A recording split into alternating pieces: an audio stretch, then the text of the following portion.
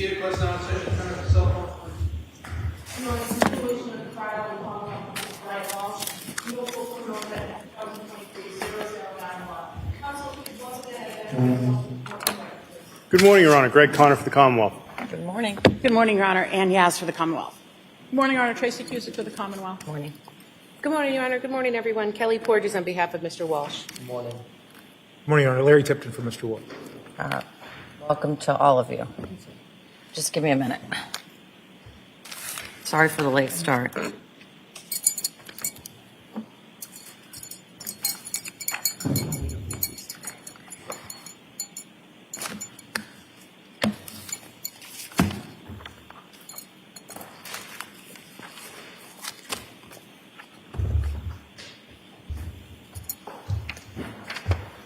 All right.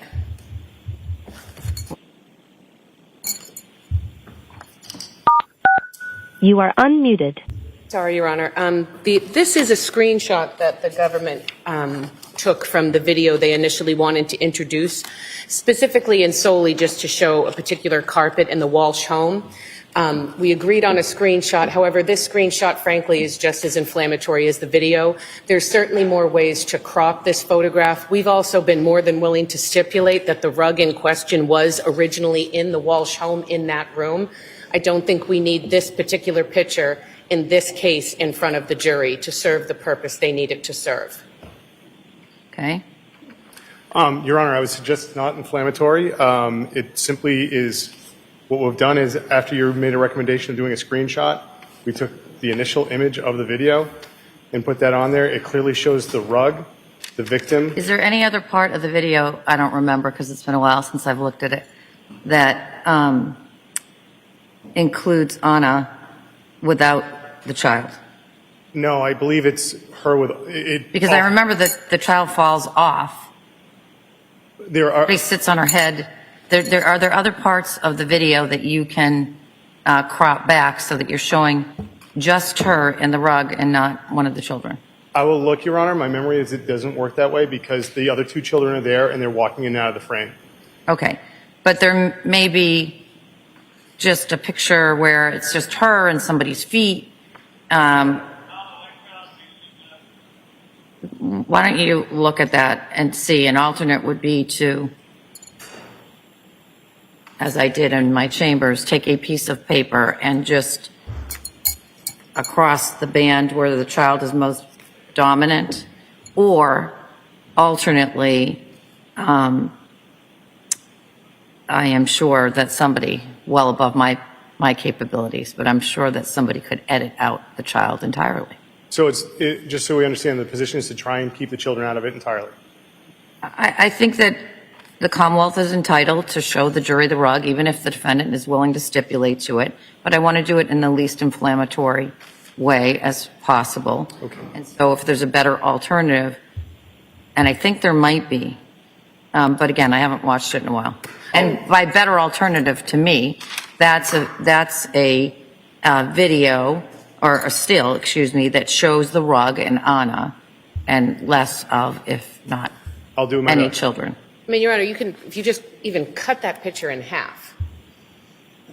Well, you know, if you excise the child from the photo, it just looks like she's on her back doing like a yoga move or something. I don't know. I'll be honest, I don't love that either. And I don't, Well, I mean, there's a way just to, even if you crop it, it doesn't need to be a giant photograph, particularly, I understand they have a right to put on their case, but we're not going to cross-challenge or say this is not the rug. So all they really need to do is establish a photograph of the rug in the home. well, I said this and I'll say it a couple times. The Commonwealth has the burden. The Commonwealth, within the rules and within the bounds, gets to show their case, or present their case as they wish.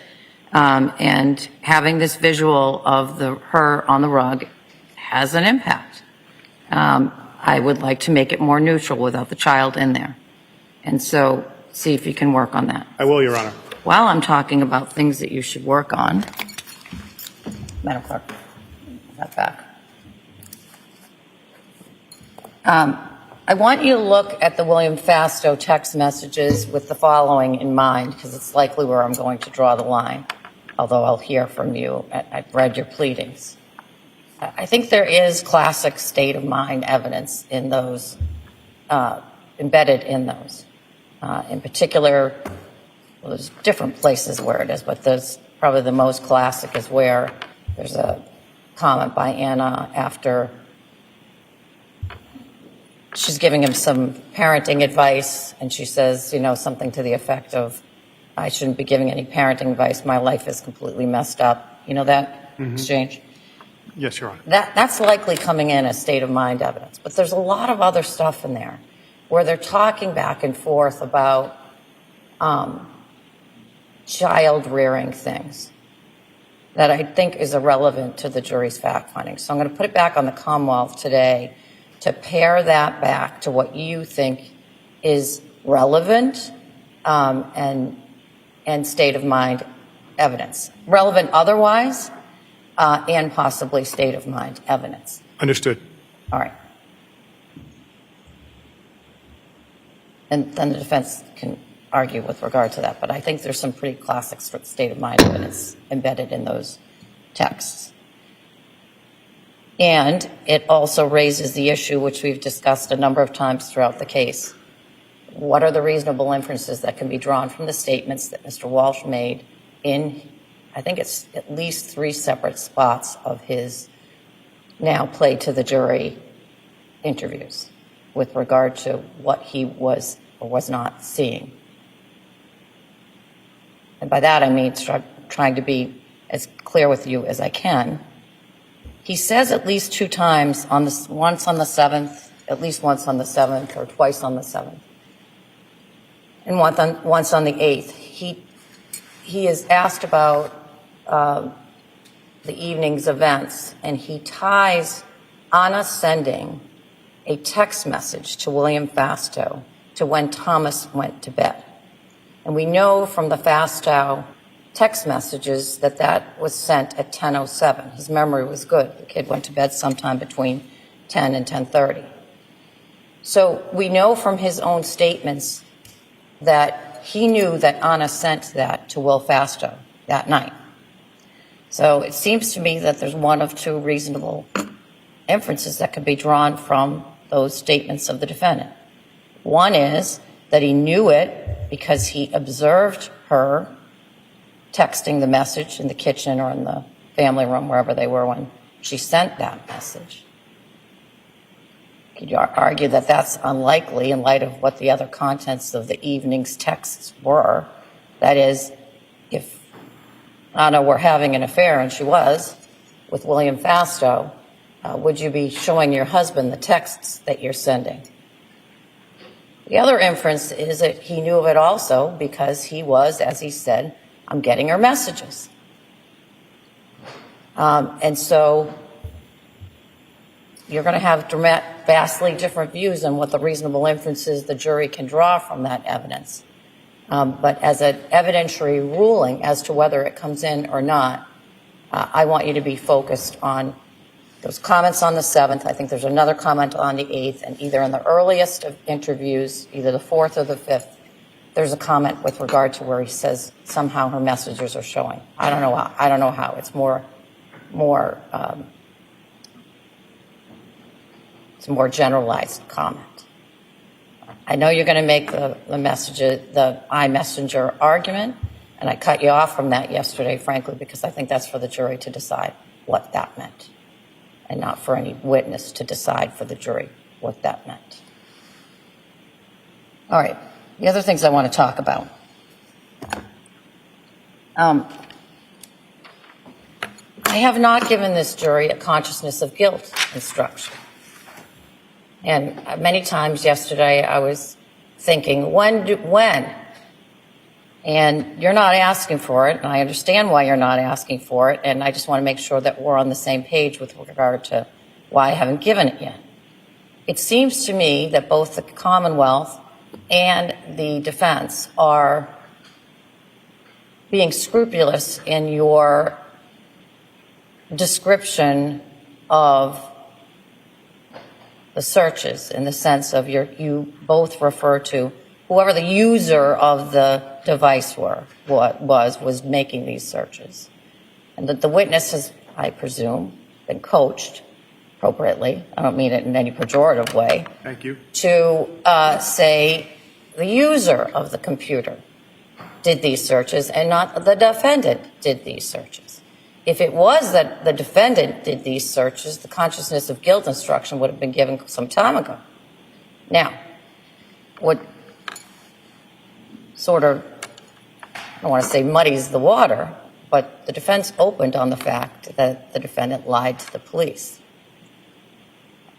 It seems to me that as soon as you believe that link has been made between the other conduct of either concealing the evidence in this case, the defendant concealing, not the user concealing, the defendant concealing the evidence in this case, or the defendant lying to the police. I know you opened it on it, but the evidence before this jury doesn't include your opening.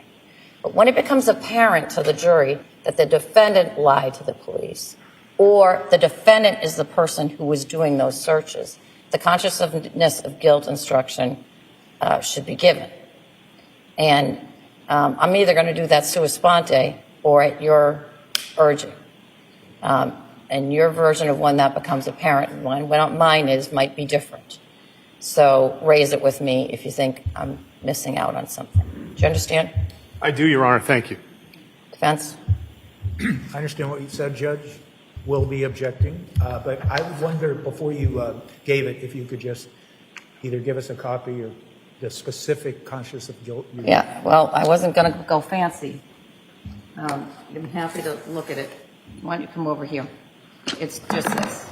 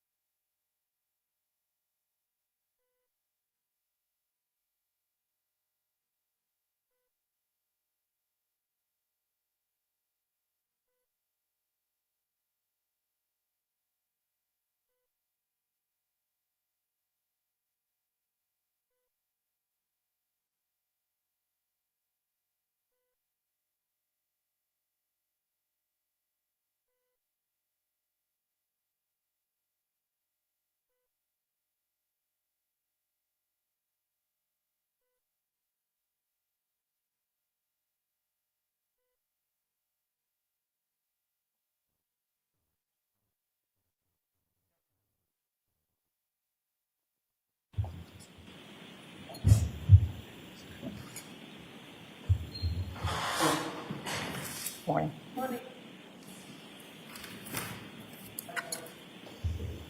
Oh, yeah.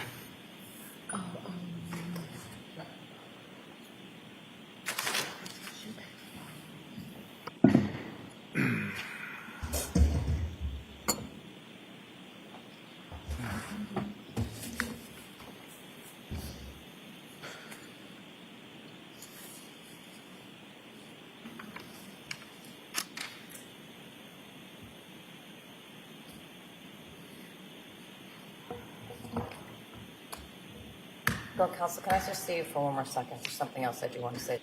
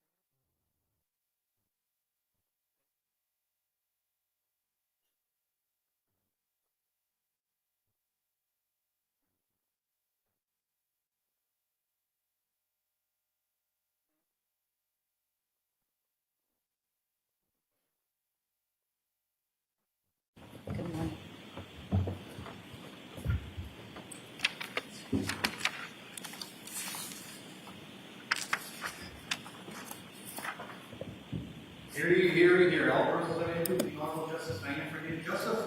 No superior court.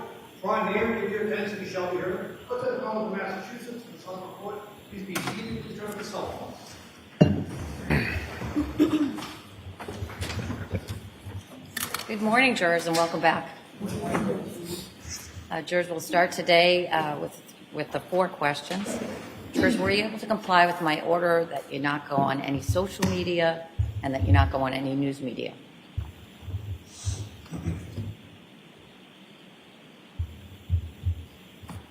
Were you able to comply with my order that you not speak to anyone about the case?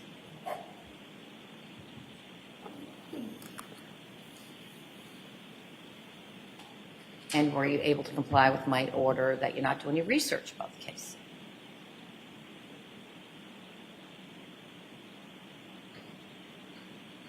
And do you all still have open minds?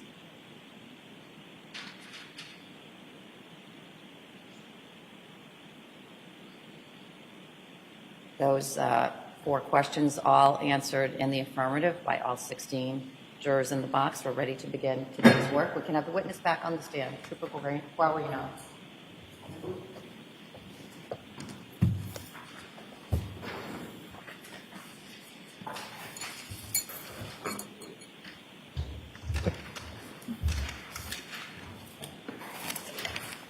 Morning. Just Trooper, you understand you're still under oath? Yes, Your Honor. You may be seated.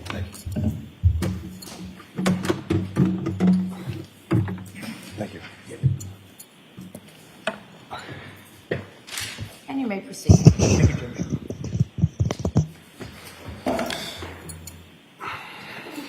Morning, sir. Good morning.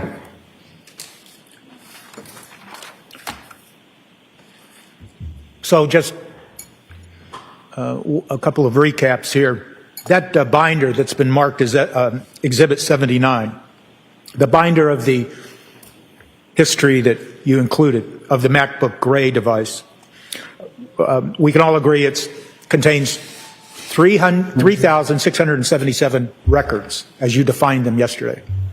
Yes, well, half technically because they're duplicates. Shows the first one from the parsed and the second one from the carved, but they're the same records. So it'd be about, 1,800-ish, realistically. I don't understand your answer. So if you look at the binder, it shows one record, say record number 1, shows the information, the parsed information, and then this record number 2 shows carved. It's the same date and time stamp, the same information, just a different location in the database. So it's almost duplicated. Okay. Here's my question. Yes. In the binder that's been marked Exhibit 79, you listed 3,677 records. Yes. And it totals 1,034 pages. I'll take your word. I don't have it in front of me, but yes. Do you have a copy of it? I don't up here with me now. Mustn't have gone far. We can find it.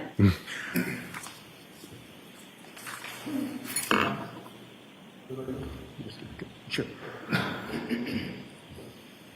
Thank you. Yes, it is. Thank you. Yesterday, you testified to the binder that was admitted as Exhibit 80, and that was the regarding the iPad Mini. Yes. It involved 2 separate extractions. Same extraction, but 2 different versions of the software. Yes. Wasn't it labeled Extraction 1 and Extraction 2? I didn't label it that, but that's how it is labeled. Yes. In any event, it's clear now, isn't it, based on your forensic analysis, that the searches that were found on the iPad Mini were not conducted on the iPad. Yes, that is correct. That you used the term sync yesterday, right? Yes, that is correct. And you used the word sync in the context of the searches based on your forensic analysis originating on the Gray Mac. That is correct. And when we say sync, and when you say sync, it means that, in part, that no one manipulated that iPad mini with regards to all the searches that this jury's heard about? That's correct, yes.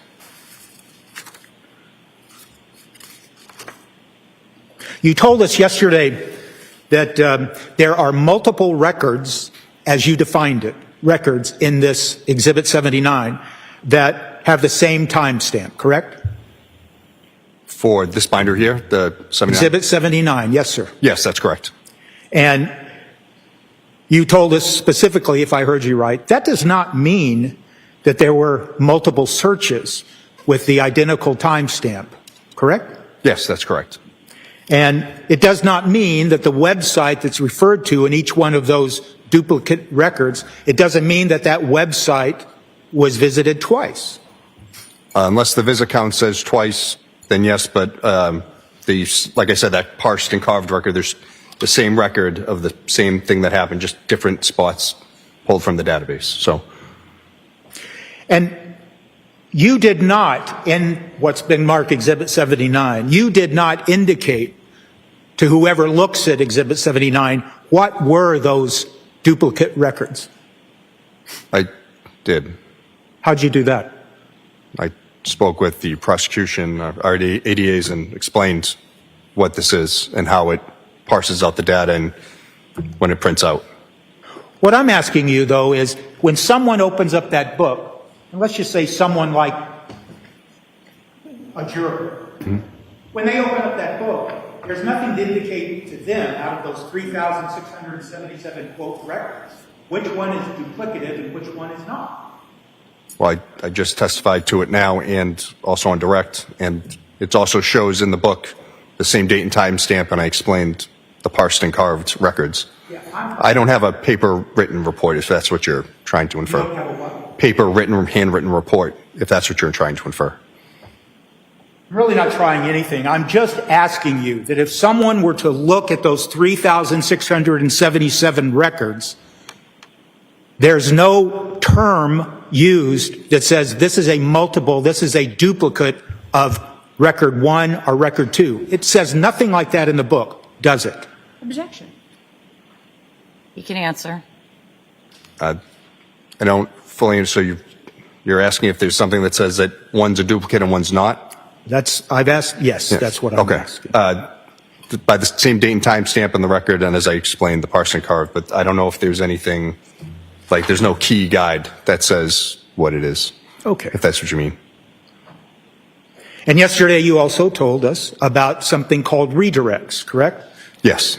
And that a redirect means that the computer or the device on its own, with the software, with the browser, redirected the user to another website.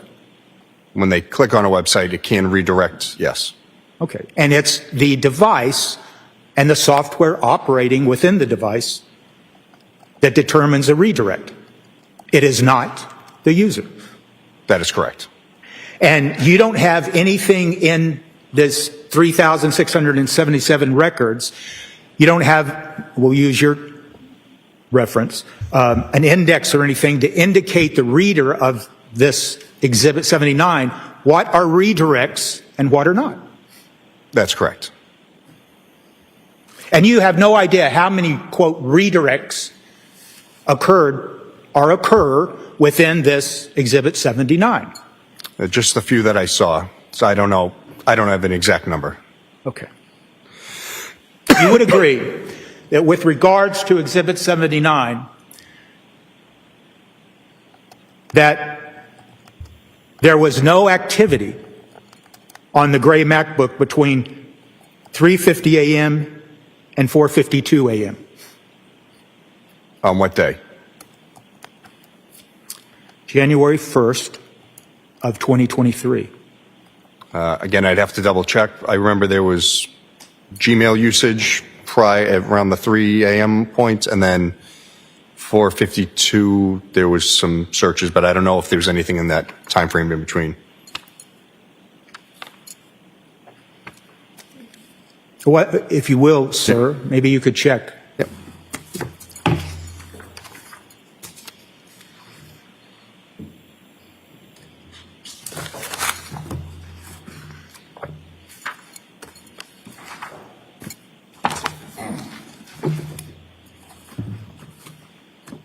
Counsel, can I see the side of the bench?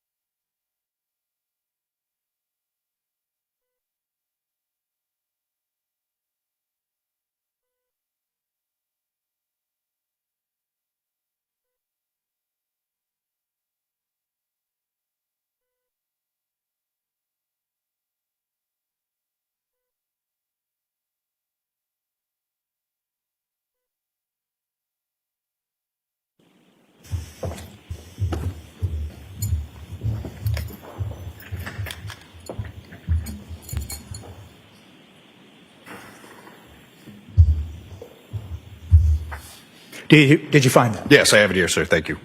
Yes, you're correct. 3:50 a.m. is record 1947, and then the following record is 1948 at 4:52 a.m. Yesterday you testified that you recalled, or you thought you recalled, references to William Fasto within the MacBook data. That's correct. Do you know where that is? No, I don't. Can you indicate, well, you just said no, you don't. Trooper Guarino, if I represented to you that there is absolutely no reference to William Fasto within these 3,677 records, would you agree with that? I don't know. I don't remember. I remember seeing it somewhere, but I don't know if it was in the MacBook. There's, like I said, a lot of data. It's fair to say, isn't it, that your examination of exhibit that's contained in Exhibit 79, there's no indication that that MacBook and any user of that MacBook ever accessed Ana Walshe's iMessages? Her iMessages? No, I never saw any indication of that. I'm going to refer you to page 555, record 2055.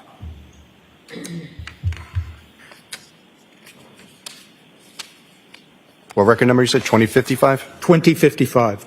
Okay, got it. And that search query is, what is disposal of dead bodies? That's correct. There's no reference to murder in that query, correct? That's correct. And that query occurred at 6:36:18, correct? Yes, that's correct.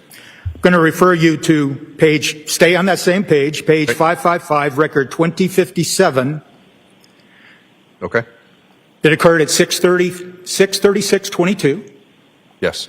and it regards body disposal options, Yes. no reference to murder, the word murder, correct? That's correct. Turning to the next page, 556, record 2059, that occurred at 6:36:30, correct? Yes, that's correct. The search query involves cool ways to be buried, correct? That's correct. There's no reference to murder, correct? That's correct. Page 557, record number 2061, Okay. that occurred at 6:36:33, Yes. and it's a query of above-ground burial options, correct? That's correct. And there's no reference to murder. Yes, that's correct. Yesterday, you did testify to some search queries that did include the word murder, correct? That's correct. And you would agree that these searches that we're talking to the jury about today, they began at 4:42 on January 1st of 2023. 452, but yes. 4:52. The first time the term murder was introduced in these searches was at page 596, record 2185.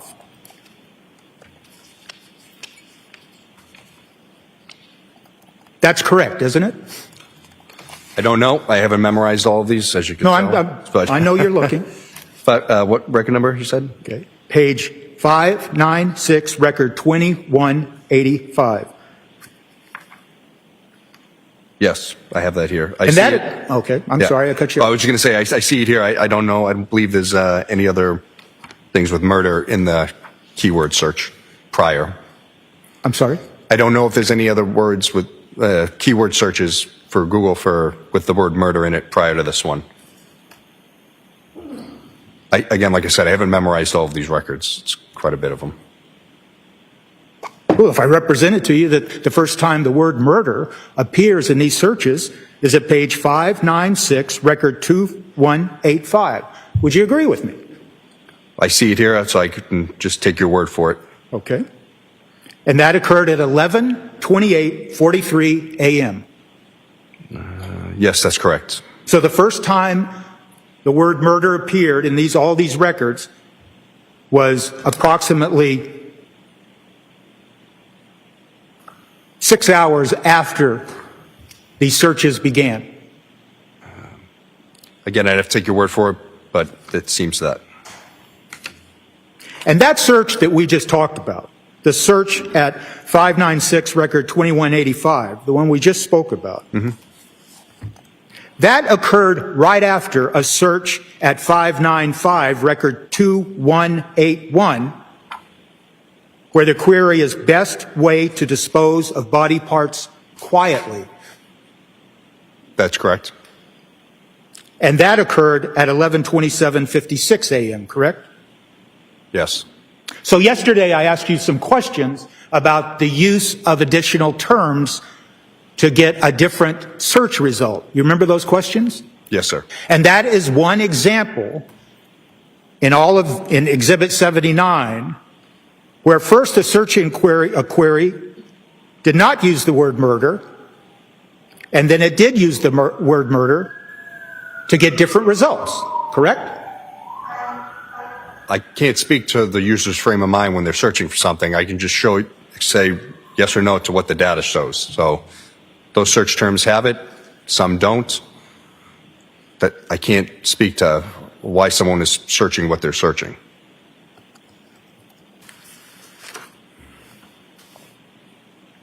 You testified yesterday, and I'm going to give you a cite, page 694, record 2507. If you can turn to that. Yeah, sorry. Page 694, record 2507. Okay. And that has to do with a query about hard drive removal. Yes. Correct? It's fair to say that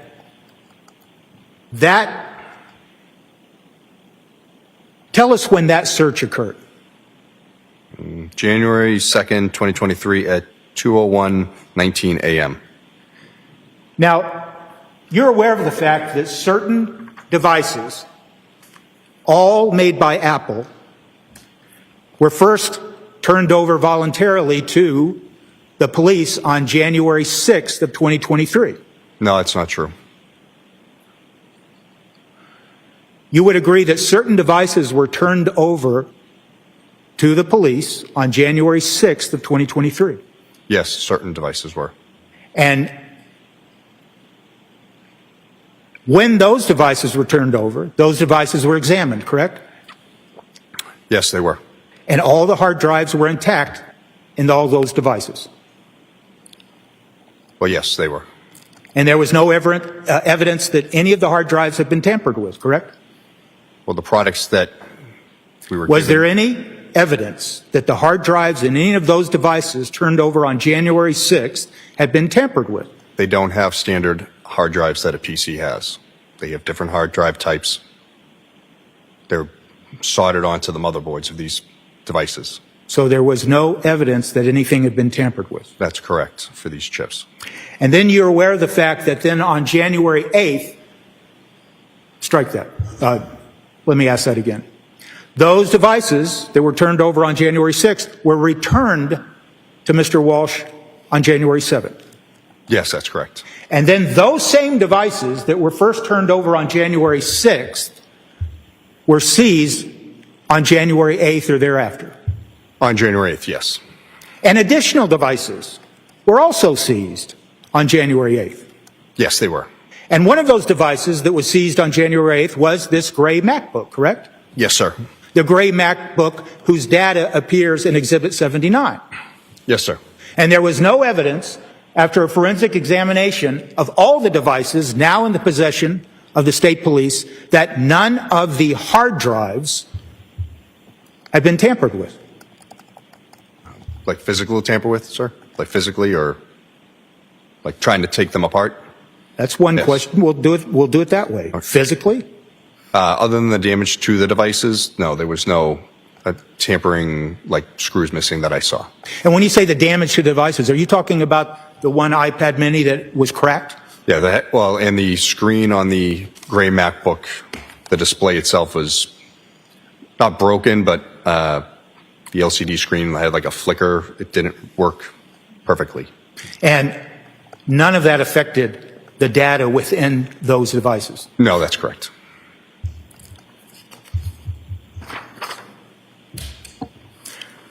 Yesterday, you testified with regards to a search history search at page 888, record 3127.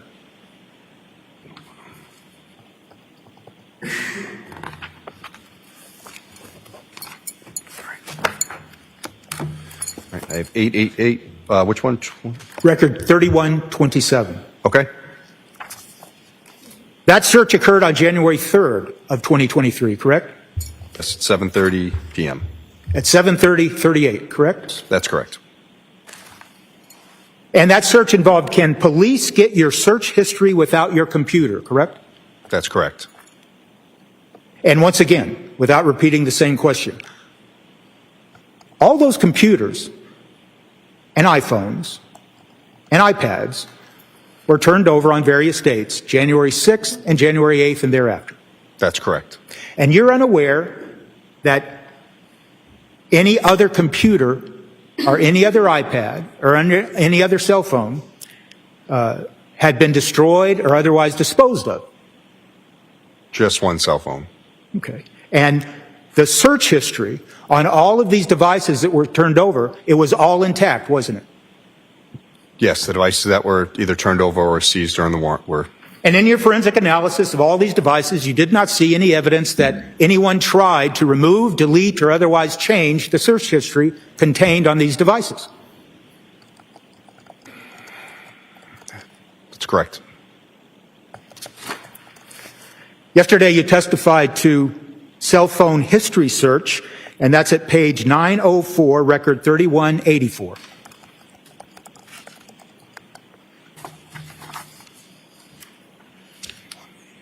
Yep, I have it. And you're aware of the fact that Mr. Walshe was interviewed beginning on January 4th, correct? I don't remember the exact days. I got involved in the case on the 6th, but I know he was spoken with prior to that. That query, that search query that we just talked about, page 904, record 3184, that was conducted on January 4th at 8:55 a.m., correct? That's correct. But as you sit here today, you're not sure when Mr. Walshe was first interviewed by the law enforcement at his home. That's correct. Are you aware of the fact that he was not just interviewed once on January 4th, but twice? Are you aware of that? Were you ever, I guess your answer is no. That's correct. I don't know. Are you aware of any dates that Mr. Walshe was in fact questioned or interviewed by the police at his home prior to his arrest? I just know it was prior to the 6th.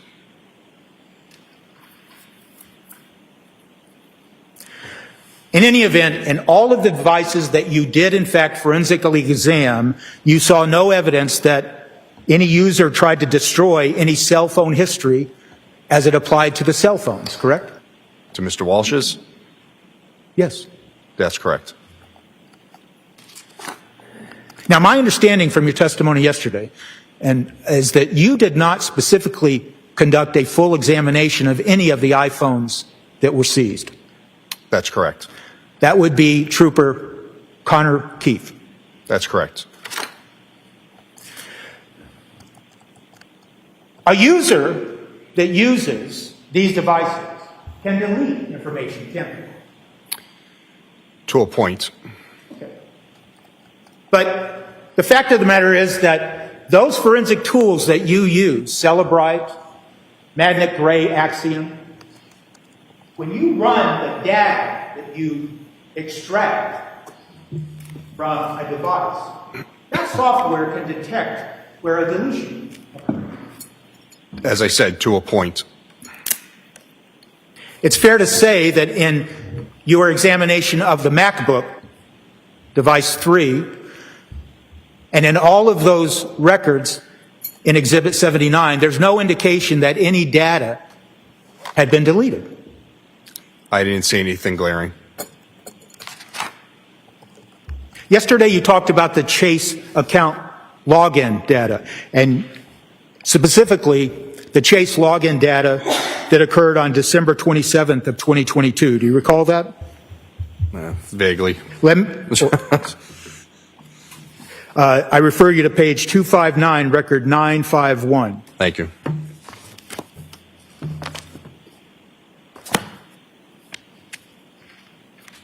What was the page again? 259, you said? 259. Thank you.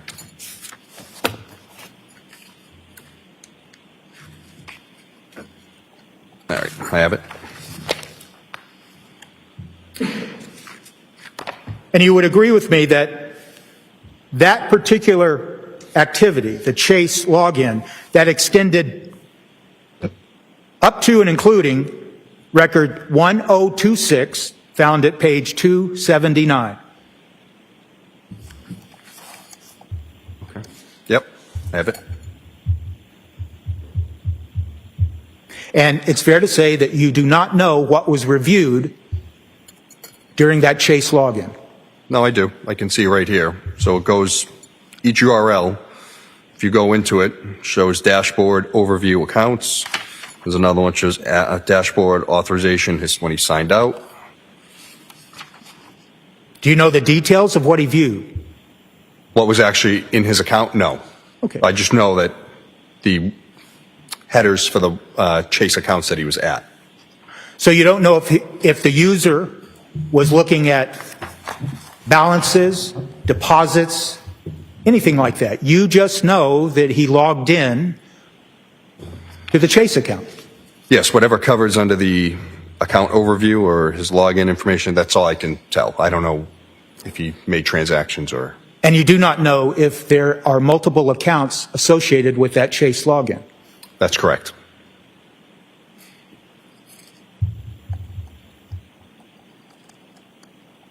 I'm going to refer you to page 906, record 3195.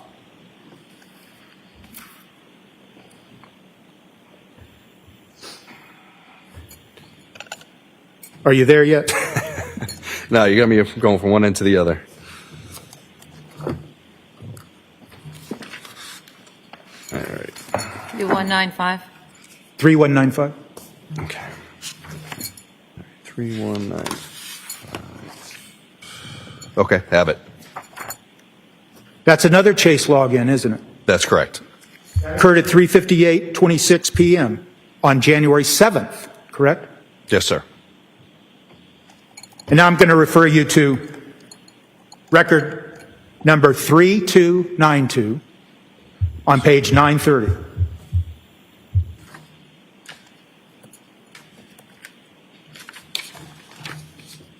Okay. That's another Chase login, isn't it? He's already logged, well, he's logged in from earlier, so it's the same login. It's not the same login that's referenced at page 906-3195, is it? Because that login occurred on January 7th, correct? Well, if you go back through, oh, I see the date change. Yep, it goes all the preceding ones are also Chase from the 7th and then the 8th. So the reference specific to page 930, record 3292, that's a Chase login that occurred the next day on January 8th, correct? Yes, that's true. And that's at 3:02 a.m., correct? Yes, it is. So what you saw in this MacBook data was multiple logins on the Chase account, correct? Yes. And they spanned many days during this period that you examined it, 12/25/2022, up to and including January 8th of 2023, correct? Yes. So there were many Chase logins apart and aside from the Chase login that you testified to on direct examination yesterday that occurred on December 27th of 2022, correct? Yes. You'd also note, and I'll focus your attention on page 948 at record 3362.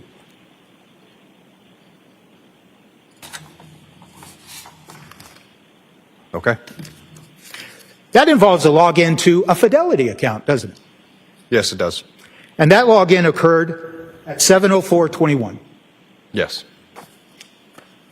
So there are multiple logins involving financial institutions within that MacBook data that is contained in Exhibit 79, correct?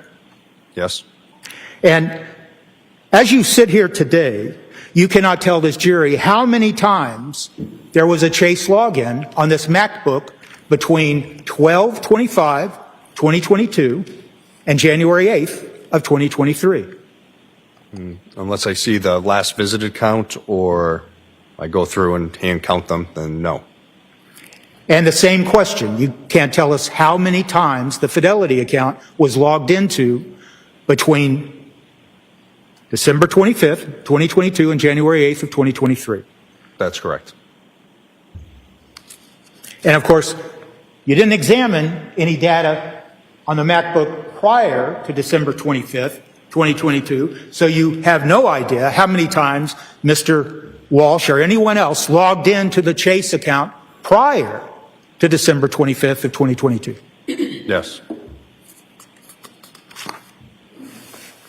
I want to focus your attention to page 279 through 280 and record 1029 that is referenced on 279.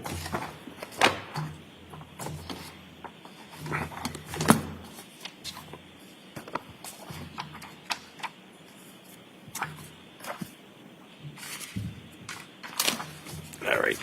Okay. You have that in front of you? Yes, sir. That was a Google search that occurred at 9:37:07, correct? Record 1029?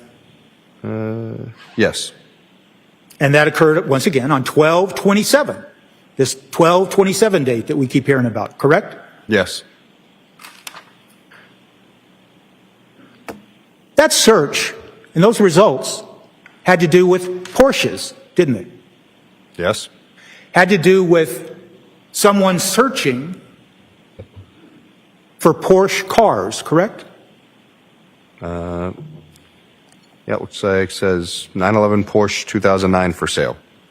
And one of those searches involved a Porsche for sale in Cohasset, didn't it? I don't know. I can look.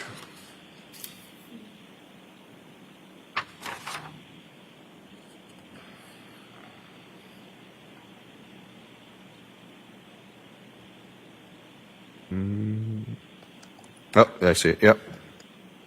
That's a yes? Car gurus, yes. Okay. That search that I just asked you about that occurred on 12/27, that search happened right after those chase searches that occurred on 12/27, didn't it? Yes.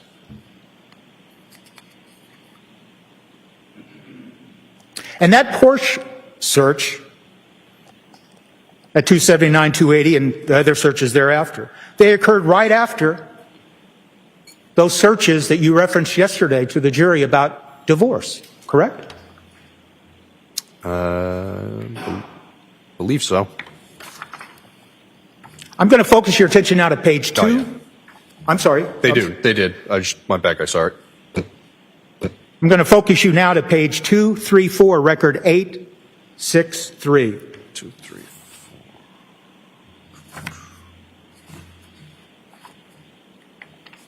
4. Okay. That is a search that occurred on 12/27, once again, and it occurred around 8/23/13, correct? I have 82308, but yep. Okay. And I'm going to ask you to go forward to record 870 and ask you to look at those records that run from 863 to 870. They all involve searching for a diamond ring, don't they? Yes. And one of the specific queries is a 4-carat diamond, correct? Yes. And there's a specific reference in the search at page 236, record 870, that it references BlueNile.com diamonds, correct? That's correct. These searches that you just testified to regarding searching for diamonds, they occurred just before the searches that you told us about regarding the divorces yesterday, correct? Yes. Talking about those divorce searches now, the divorce searches that occurred on 12/27, they start actually with a search at page 240, record 887, and the search involves Katie Holmes' divorce. Yes. Katie Holmes is an actress, do you know? Yes. And so that is the first search that appears on 12/27 that includes the term divorce, correct?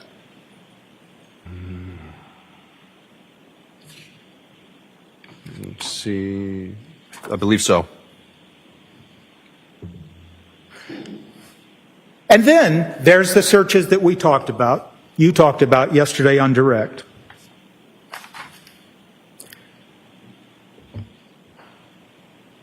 And it's fair to say, isn't it, that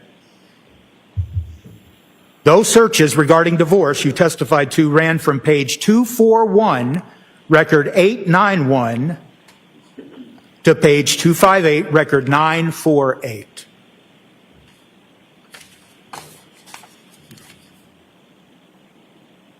Is that the question? Did I? Yes. Yes. And you characterized them yesterday when asked by the Commonwealth. How do you characterize the nature of those searches? All showing divorce advice. Your words, correct? Not gonna lie, I forget what I said, but I believe so. Okay. So it's fair to say that if they ran from 8:33 to 8:54, that'd be a total of 21 minutes, correct? Yes. That's 21 minutes of looking at divorce, as you characterized it, divorce advice, and over 15 days of data that you extracted from the MacBook, correct? Yes. And these divorce searches, once again, they occurred after the diamond searches, right after them, didn't they? Yes. And they occurred before the Porsche searches, didn't they? Yes. And these searches occurred before the Chase searches that you testified to. Yes. So on 12/27, that extracted data from the MacBook shows that all right around the same time there was a Chase login, correct? Yes.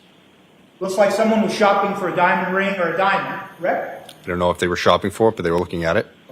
And somebody was looking at Porsches for sale, correct? That's correct.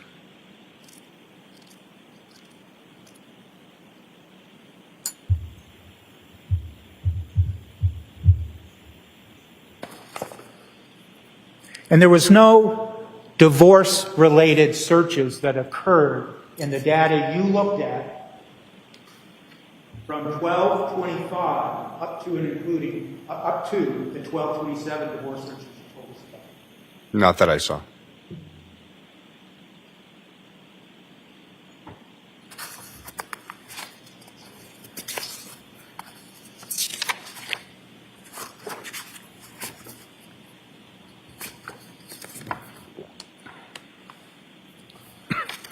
It's fair to characterize these searches that you testified to yesterday that they began at 4:52, and sometimes the searches only seem to last no more than a minute or two.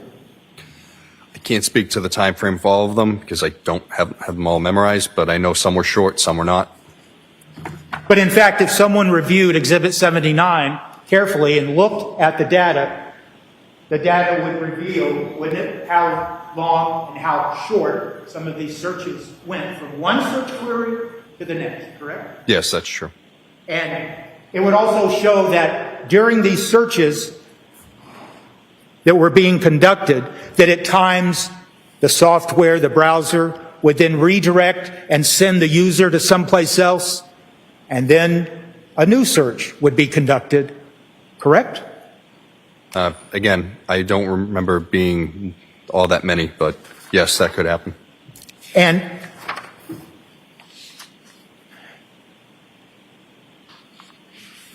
there are searches that include searches of what detergent to use to clean up, correct? Clean up what? Clean up a wood floor? You recall that? If you don't, that's fine. Yeah. I remember having something else in that search string, but I don't remember just how to clean wood floors. Okay. Do you remember, as you said here today, anything about searches for concrete floors? Yes. Okay. All of these searches, they go on not just for one day. These searches go on for at least 3 days, don't they? I believe they go from the 1st to the 4th. Okay. And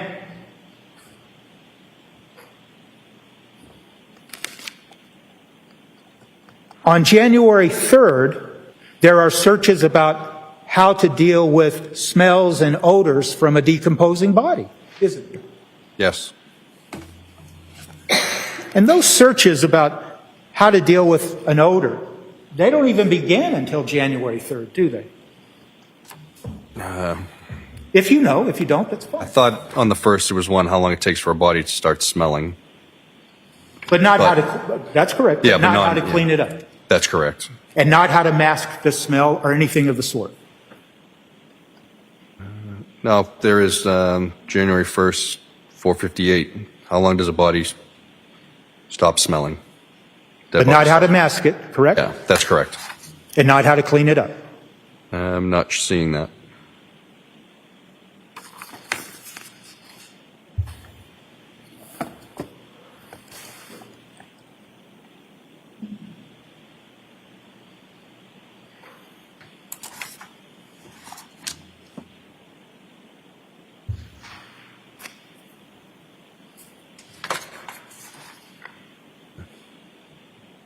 You're not seeing it. I'm not seeing it. I'm just seeing the beginning ones that I've already talked about. That's all I have. Thank you. Redirect. Very, very briefly. 79.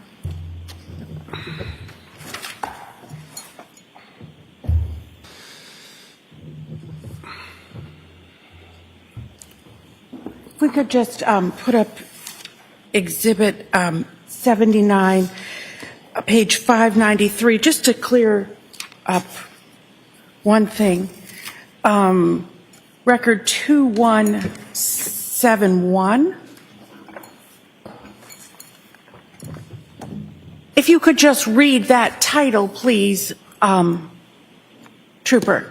Yep. It says your spouse is missing and you want a divorce / hello divorce. And what is the date and time for that? January 1st, 2023, 10:49 a.m. So that is after 12/27 of 22, is that right? Yes. Thank you.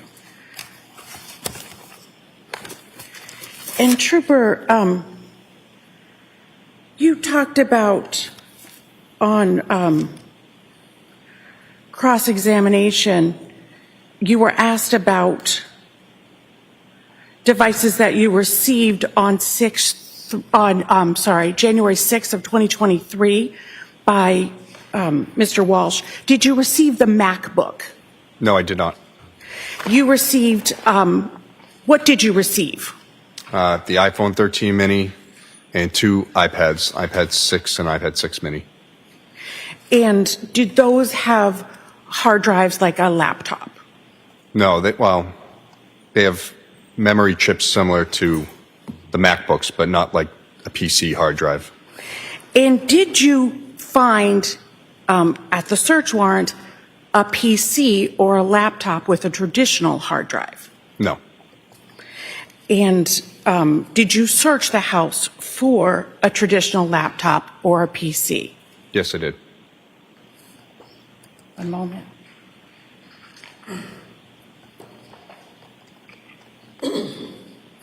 Thank you. Any recross? No. The witness may step down. Thank you.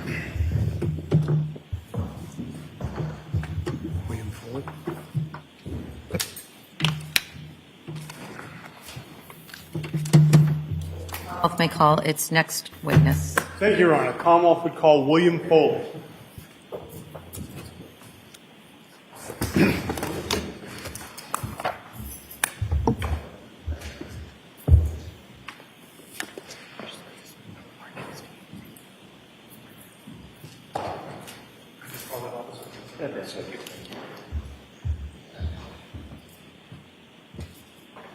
Just remain standing and face the clerk.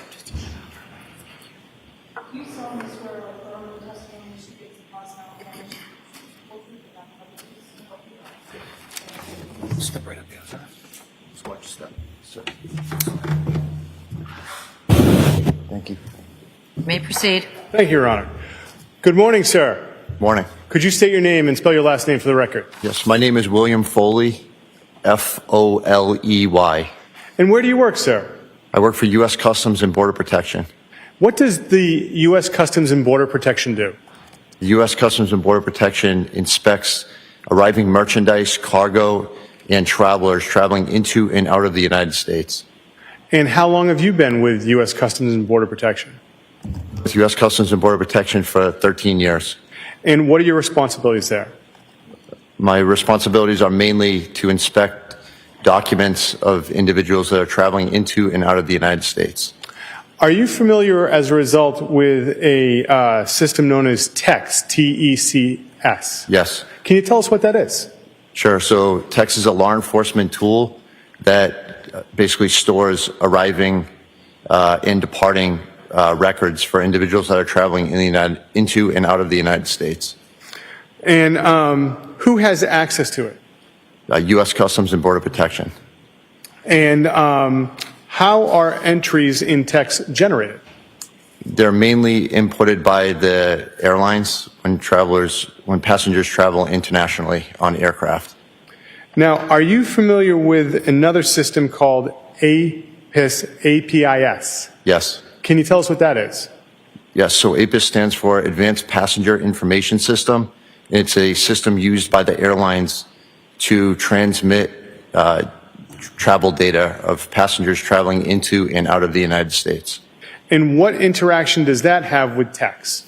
Once a record is inputted into APIS, it's transmitted to text within 72 hours of a traveler's arrival or departure into the United States. And what would someone who's traveling in or out of the United States need to give in order to have their information go into APIS? A passport. And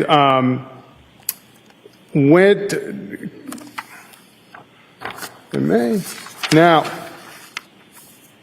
what happens if someone has dual citizenship and has two passports? So the airlines scan whichever passport or record whatever passport is provided to them by the traveler. And if someone has dual citizenship, would it record still that they're coming or leaving the country? I'm sorry, can you repeat that? So if someone has dual citizenship and they use another country's passport, does it still get recorded into APIS? Yes. Okay.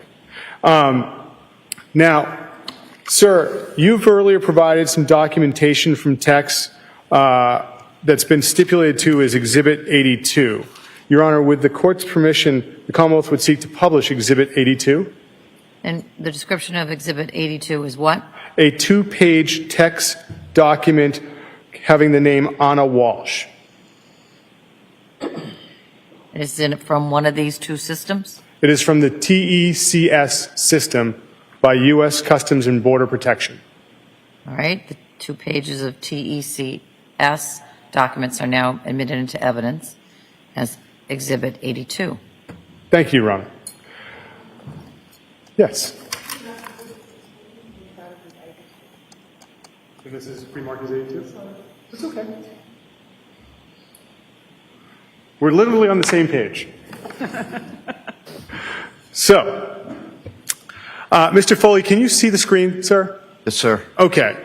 Now, I'd like you to walk us through this document. The date at the top left-hand corner in time, what is that, sir? July 8th, 2025. And underneath that, encounter date start and encounter end date. What are those two dates representing? Those dates are the travel records from January 1st, 2022 and ending on July 7th, 2025 for pertaining to Ana Walshe. And what is the date of birth? Date of birth is April 12th, 1983. And scrolling down, sir, there's 2 lines of entry with Ana Walshe's name. Can you walk us through what those 2 lines represent? Sure. So the bottom line shows that Ana Walshe departed the United States on November 23rd, 2022 and returned to the United States on December 7th, 2022. So on that bottom line, after November 23rd, 2022, there is a UA under carrier code. What's that mean, sir? That stands for United Airlines. And what does the O in the next column mean, sir? That stands for outbound. And now, sir, it says on board. What is the significance of that? That shows that the airline confirmed that she was on board the aircraft. Now, on the top row of data, right above that, what does LH mean under carrier code? That stands for Lufthansa Airlines. And what does the I mean, sir? Inbound. Now, underneath that, there is a legend. And can you just run through the legend for us as far as what the codes and values are next to them? Sure. So DUB is Dublin, Ireland. FRA, Frankfurt International Airport in Frankfurt, Germany.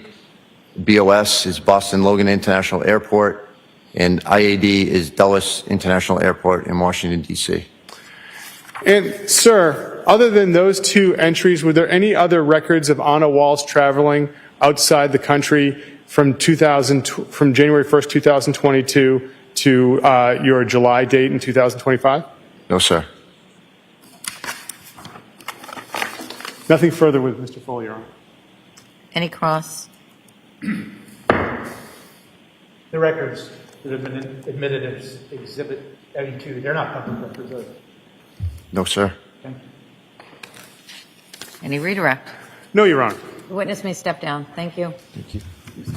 Patrick Reardon.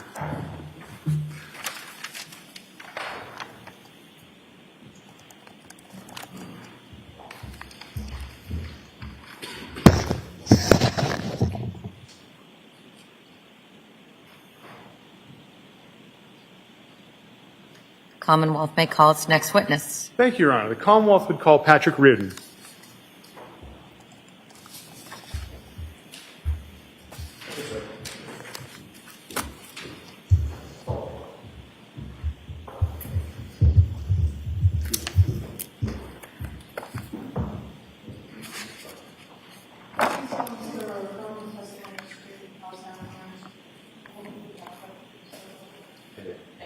Right this way, sir.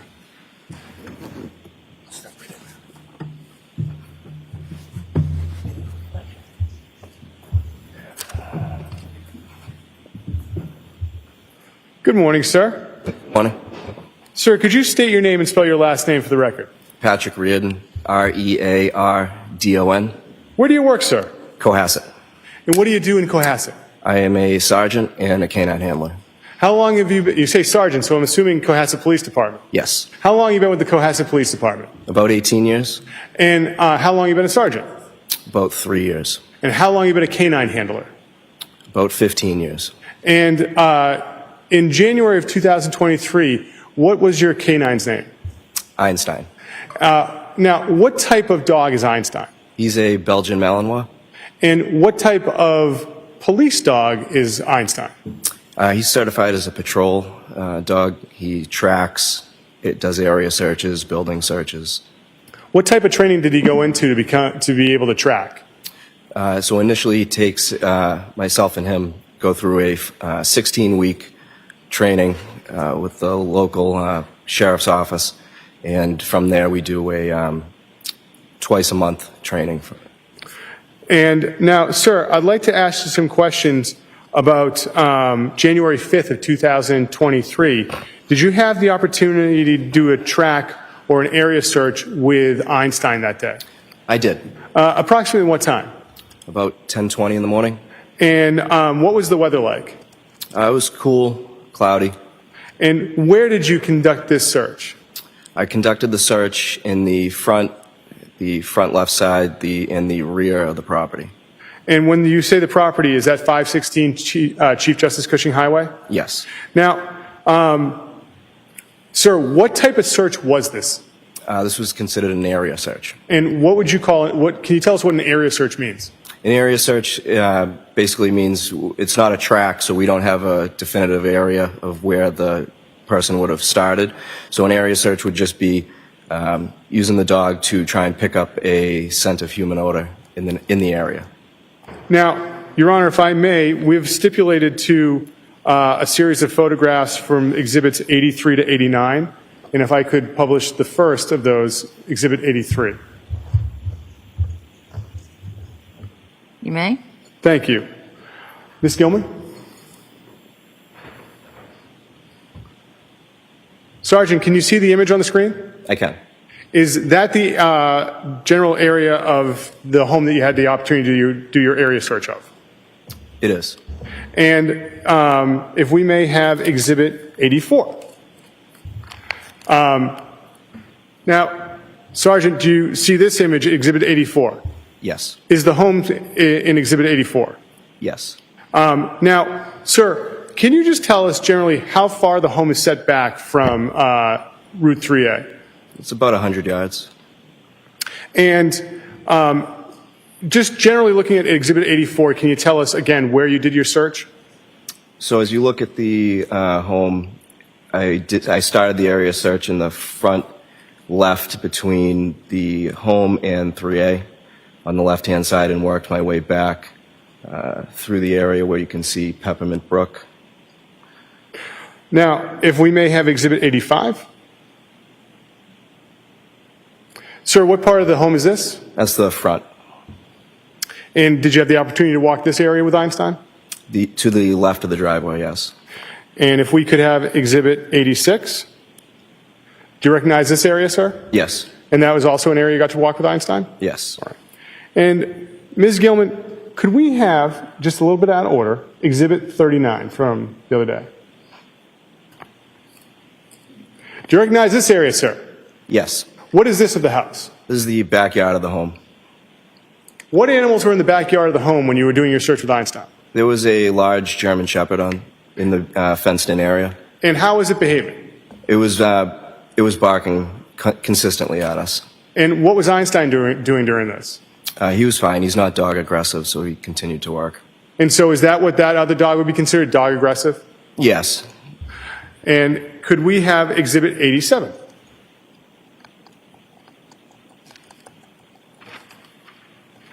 Do you recognize this area, sir? Yes. Where is this in relation to the home? It's to the left of the home. And did you get to walk this with Einstein? I did. And then if we could have Exhibit 88? Do you recognize this area, sir? Yes. And where was this? Similar area to the left of the home, towards the back. And then the final image I want to show you is Exhibit 89. And where is this in relation to the home? That's in the backyard as well, the gravel path that leads up to the back.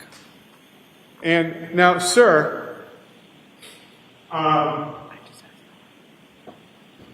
what, if anything, did you find? We didn't find anything. And how long did you do that area search with Einstein?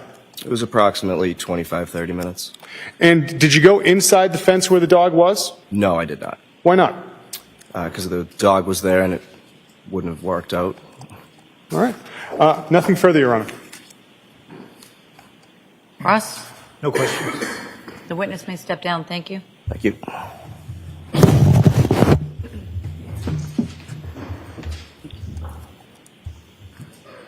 Commonwealth may call its next witness. Commonwealth calls Tom Menino.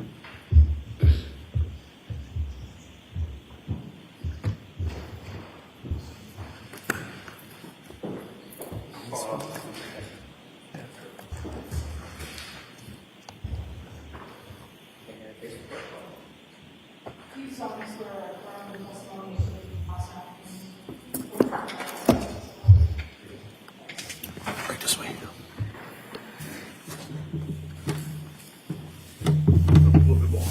There you go. Good morning. You may proceed. Thank you, Your Honor. Good morning. Good morning. Could you please state your name and spell your last name for the record? Thomas Menino, M-E-N-I-N-O. And how are you employed, sir? I'm currently employed with JetBlue, In what capacity? corporate security manager out of Boston Logan Airport. Thank you.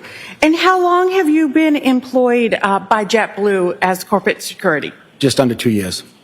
And what are your responsibilities there? Security issues at the airport, keeper of the records. And so as part of your job, you said you are keeper of the records, Correct. custodian of the records? Correct. Thank you. And does JetBlue Airlines keep records of customers flying on its planes in the normal course of business? Yes, we do. And how are your company's records kept? Electronically. When are entries made of those records? As soon as someone purchases a reservation for an airline ticket, that's when we get the record. Thank you. So as close to a transaction being made as possible? Correct. And why are records kept? Just because we want to know who's flying on us, and if there's any issues I with apologize, Judge, I just can't hear the witness. Okay, I'm just going to ask the witness, this is a really large courtroom. Lean right into Oh, that sorry. microphone in a big, bold voice. Sorry.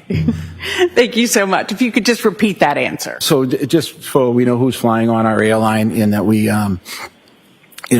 just have a record for them. Thank you. So are your records kept in good faith? Yes, they are. And do you have JetBlue records concerning reservations for December 25th of 2022 through January 30th of 2023 for passenger Ana Walshe with a date of birth of April 12th, 1983 that you have provided to the Commonwealth? Yes, we did. Your Honor, I'd ask now that we enter in, which has already been previously marked as Exhibit 92. 9-2? 92. Presumably, we're going to hear about what 90 and 91 are later? Yes, we will, Your Honor. All right, so 92 are the records from JetBlue. They're marked and admitted into evidence. Thank you very much. I'd also ask that they be published for the jury at this time electronically. You may. Do you have a copy of those, sir? I don't have them with me. I will bring them right up to you. Thank you. May I approach, Your Honor? Yes, you may. Thank you so much.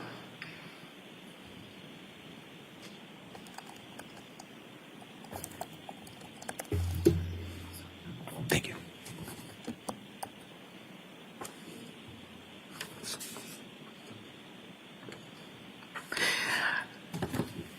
Thank you. Mr. Menino, are you familiar with those records? I am. Thank you very much. Looking at the reservation on 12/25/22, could you go to that page, Ms. Gilman? Thank you. Okay. Where was there a reservation from? This reservation was from DCA, which is Reagan National Airport, to Boston. So, and the code for Boston? BOS. Thank you. And what time was that reservation for? It was for 6:30 p.m. And can you tell if Ms. Walshe took that flight? No, that flight was refunded.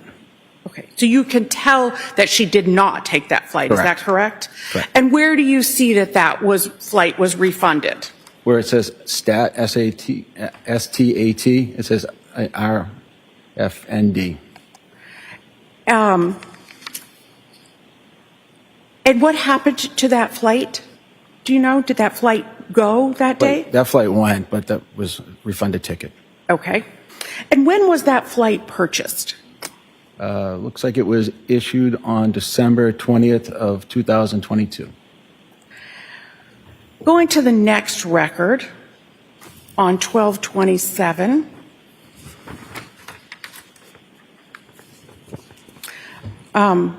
Did Ms. Walshe have a flight on 12/27/22? Yes. And where was, from where? This flight was from Boston to Reagan National Airport. And what time? 7:30 a.m. And did she take that flight? This flight here was booked through JetBlue when it was with the Northeast Alliance. That meant we were dealing with American Airlines. And so this was purchased for an American Airlines ticket. So we don't have record of if she took that flight or not. And when was that flight purchased? It was December 20th of 2022. And where can you see that? Where it says issued. And looking at the next page, please.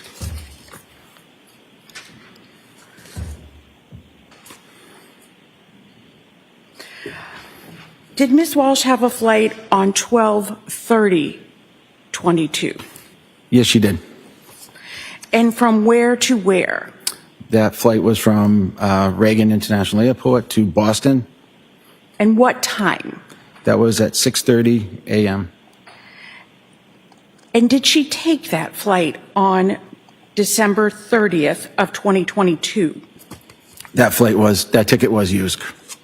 And when was that flight purchased? December 20th of 2022. And what's the difference, if you know, between created and issued?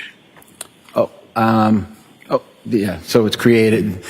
That's when the ticket was created. It was that date, and it was issued. The ticket was issued on the second date. So yeah, it was. Sorry, that was created on November 5th of 2022. And then it was issued? Yes. Okay. So created is the day it was purchased? Correct. Thank you. Ms. Gilman, if you could just go back to that. Thank you. So created is the day it was purchased? Correct. Thank you. And was there a flight on January 3rd of 2023? That's correct. And from where to where? From Boston to Reagan. And what time? That would be at 6 a.m. And was that flight used? And Ms. Gilman, if you could go down now. No, that says it was no-show, so it meant that the person did not show up for the flight. What's the difference between refund and no-show? So refund is you can cancel your ticket prior to your flight, and get your money back. No-show means you just don't show up for the flight. And looking at the next document, please.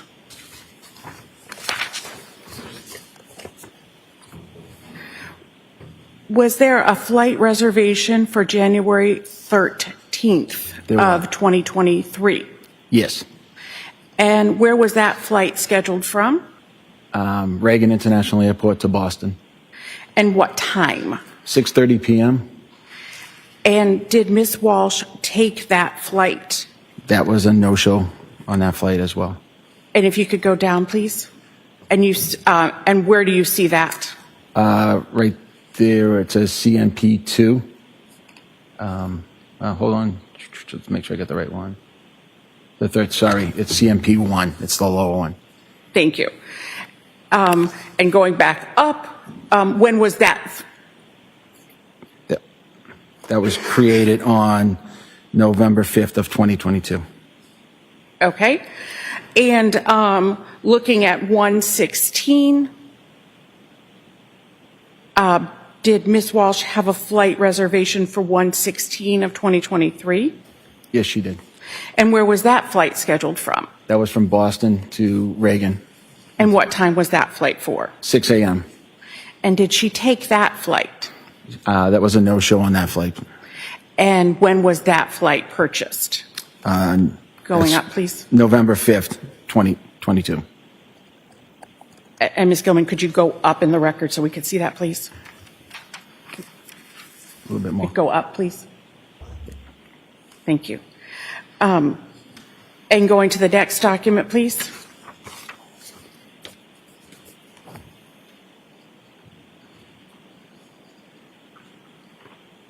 And looking at this document, did Ms. Walshe have a flight reservation for January 27th of 2023? Yes, she did. And where was this reservation from?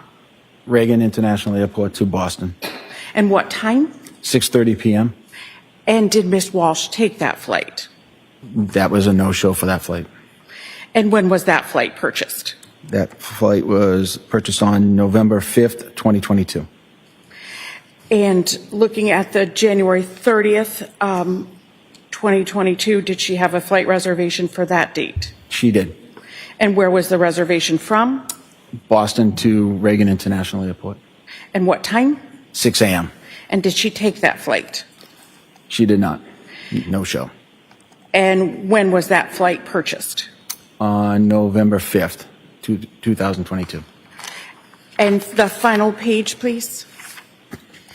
And what is this document showing, Mr. Menino? These are just flights that we had scheduled for, it looks, December 23rd, 2022, December 24th, 2022, December 25th, December 30th, 2022, and January 1st, 2023. And so that shows whether or not the flight went or was canceled? Correct. And those are only the JetBlue flights, correct? That's correct. Okay. So this would show the the December 25th of 22 flights, whether they flew or were canceled. That's correct.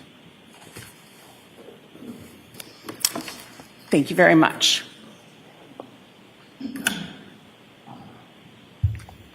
Any cross-exam? No questions, Judge. Witness may step down. Thank you. Thank you.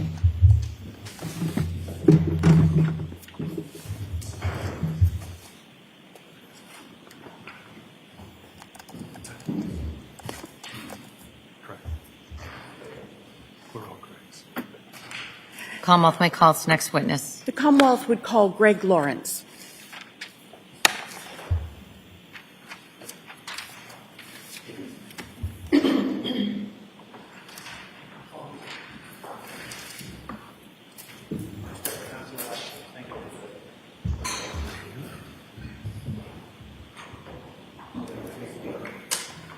Please also swear that the following testimony is given us now here.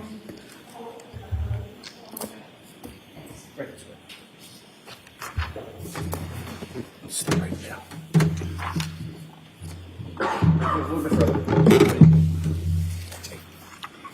And you may proceed. Thank you, Your Honor.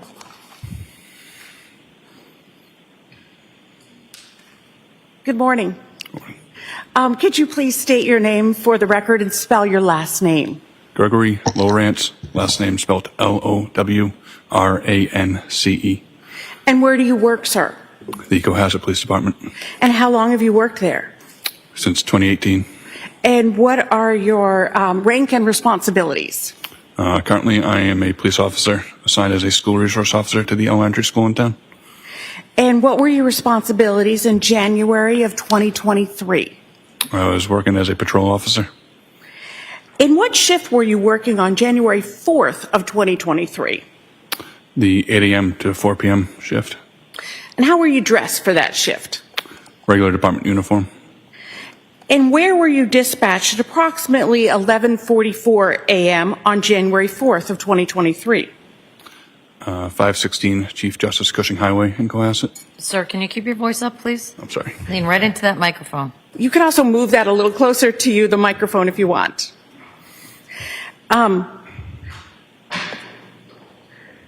Now, what was the purpose, what was your purpose of going to 516 Chief Justice Cushing Highway? I believe it was for a well-being check.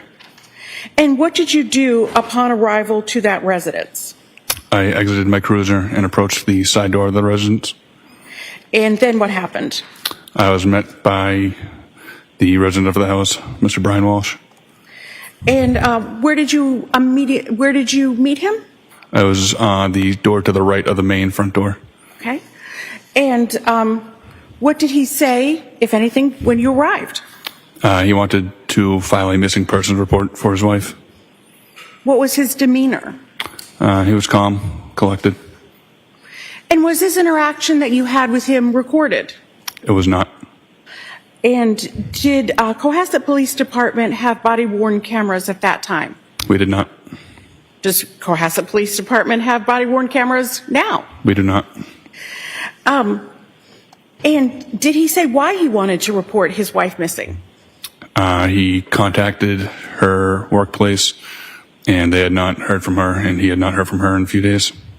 What did he tell you about the last time that he had seen her? It was on January 1st, 2023. What, if anything else, did he tell you? That it was the morning between 6 a.m. and 7 a.m. Before she took a flight back to Washington, D.C. for work. And did he tell you where she was taking a flight from? Logan Airport. And did he tell you how she got to Logan Airport? She took an Uber from the residence. And did he say what he had done to contact her? He had tried to call and text her, and also was reaching out to friends and coworkers in the D.C. area. And did he say whether or not this was typical behavior? It was not. What did he say about their typical behavior? When she is away from the family for work, they usually FaceTime frequently, so he can FaceTime with their children. Officer Lawrence, what did you next do in regard to Mr. Walsh's missing person report? I returned to my cruiser to go into my cruiser bag and take out a blank NCIC missing persons report form to fill out. And what is NCIC? It is the National Crime Information Center, a national database used for law enforcement to get information out to surrounding agencies. So what kind of information do you need for that? Just basic biographical information, any personal appearance information, anything that will help locate a missing person. And were you able to compile information for that form? Yes. And at this point, Your Honor, I'd like to put into evidence what's been marked by agreement as Exhibit 93, the NCIC form. Exhibit 93 is now in evidence, the NCIC form. Thank you. And before I ask you a question about that, who gave you the information to fill out the form? Brian Walshe. Do you recognize Brian Walshe in the courtroom today? Yes. Can you please point him out for the record? He's right there in a black suit, red tie. Your Honor, might the record reflect that the witness has identified the defendant? The record will so reflect. Thank you. Your Honor, I'd like to publish Exhibit 93, the NCIC form. You may. Thank you.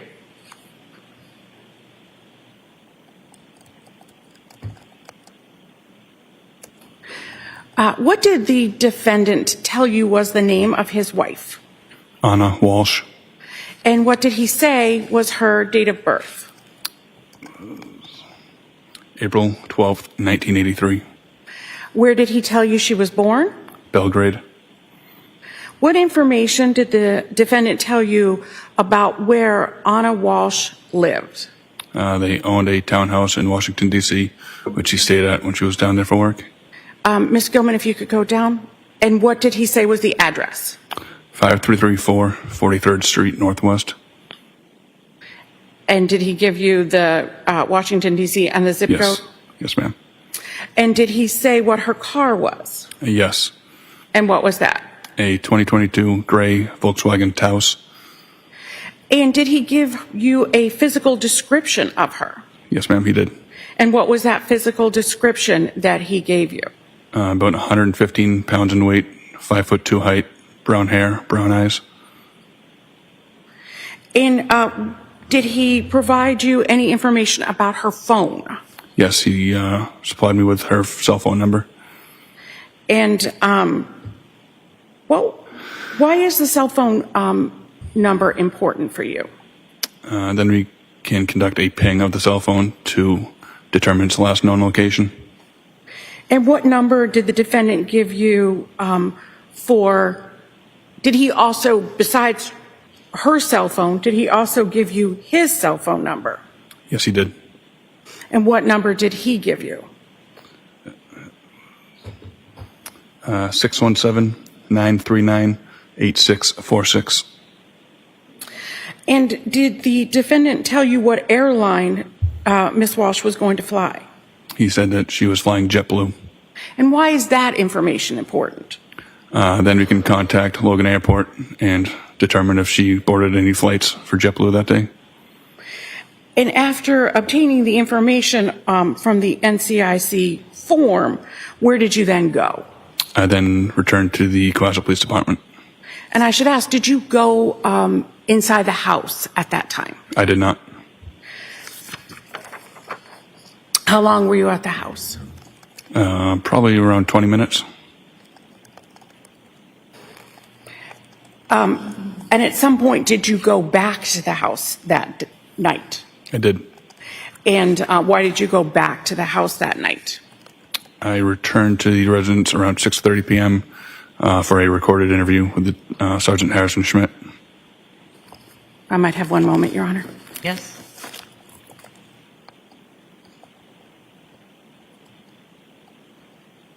Nothing further. Any cross? Two questions. Had you ever been to that house before? No, sir. And you started working at Cohasset in 2018? Yes, sir. Thank you, sir. Can I see counsel at the side of the bench? The witness may step down.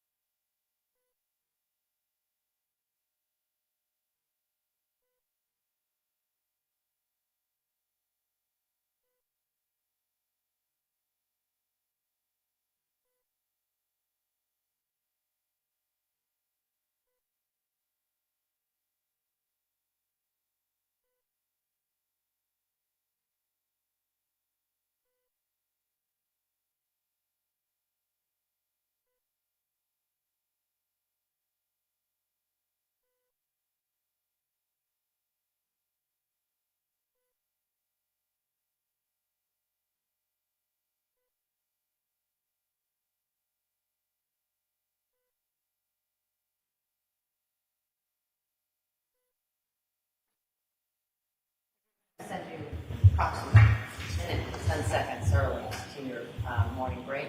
Have a good break. All rise for the court, please. Close your notebooks. Slowly.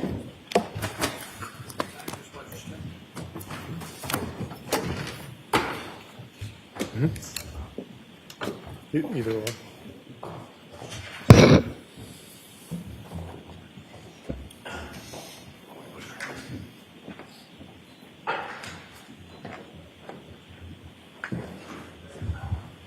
That's actually easy.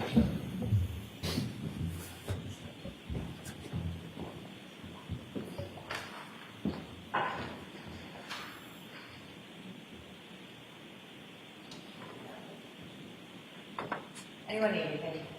No, Your Honor. Have a good break. Thank you, Your Honor.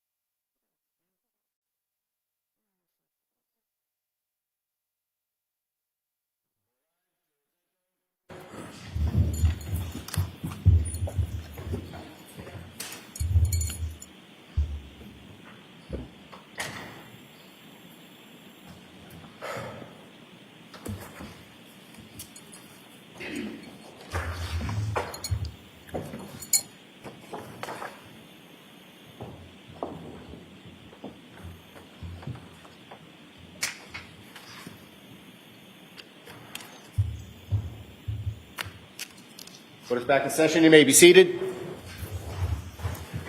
Commonwealth may call its next witness. Commonwealth calls Seth Fox.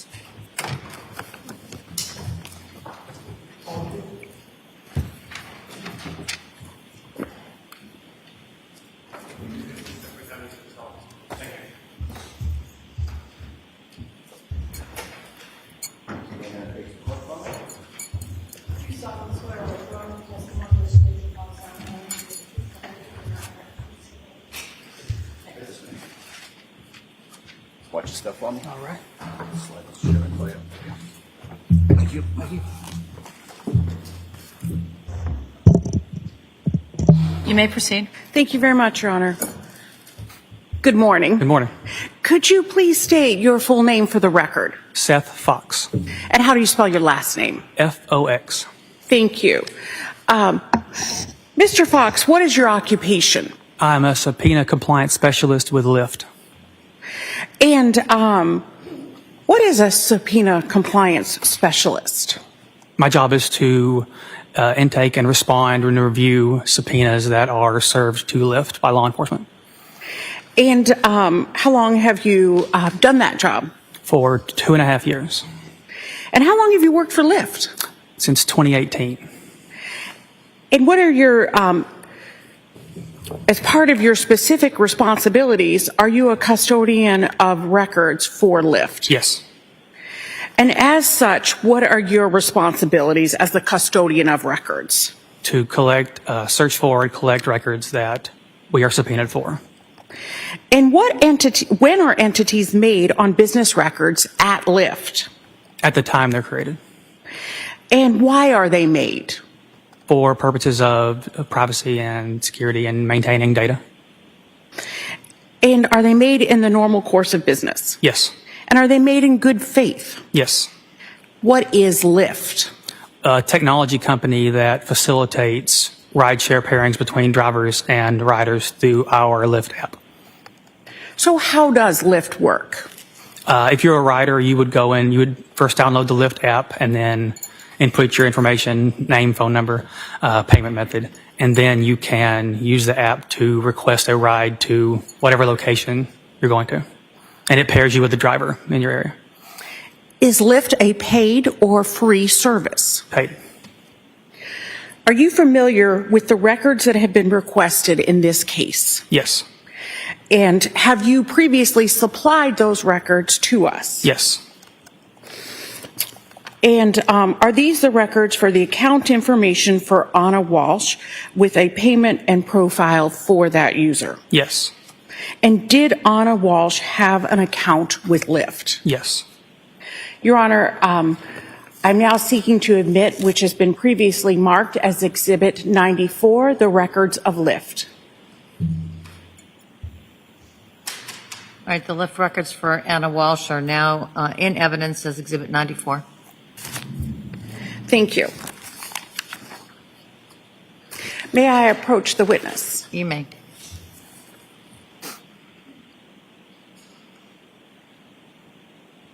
Just going to show you these so you can reference them during your testimony. Thank you.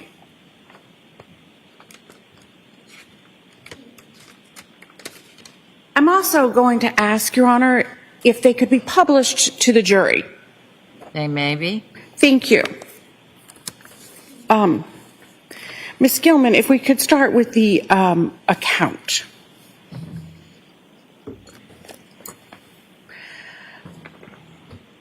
Mr. Fox, when was this account created? This was created on May 16th of 2022. And what phone number was associated with the account? 617-599-7966. And how is the phone number used with Lyft? It is, the app is through your phone, so you have to download it to your phone, and that phone number is how you create rides or request rides.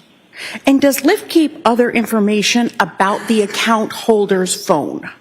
We keep information such as the IP address at the time the account was created, the phone carrier, and the app version that was used, and the operating system on that phone. And why is that? for data purposes, for privacy security. What kind of phone was used here? It was a iPhone 14.4, And who was the carrier? Verizon. In addition to keeping that information, do you also keep payment method? Yes. Ms. Gilman, I'd ask you to go to the payment document. And can you tell me about the payment method in these records? It was a Visa card, last 4 digits, 5421. And finally, sir, Ms. Gilman, if you could go to the cover, were there any rides between December 30th of 2022 and January 8th of 2023 that were used by this rider? No.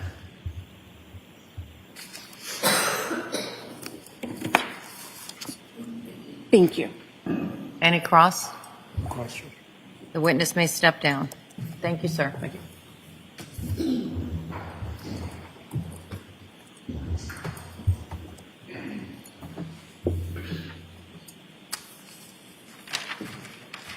Commonwealth may call its next witness. The Commonwealth calls Alyssa Wimmer.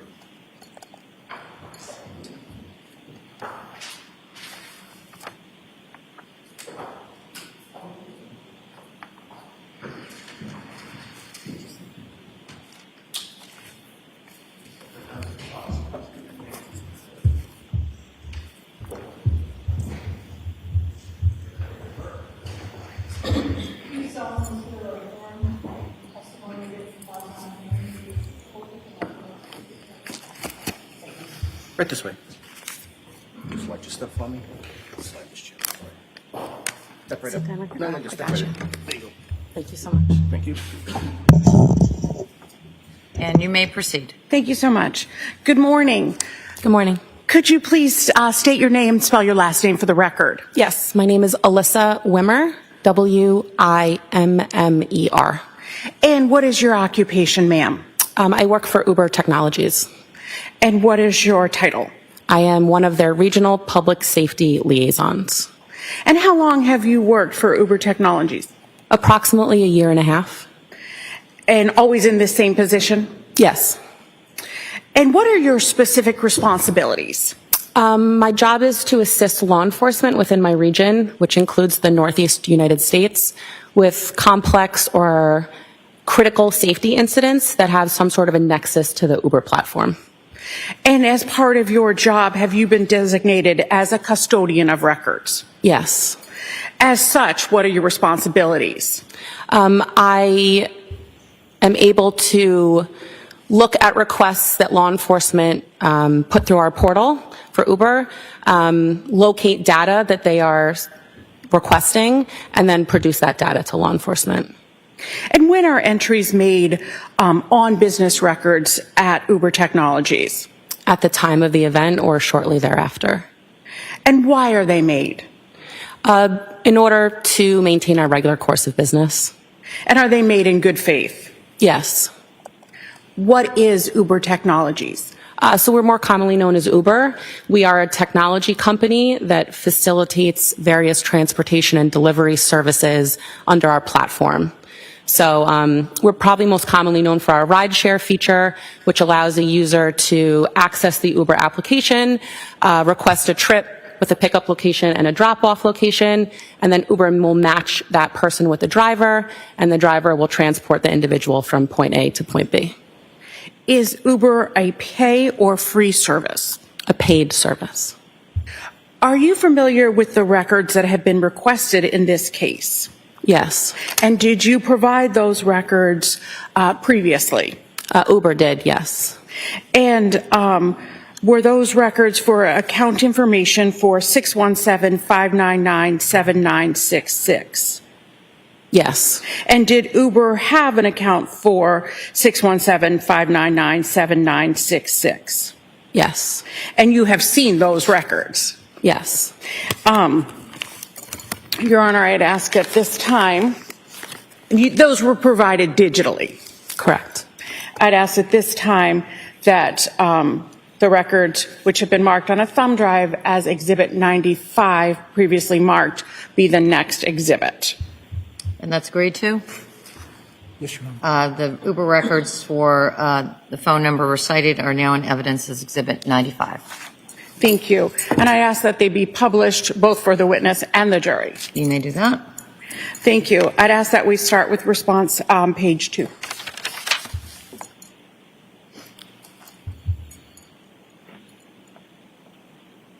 So why are records based on a phone number for Uber? Uber does not require individuals to provide legal verification of their identity. So a user can choose whatever display name they want on their account, but we do verify phone number and or email address. So when law enforcement is requesting data from us, we often require a phone number or an email address in order to locate the account. And what name was associated with this account? Ana Walshe. And what email is associated with this account? It's ANCILI83@yahoo.com. And was there also a date of birth at the bottom? So that date of birth was provided by law enforcement to Uber and as an identifier in order to search for those records. And that date of birth was April 12th of 1983. And were there, going to the next attachment to the response, please?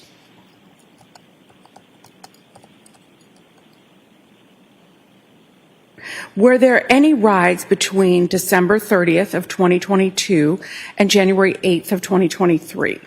There were 2 trips taken from that account on December 30th of 2022. And they were, can you tell us where those were? Well, columns G and H will tell you where the rider said they wanted to be picked up in GPS coordinates. Columns I and J will tell you where the rider was actually picked up. Columns K and L will tell you where the rider wanted to be dropped off. And columns M and N will tell you where the rider was actually dropped off. And those are longitude and latitude? Correct. And those are GPS coordinates, like if you put into Google Maps or something like that? Correct. And can you tell from this about payment method? Yes. Columns O and P and Q contain information about the credit card that was used to pay for these 2 rides. Column O is going to be the first 6 digits on that credit card number. Column P is going to be the last 4 digits of that credit card number. And then column Q is the expiration date for the credit card. And can you tell us what columns R, S, and T are? Yes. Column R is how much the trip costs in United States currency. Column S is the distance of the trip in miles. And column T is going to be the duration of the trip in minutes. Were any other rides taken besides these 2 rides? Between the dates that you indicated? Exactly. No.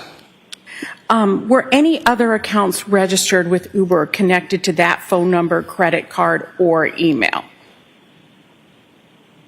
I believe there was another account linked to that phone number, but there was no activity on it at all. And going back to response page 2,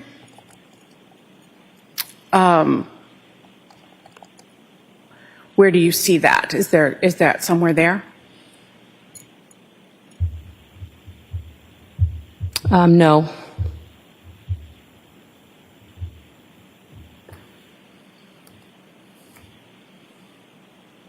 I believe this request was also related to information about trips that were taken, and this account had trips on it.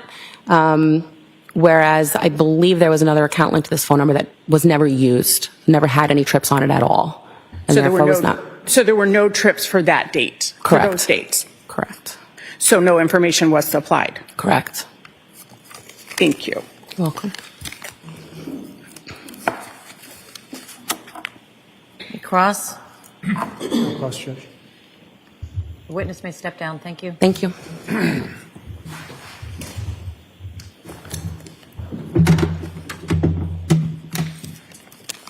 Commonwealth may call its next witness. Thank you, Your Honor. The Commonwealth would call Michael Kenyon.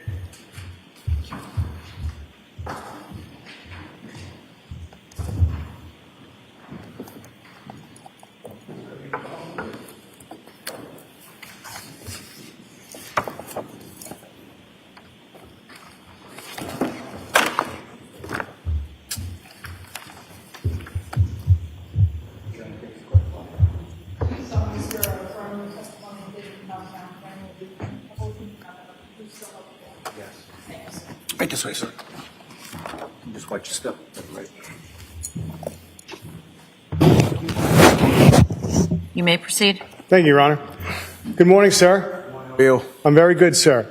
But my first question to you is, what's your name? Michael Kenyon, Swampscott Police Department. And can you spell your last name for us? Yeah, Kenyon. And, sir, you said Swampscott Police Department. What is your rank there? I'm an officer. And how long have you been an officer? How long have you been with the Swampscott Police Department? Since 2020. Now, I'd like to ask you some questions about January 9th of 2023. Were you working that day? Yes. What time do you think you might have got to dispatch to 330 Paradise Road? Sometime right around 3 o'clock. Can you describe 330 Paradise Road for us in Swampscott? It's an apartment complex on Paradise Road in Swampscott. And why were you there? I have been advised by my OIC to go up there and assist some police agencies. And so Voice what? up, sir, please. Just lean right into that Oh, yeah, microphone okay. phone and keep your voice up. Okay. Thank you. If you pull it right to you, make it. There you go. So when you got there, what did you see? Multiple police agencies. There were the Mass State Police CPAC unit was there, mass crime scene, and some representatives from Swampscott CID were there. And were they near any areas in particular at 330 Paradise Road? Yes. What? They were near the trash compactor and the dumpster.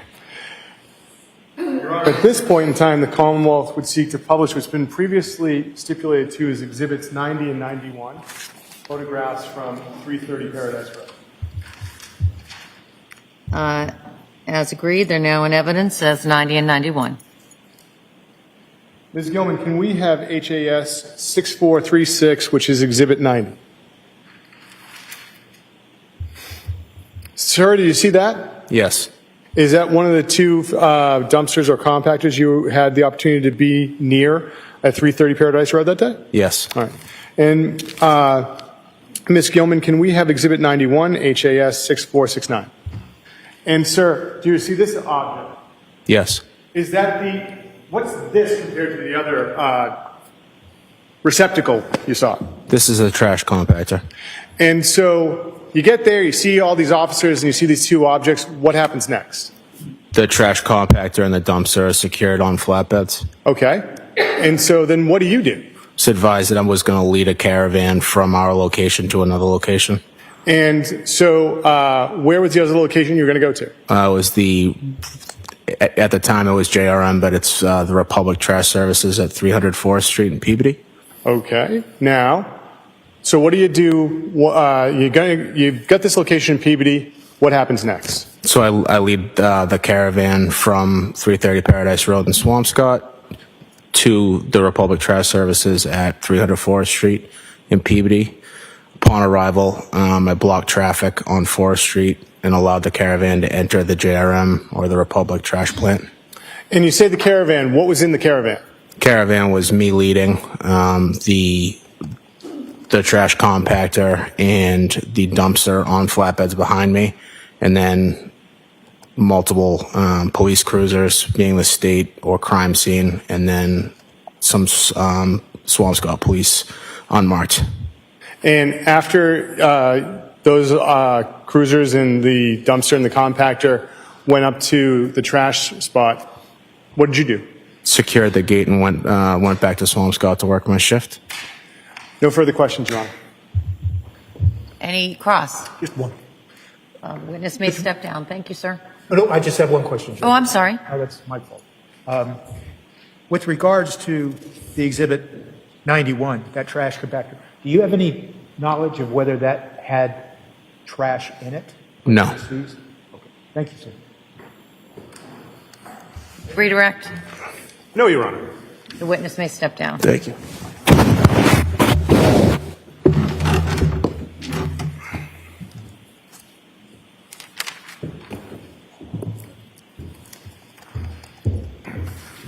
Commonwealth may call its next witness. The Commonwealth calls Sergeant Amy Waterman.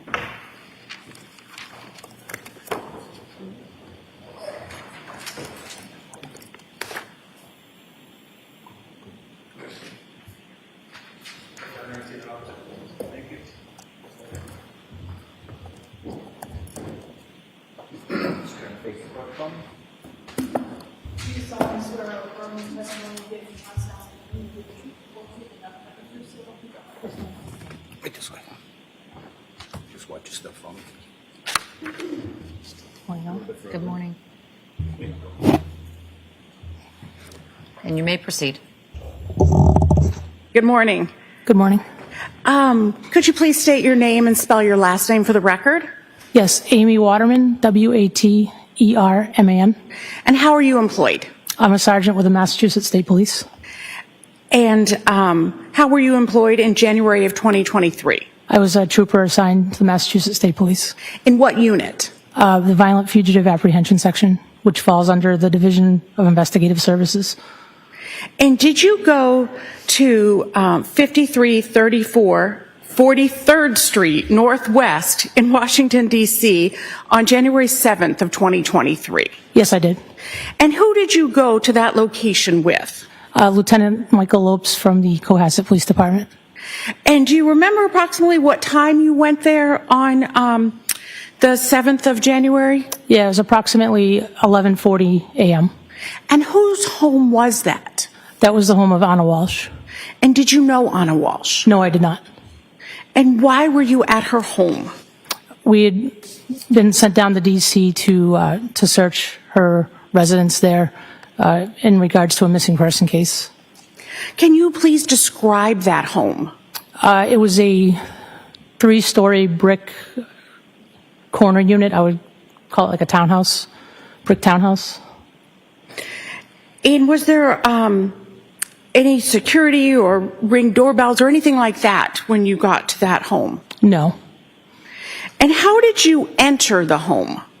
The basement level was a garage, and Lieutenant Lopes was in possession of the key code combination for the door. To the garage? Correct. Okay. And so did you go into the garage? Yes. And what observations were made of the garage? There was several boxes of miscellaneous items, which there was some carpets that were rolled up. There was things you would find in a garage, like a wet vac. No vehicles were found. It was pretty neatly organized. And were there any other rooms attached to the garage? There was, through the door, there was a smaller room. I would call it an exercise room. There was a treadmill, a chair, and a couple other items, like a weight bench. So besides that garage level, what did you do next? There was an interior door that led to a stairwell that went up to the actual apartment of the townhouse. And were you able to get through that door? Yes. And did you need an additional key or code or anything to get through that? No. And so how did you get through that? Was it unlocked for you? I believe it was, yes. Okay. And so where did you then go? We went up a set of stairs that led to what I would call the first floor of the townhouse. It was three residential floors, so we went up to the first floor. And can you describe that first floor, please, for the jury? Yes, it was a main kitchen area. There was a restroom in that area, as well as like a living area, like a seating area. Okay. And what was the condition of the kitchen? It was very neat and tidy. Nothing really out of place. Did you look around? We did. Was there anything in the fridge? Yeah, there was some, I don't remember exactly, but there was some food items in the fridge. And what did you see in the rest of the area of that main floor, you said? Again, it was neatly put together. There was some miscellaneous personal items that you would typically find in a kitchen or a living area, furniture. So it was furnished? Correct. And so after looking at that kitchen floor, what did you do next? Once we took a look at that floor, we went up, ascended up the stairs to the second floor. And when you say we, you're talking about? Yes, Lieutenant Lopes. Okay. Yes. Was anyone else with you besides No, it was just the two of us. Okay. So after you finished looking at the kitchen, you said you went up to the next floor? Correct. And what was on, and how did you get to the next floor? We took the stairs up, and there was another interior door that opened up into a larger area. And what did you see there? I would describe it as the primary bedroom. Essentially, the whole floor was one big bedroom. There was, off to the left, there was maybe described as like an office area. There was a desk and just a couple sitting chairs. That was to the left as you went in. To the right was the bed, and there was a walk-in closet. And right before the walk-in closet, there was a door to the left, which was a bathroom. Did you make any observations of the bed? The bed was made. There was a couple female clothing items that were on the bed. Did you make any observations of the closet? The closet was full of clothing, shoes, sunglasses, handbags, miscellaneous things. Did you make any observations of men's clothing in the closet? Yes, there was some men's clothing. And what about the bathroom? Can you describe the bathroom? Like the rest of the house, it was neat and tidy. There were personal items such as hair products and toothbrushes and soaps and things like that. Was there another floor? Yes, there was a third floor. And how did you get to that floor? We ascended up the stairs. And what was on the third floor? The third floor consisted of another restroom, another bathroom, and there were 3 smaller bedrooms. And what observations did you make of the 3 smaller bedrooms? They appeared to be rooms for children, all contained kids' furniture, all very nicely kept and neat. There were various toys and clothing that would tell us that it belonged to the children. And how were the beds in those rooms? They were made.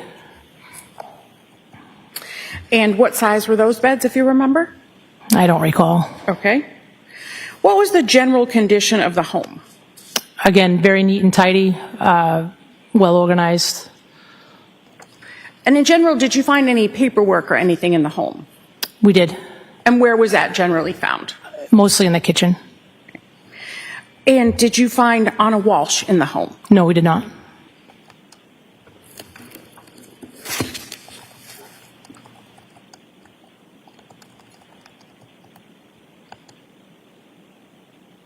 Nothing further, Your Honor. Cross-exam. Thank you, Judge. Good morning. Good morning, sir. You've used the word neat many times. Correct. Because that's the way the townhouse Yes. was well organized. Correct. So you said that you found paperwork, documents. Yes, sir. You used the word primarily. So what was the question? Oh, primarily in the kitchen. Yes. Where in the kitchen? Like, I don't remember exactly. I believe it was there was a countertop with some shelves underneath it. I believe that's where it was found. okay. Did you you mentioned what I thought I heard you say? You mentioned something like a study or a desk or something in one of the in the Yes, primary in the bedroom? primary bedroom there was a desk. And did you go through the drawers looking for other documents? I don't recall if we did or not. So when you left, did you take all the documents that you've found that you thought were significant? We took some, yes. Okay.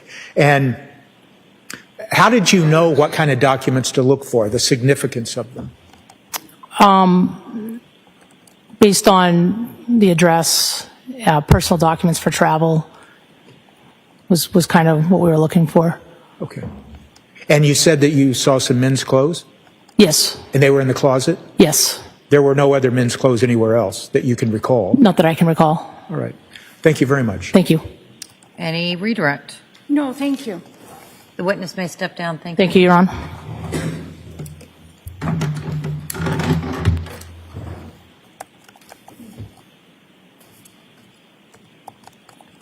Commonwealth may call its next witness. Your Honor, before we call, could we approach?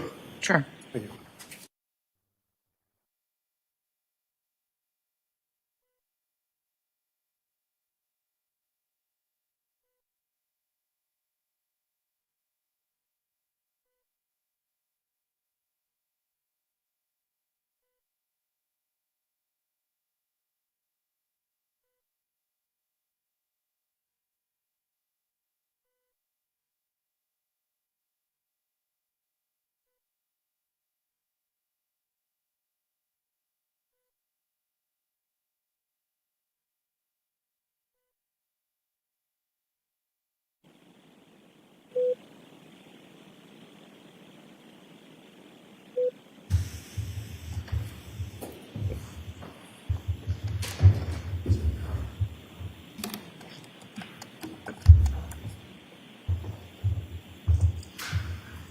Commonwealth may call its next witness. Thank you, Your Honor. The Commonwealth would call Peter Capozzoli.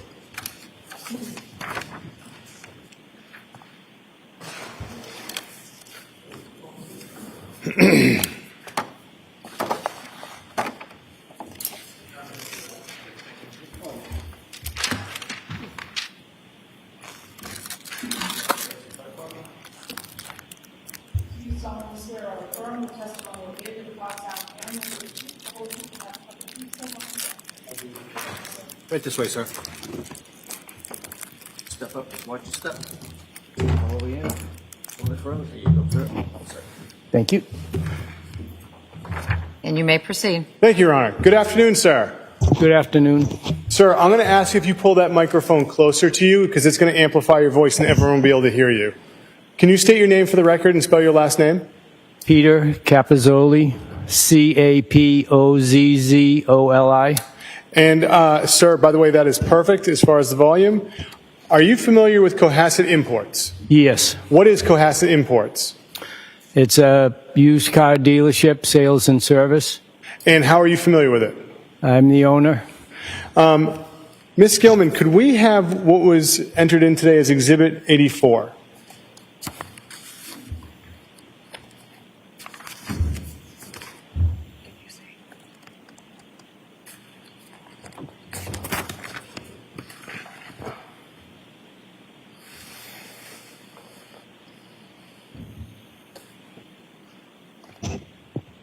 Thank you, Ms. Gilman.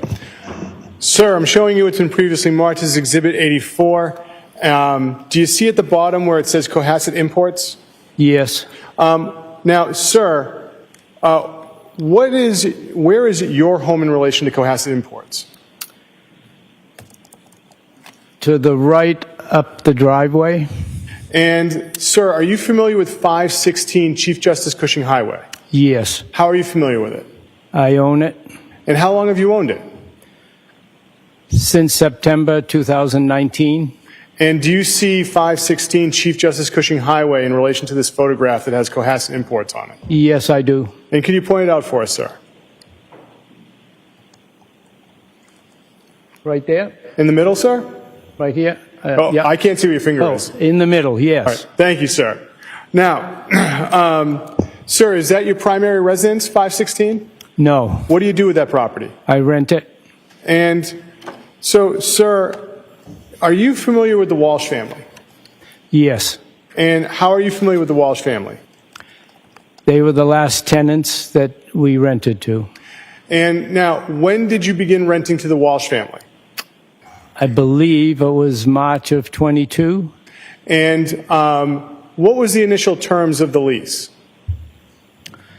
The first 6 months, I took less per month, I believe $4,800 a month to have them pay up front. Yes, sir. That was something they wanted. Okay. And so, in how many months was the lease for? The first one was 6 months. And did you ever have to have another lease with them? Yes. And when was that? So we extended it for the full $5,000 per month for another 6 months, I believe. Now, during the course of the Walshe family at 516 Chief Justice Cushing Highway, how many times did you have the opportunity to see Ana Walshe? 3 or 4 times. And how many times would you have the opportunities to see Brian Walshe? He brought the check every month, so I would see him each month once and then maybe another 5 or 6 times in between that. Now, sir, do you see Mr. Walshe here today? Yes. Could you identify him with some article of clothing he may be wearing? A tie with a black jacket. Your Honor, if the record may reflect that the witness has identified the defendant. The record will so reflect.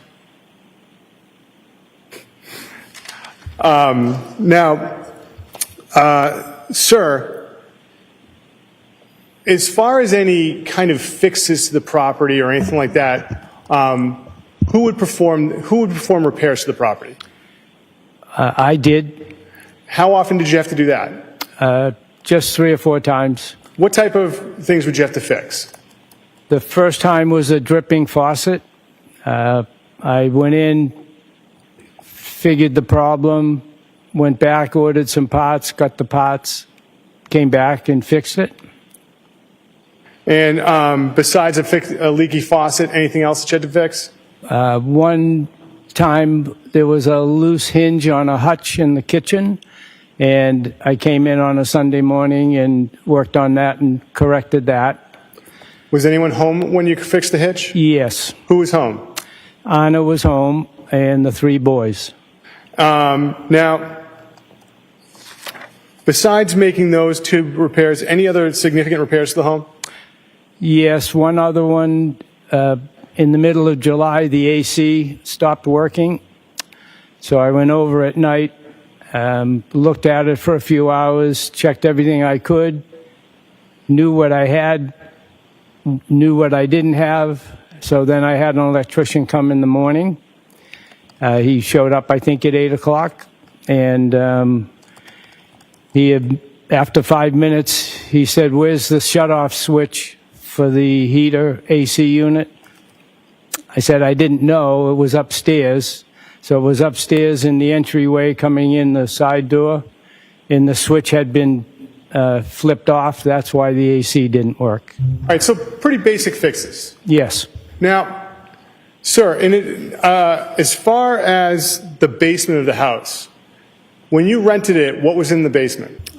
Just a few small things and a dehumidifier, maybe a small table, and 2 refrigerators that were not hooked up. Now, and Ms. Kilman, if you could just take down that exhibit, thank you. In late December of 2022, what did you do as far as going away on a vacation? I went to the Caribbean over New Year's. And during that time, did you ever receive any calls from Mr. Brian Walshe? Yes. When? I believe it was Thursday of the week that I was there, if I'm not mistaken, somewhere in the late afternoon time frame. And can you tell us about the conversation? What was the conversation you had with Mr. Walshe in this phone call? Yes. So he had asked me if I had security on my building, and I said, no, not at this time. We were still in the building process. And so I said, why? And he said, well, my wife is missing. She took an Uber this morning, or was supposed to take an Uber this morning to go to D.C. for work. And we haven't found her, and she didn't show up in D.C. Did he tell you what time she left? I think in the 4 to 5 range in the morning. Now, and you said that your building was under construction. What building was being worked on? Cohasset Imports. And did you tell him about any other places that might have cameras? Yes. So next door, north of me, there's a a home, and I thought he might have security, so I mentioned the name and said you could check with him. Now, sir, on the lease you had with the Walshe family, are you familiar with that lease? Yes. One moment. Your Honor, if I may approach? You may. Mr. Capizzoli, I'm handing you a document. You recognize it? Yes, that's the lease. And, Your Honor, I seek to have this marked as the next exhibit. Any objection? None, Your Honor. I think the next one is 96. The lease for 516 Chief Justice Highway is in evidence as Exhibit 96.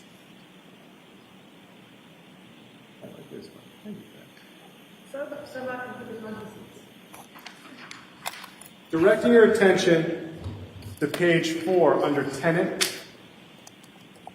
Can you state who the tenant is of the lease and the address affixed to that?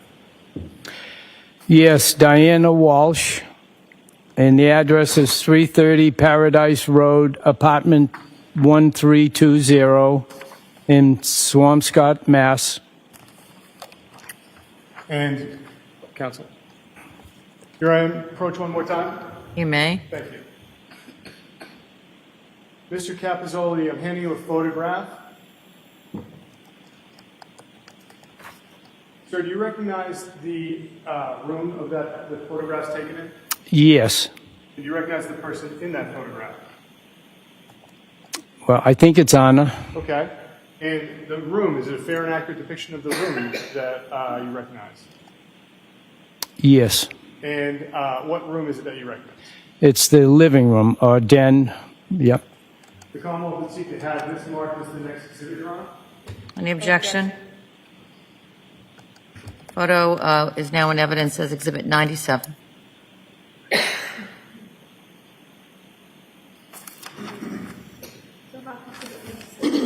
Your Honor, if the Commonwealth may publish briefly.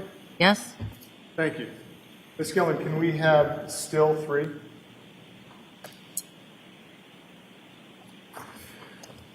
Mr. Capizzoli, how do you recognize this is the living room? So when you walk in the front door, it's the room to the left. It's the only room that had a rug. It's the only room downstairs that has a fireplace. You can take that down, Ms. Gilman. Thank you. And Your Honor, if I may have just a moment. Yes? Thank you, Your Honor.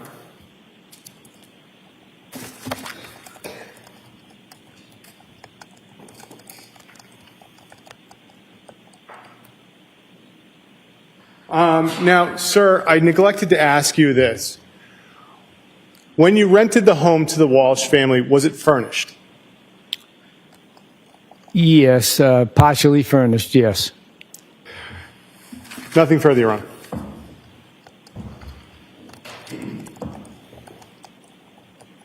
Cross?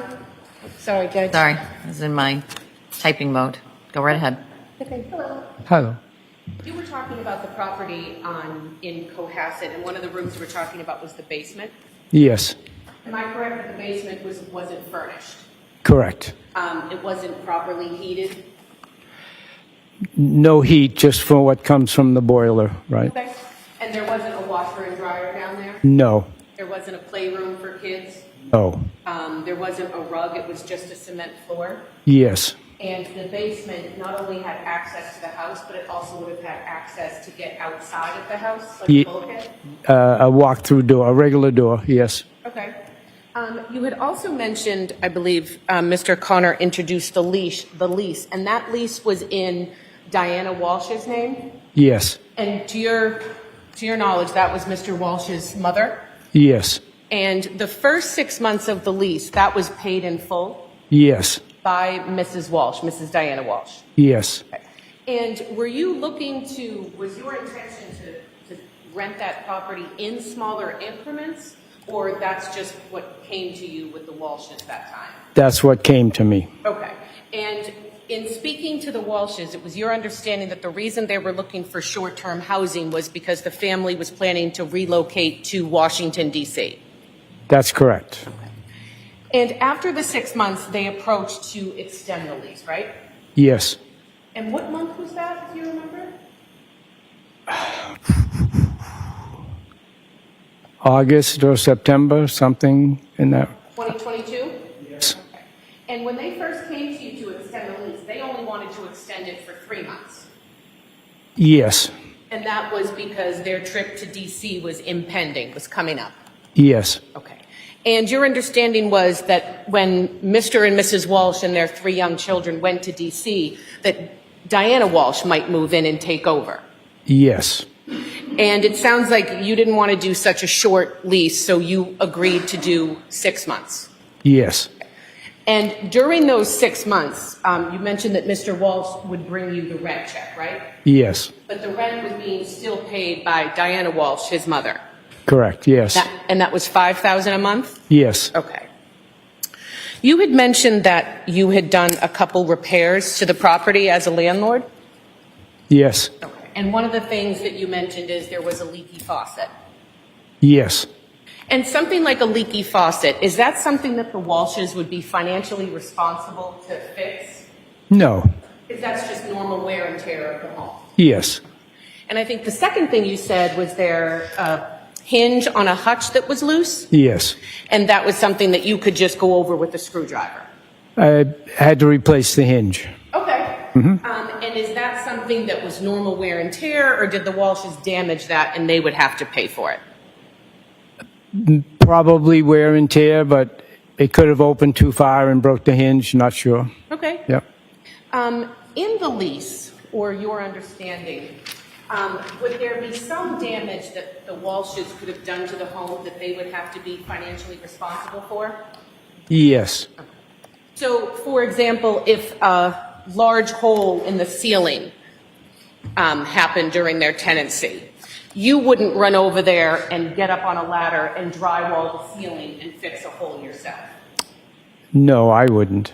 And that would be something that isn't regular wear and tear, right? I would say that's not regular wear and tear. No. Okay. So that would be something that the Walshes would be responsible for paying for and covering.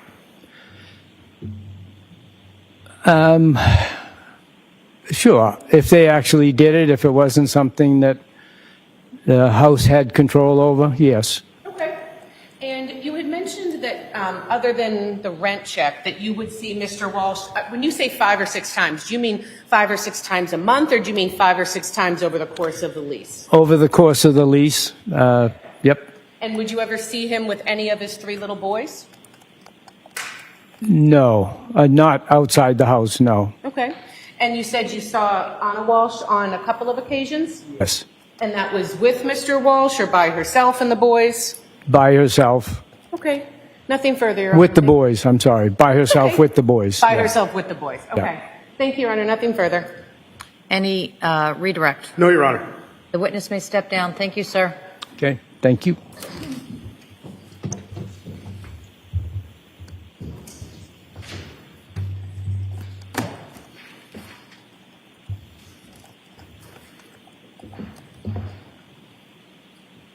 And the Commonwealth may call its next witness. Thank you, Your Honor. The Commonwealth will call Mark Salvaggi.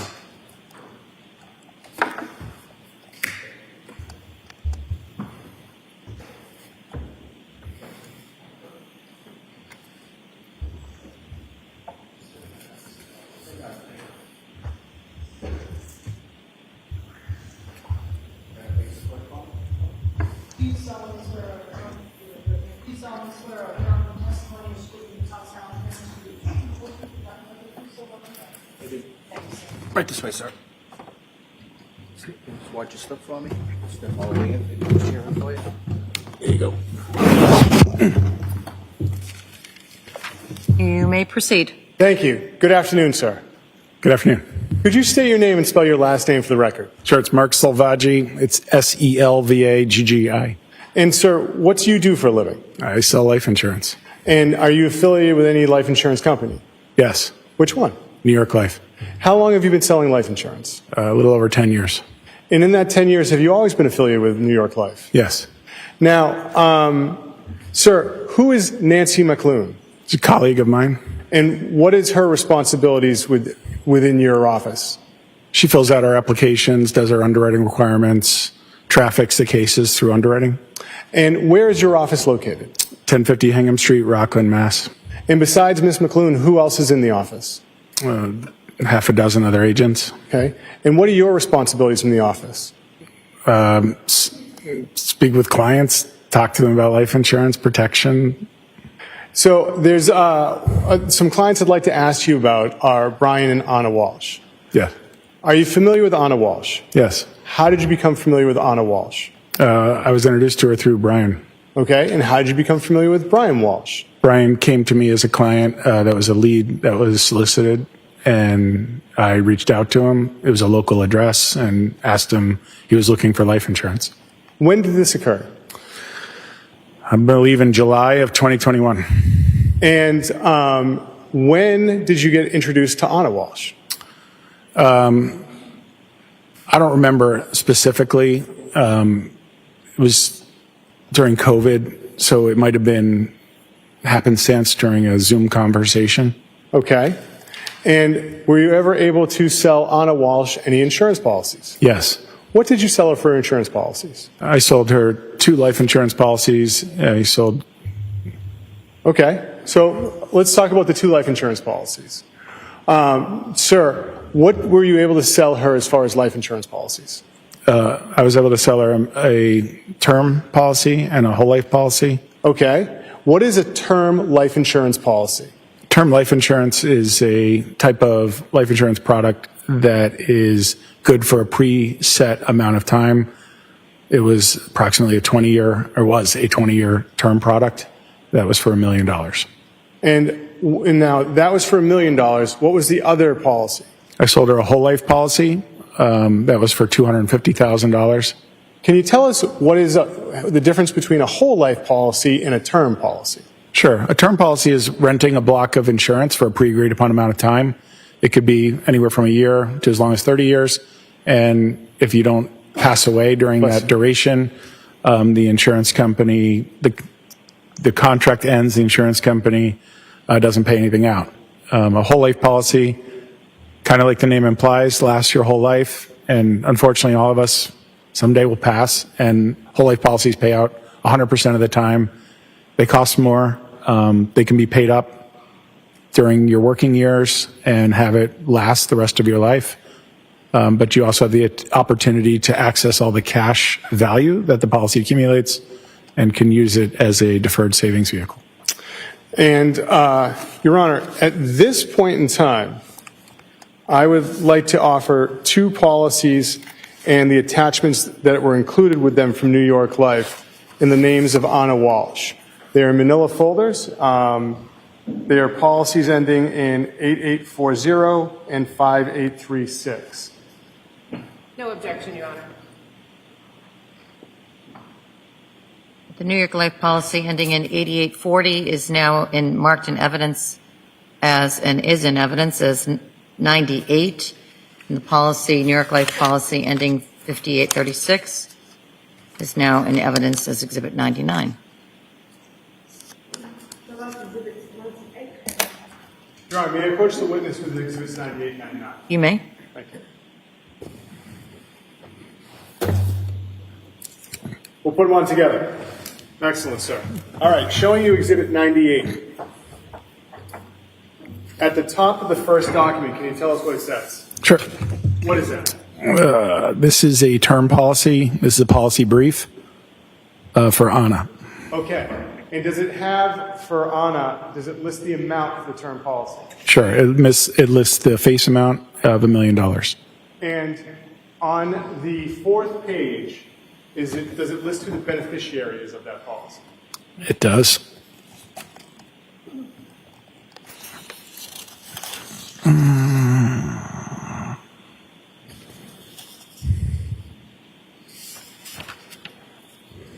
Yes, it does. Who is the beneficiary of that policy? Brian Walshe. Now, when was that policy purchased? Or better question is, when did it go into effect? Sure. The policy date is May 17th, 2021. And the next document that's within that folder, can you tell us what this document is with the binder clip attached? This is the application. And so, application, what is that? This is what is required to secure a life insurance policy. And so, to secure a life insurance policy, do you have to do anything as far as your medical information? Sure. Tell us what it is? Sure. So you'd fill out a application, which really gives the insurance company permission to do their due diligence on you and your health. And so there's actually a release in there for them to get your medical records, isn't that correct? So there's a HIPAA authorization. Now, sir, I'm going to direct your attention to Exhibit 99 and ask you to take a look at that and open it up to the first document. Okay. And what is that, sir? This is a policy brief of the whole life policy for $250,000 on Ana Walshe.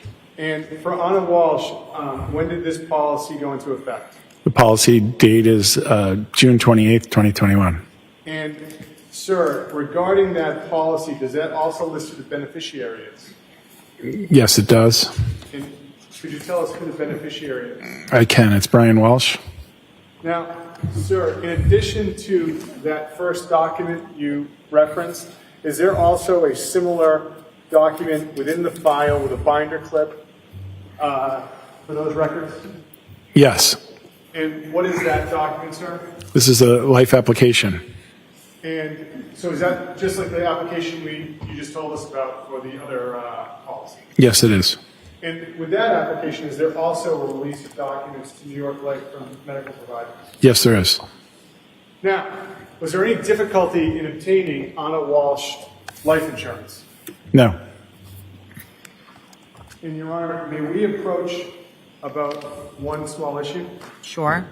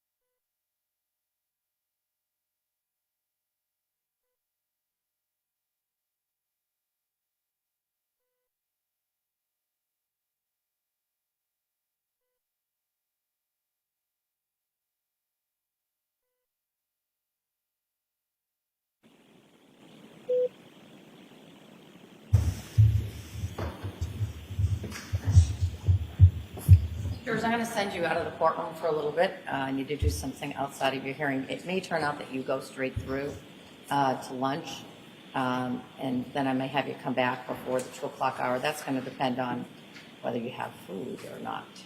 We'll see. You can just hold tight, George, but you can go back to the jury room right now. All rise for the court, please. Jury closed.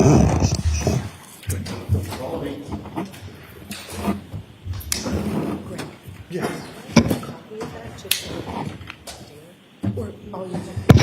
Yeah, how about that? Thanks.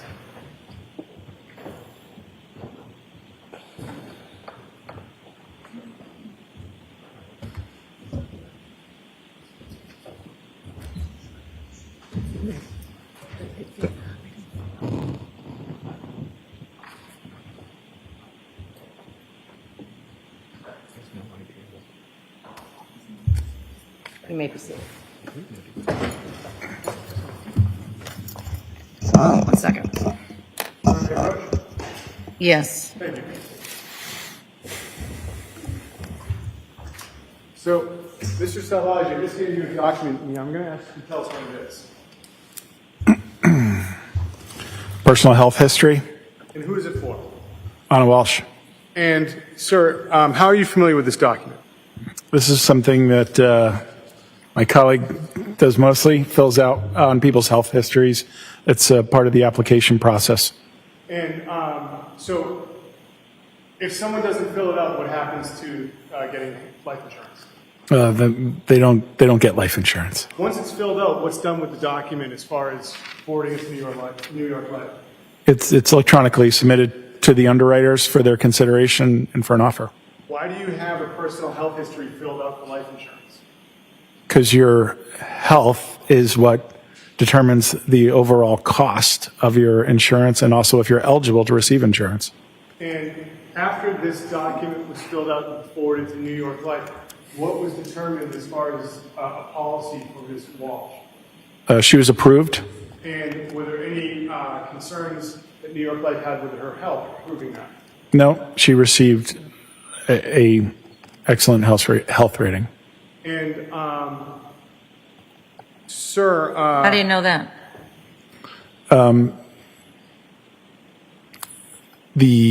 Every policy receives a health rating. Basically, Your Honor, we rate everyone's health on a scale from 1 to 37. 1 is as good as you can be. 37 is as poor as you can be and still be accepted. And she received a number 1 health rating. And is that in the documents that you're looking at right now? It's not on this one, no. Where do you know that from? It's on the policy itself. It's on the policy brief that was just handed to me a moment ago. Okay. Sorry for the interruption. Sir, in addition to filling out that document, are there any other requirements for follow-up with medical professionals or review of records after a person attempts to buy life insurance through New York Life? Yes, there's a telephone interview component where they, on a recorded line with a representative of the company, they ask them a series of questions, lifestyle questions, have you ever questions. It's about a half-hour long telephone interview that is also part of the underwriting process, in addition to a medical requirement where we send out an examiner for a blood and urine sample, vital signs, things of that nature, and then they request a copy of the medical records from the attending physician, called an attending physician statement. To your knowledge, was that done in this case? I'm sorry? To your knowledge, was that done in this case? Yes, it was. And, sir, that document, is it signed?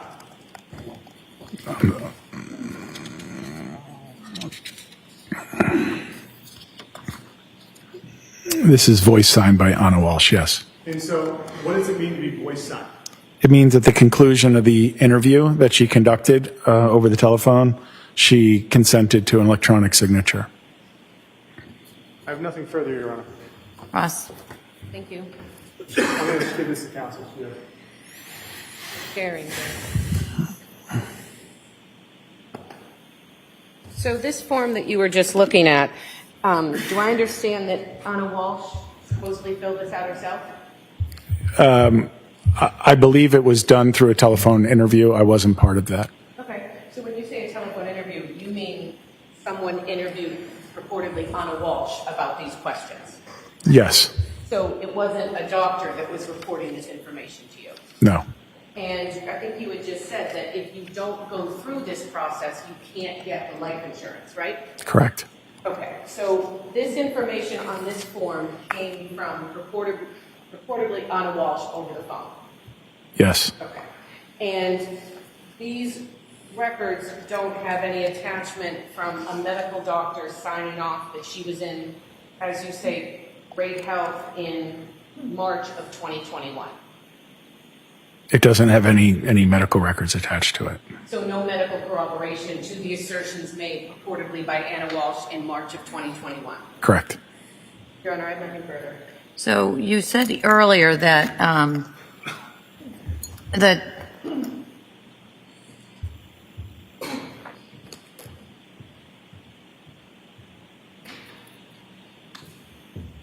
they give a blood and urine sample. Somebody comes to the house. And then you also said that something about they have to sign a release for their medical records. Yes. And can you tell, based on the documentation, if that was done in this case? It was.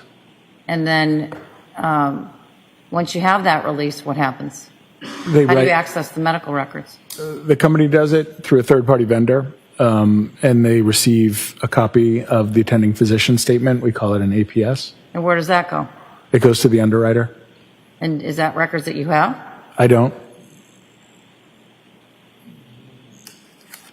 I don't mean do you have them with you now. I mean, do you keep those records? We're never privileged to that information, Your Honor. It all goes to the underwriter. Correct. Different entity than you. Correct. And you mentioned earlier in your direct that there's a woman that works with you. I got the phonetic as Nancy McGloom. Yes. Might be about 75% correct. Is she the person that you said you didn't do this over the phone with Ana Walshe, but that somebody else did? She's not the person, no, Your Honor. Is there another person in your office that does that? No, it's direct from the underwriter, from the home office of New York Life. There's to make sure it's sort of the best information it could be, they do it themselves. All right. Anything else anybody wants in on after I've asked these additional questions? All right, so I'm not going to allow it in right now on this record. If it becomes relevant on a rebuttal case, depending on what the defense, if the defense puts on a case and what they do, in order to get this in, you're going to need to, well, you probably honestly would be asking to get in something else, which is like her medical records through a doctor and not through this way. But I'm not going to let it in right now. Yes, Your Honor. All right? Thank you, Your Honor. So,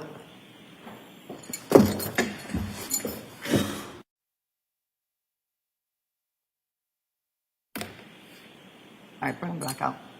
Keep working.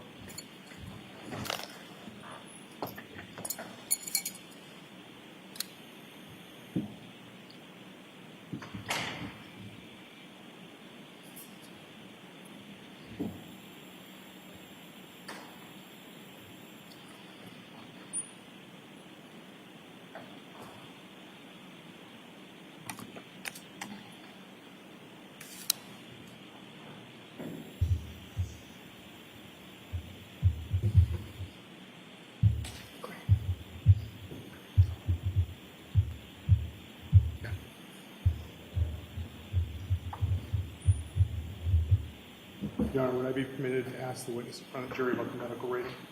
About the what? Medical rating? Yeah, that's on the form, Sardi and Evans. You can object, but it would seem to me that that is already on a document that's been admitted. Question, Judge. All right.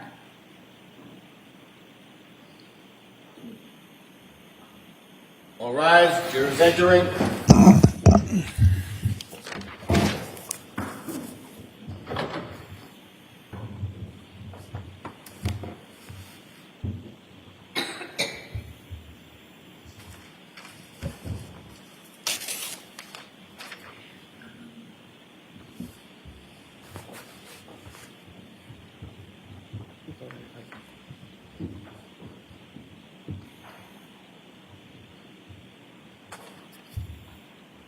Put it back in session. You may be seated. And you may proceed. Thank you, Your Honor. I the witness with exhibits 99 and 98.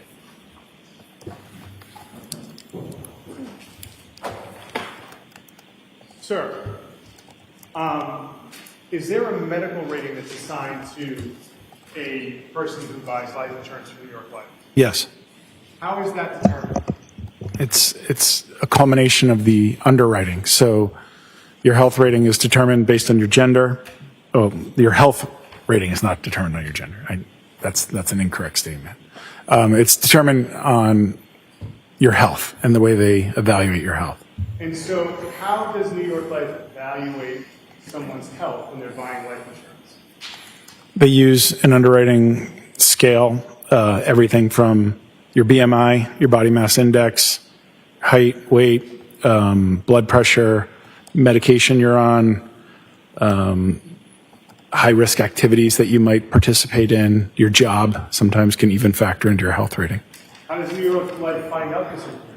Through underwriting, through the telephone interview, through a copy of your medical records, and through their recorded telephone interview. How do they get the medical records of someone purchasing life insurance? They request them through a HIPAA authorization that's in the application from the person's primary care physician and any other physicians that they're under the care of. And is there a scale in which someone can be rated by New York Life for their health rating? Yes. What is the scale, sir? It starts out, the best rating you can receive is called Select Preferred, and then it goes Preferred, and then it goes Preferred 2, then it goes Non-Smoker, then it goes Non-Smoker, Table 1 through 13, then it goes to Standard, or Select Standard, which is usually a healthy smoker. Then there's Standard, which is a smoker, and then there's Standard, Table 1 through 13. And all of those, if you think of it like a ladder, like 1 through 37, every single rung represents a higher risk class, and it subsequently changes the cost of your insurance. So the healthier you are, the less you have to pay for insurance? Yes. And what was Ana Walshe's rating on those policies for the health rating for New York Life? Select Preferred. And what number would that be? That's the highest level you can receive. So she was the healthiest? Correct. May I have a moment, Your Honor? You may. Oh, in addition, sir, when collecting information, does New York Life, through its underwriting process, get any samples from someone who's applying for life insurance? Yes. What do they get? They'll send a professional, I forget what it's called, paraprofessional, something like that, to do a blood draw, a urine sample, and vitals, height, weight, blood pressure. Does New York Life give life insurance if that's not performed? Yes. Was it done in this case? Yes. Nothing further, Your Honor. Any recross? I think it's just cross. Oh, sorry. Good afternoon. Thank you. You were just talking about the health rating. I just want to talk to you a little bit about that, okay? So the health rating, that's a New York Life health rating. Yes. And so is that like someone in risk assessment and underwriting determines the scale that you just talked about? Yes. So it's not a medical professional or a doctor reviewing this information and giving this arbitrary number to someone who's applying for insurance? I don't know who that person is, so I can't tell you. You had mentioned that when Ms. Walshe applied for life insurance, part of it is this health assessment, right? Yes. And this was in March of 2021? I believe so. Do you need to look at the record? Would that help? Probably. I think they're right in front of you. Okay. Take your time.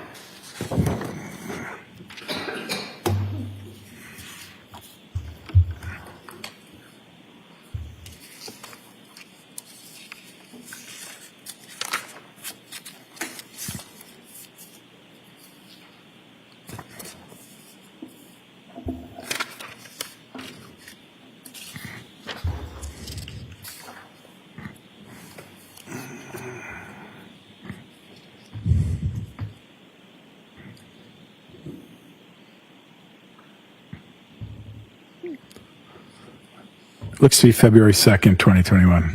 Okay. After February, you said 2nd of 2021, you didn't have any follow-up records, interviews with Ana Walshe about her health? No. You had mentioned that someone goes and draws blood and does a urine test.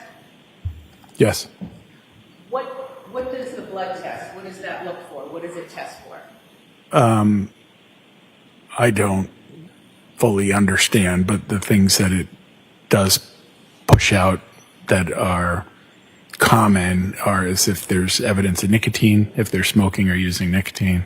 It'll show if cholesterol levels is usually the types of things they're looking for. They're looking for abnormalities. I don't really quite frankly understand what they're looking for. And then you said a urine test. What are they looking for in the urine test? Is that drugs and alcohol, illegal drugs, I'm assuming, and alcohol? Nicotine. And nicotine, okay. Is there any type of analysis of the person's pulmonary system, their lungs and their heart capacity? I don't know. You don't know. Is there any type of evaluation of their neurological system? I don't know. And the February 2021 date that you're talking about, I think you said that part of this health assessment, this number you give, is based off an interview with the person? Part of the underwriting is a telephone interview, yes. Okay, a telephone interview with the person trying to get insurance? Yes. Okay. And I think you already said it, but you can't get life insurance if you don't go through this process. Correct. Okay. And I think you had also said that the healthier you are, the cheaper your premiums can be, or the cheaper you have to pay, which makes sense. Yes. Okay. So it's beneficial to someone when they're applying for life insurance to hopefully be at least reporting or be in the best shape physically, and I guess physically, that's the way to say it maybe. Yes. Okay. And I think you said that you asked them about if they engage in any high-risk activities, right? That's part of the telephone interview. I don't ask that, but the company does, yes. Yes. Okay. So I'm assuming the reason you ask if there's any high-risk activity is to see if they live a lifestyle where they're maybe more likely than someone else to get injured or killed. Correct. So bungee jumping. Bingo. Is a no for me. It's just, okay. So the only way that you might find out if someone is engaging in high-risk behavior is if they told the underwriter on this telephone interview. That's one of the ways, yes. Okay. So if someone did engage in arguably high-risk or dangerous behavior and they didn't report it to you, you wouldn't know. Correct. Okay. You had mentioned that Ana Walshe had two different policies. One was a term and one was a whole? Yes. Okay. Now, am I correct that it's common for young married couples or people with children to come and get life insurance? Yes. Okay. I'm just going to ask you just to lean into that microphone a little bit. I think that I'm having a hard time, so I'm not sure. Okay, thank you. You're welcome. So, and when married couples come to get life insurance, is it more common that the other spouse is the one that's the beneficiary? Very common. Okay. So if the husband gets it, it's the wife. If the wife gets it, it's the husband. Yes. Okay. And if they have minor children, is it still that the spouse is the beneficiary because they're going to be using that money for the care and protection of the children? Yes. Okay. Your company, New York Life, you guys also do financial planning and retirement planning? Like that's kind of the whole company? Okay. And so is life insurance, and we'll talk about the difference between whole and terms, life insurance is a type of financial planning and thinking about retirement in the future, right? Yes. And so it's something, again, families, married couples, it's common that they come to you for this. Yes. Okay. Now, a term life insurance policy, that's something where you pay monthly, and if you die, the benefits get paid out. Yes. Okay. But is there a way that you can have a term life insurance policy and that can get converted into another type of policy where you can take loans off it or it can grow a cash value? Yes. Okay. And so even a term can start at something that isn't worth anything unless someone dies, and you can turn it into some type of investment or access to finances. Yes. Okay. Now, a whole term or a whole policy, that's a little bit different, right? Yes. And so I am definitely going to fumble this because numbers is just not my thing, but this is where you can have a whole life insurance policy and you can borrow off of it. Correct. So if I have a whole life insurance policy and something unexpected happens or an expense comes up, I can actually borrow off this policy. Yes. And am I also correct that if you do borrow off this policy, there's a tax advantage or a tax break? It's like a 401k tax you pay? You explain it to me. You can borrow the cash value without paying tax on the accumulation value. And in the whole policy that Ana Walshe had, who would be eligible to take a loan off that policy? The owner of the policy, who was Anna. So even Mr. Walshe, who's her husband, he couldn't sign and take a loan off that whole policy without her? Correct. Okay. Considering that these policies have some financial value to them, does divorce ever play a role in policies and paying out on a life insurance policy, a whole policy? Is divorce something that clients have ever asked you about? That's probably a better question. Is divorce, I don't understand the question. Okay, sure. So if a whole policy has cash value and people are married, if people are going to get divorced, is there ever a question in any of your clients' minds, well, hey, I've been paying off Bill's policy for 8 years. I should have some of that. Yes. Objection. Set the foundation. So you had told us that some of these life insurance policies are an asset. It's a way to build cash, build for retirement, and you can access money from, right? Yes. And if someone, and you might see a whole policy where two people are married. Yes. Okay. So if one spouse has a whole policy, you told us that they're the only one that can actually sign the paperwork to get assets off of it, right? Correct. Okay. So, and on a whole policy, I'm assuming you have to pay a premium every month. Yes. Okay. And so, have you ever had to talk to a client or a prospective client about how divorce could affect who owns access to that policy, or is it a non-issue? Objection. You can answer. Have you ever discussed it with another client, any client? Yes. You had mentioned that Ana had a policy. My understanding is, I think you said that you got to Brian Walshe off a lead off the internet? Yes. So that means he was looking for insurance, and does he pop in something and you see it and you give it a call? Yes. Okay. And am I correct that when Mr. Walshe initially contacted you, he wanted the insurance? Objection. I'll see you at the side of the bench.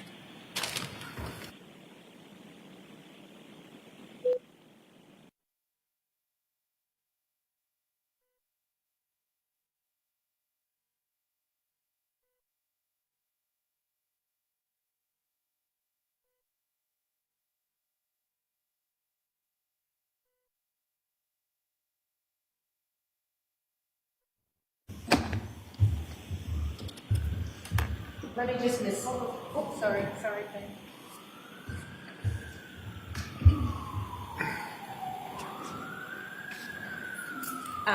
So initially, when you followed up on this lead, Mr. Walshe had applied for health insurance through you. Insurance. Excuse me, life insurance. Yes. Yes. Okay. And he was rejected.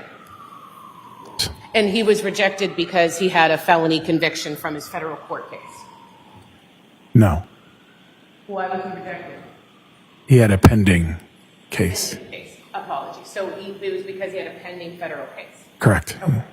And you didn't just stop at that one application. Am I correct that you applied to several other policies or companies to try to get him life insurance? Yes. All right. And I think at one point, did you even reach out to other colleagues for help and how to get him life insurance? Yes. And it's at that point where he was consistently being rejected in 2021 that it was an afterthought like, hey, we're going to go with Anna and get her insurance. Objection. Sustained. During the time that Mr. Walsh was applying for life insurance, during that time frame, Ana Walshe never applied for life insurance. I'm not sure. Well, what do you mean you're not sure? She didn't apply with it through you. She applied, I don't know when the one search for Brian's life insurance ended and where hers began. I don't know if the two overlapped. Okay. But her, as you say, her search for life insurance was an afterthought when you were working with this Objection. family. Sustained. Your Honor, may I be seen at sidebar? Yes, you may.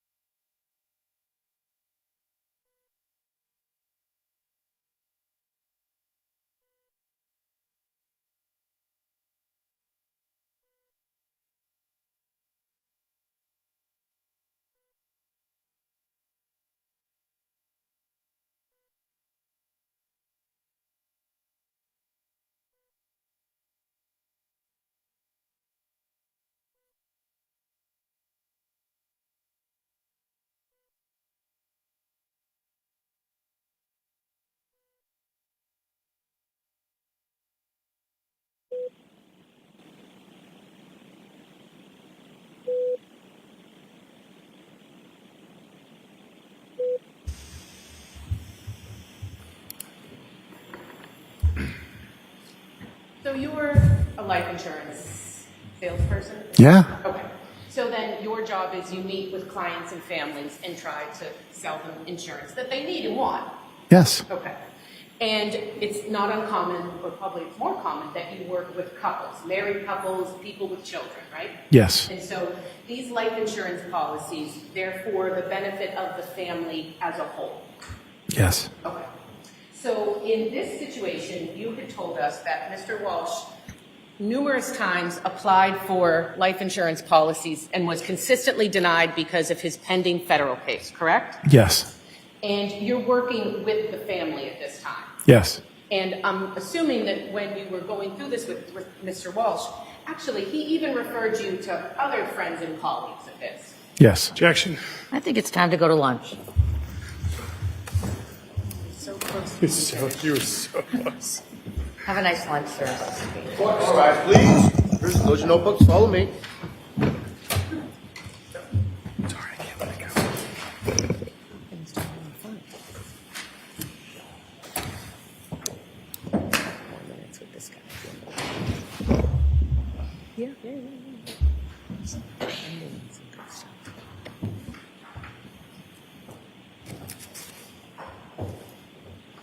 This is a song.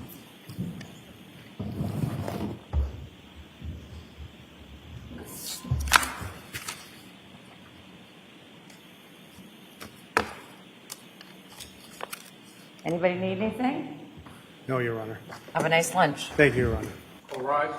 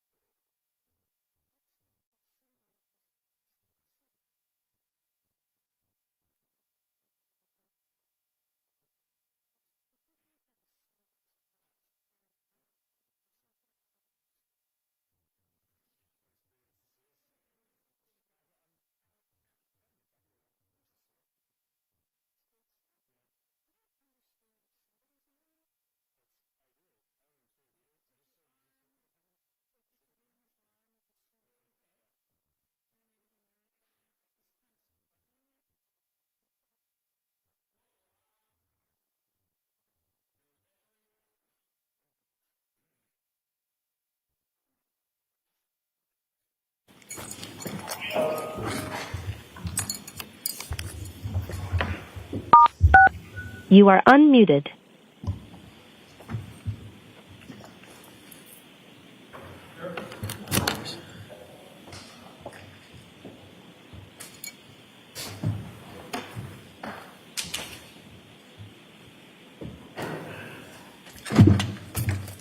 Thank you. Court is back in session. You may be seated.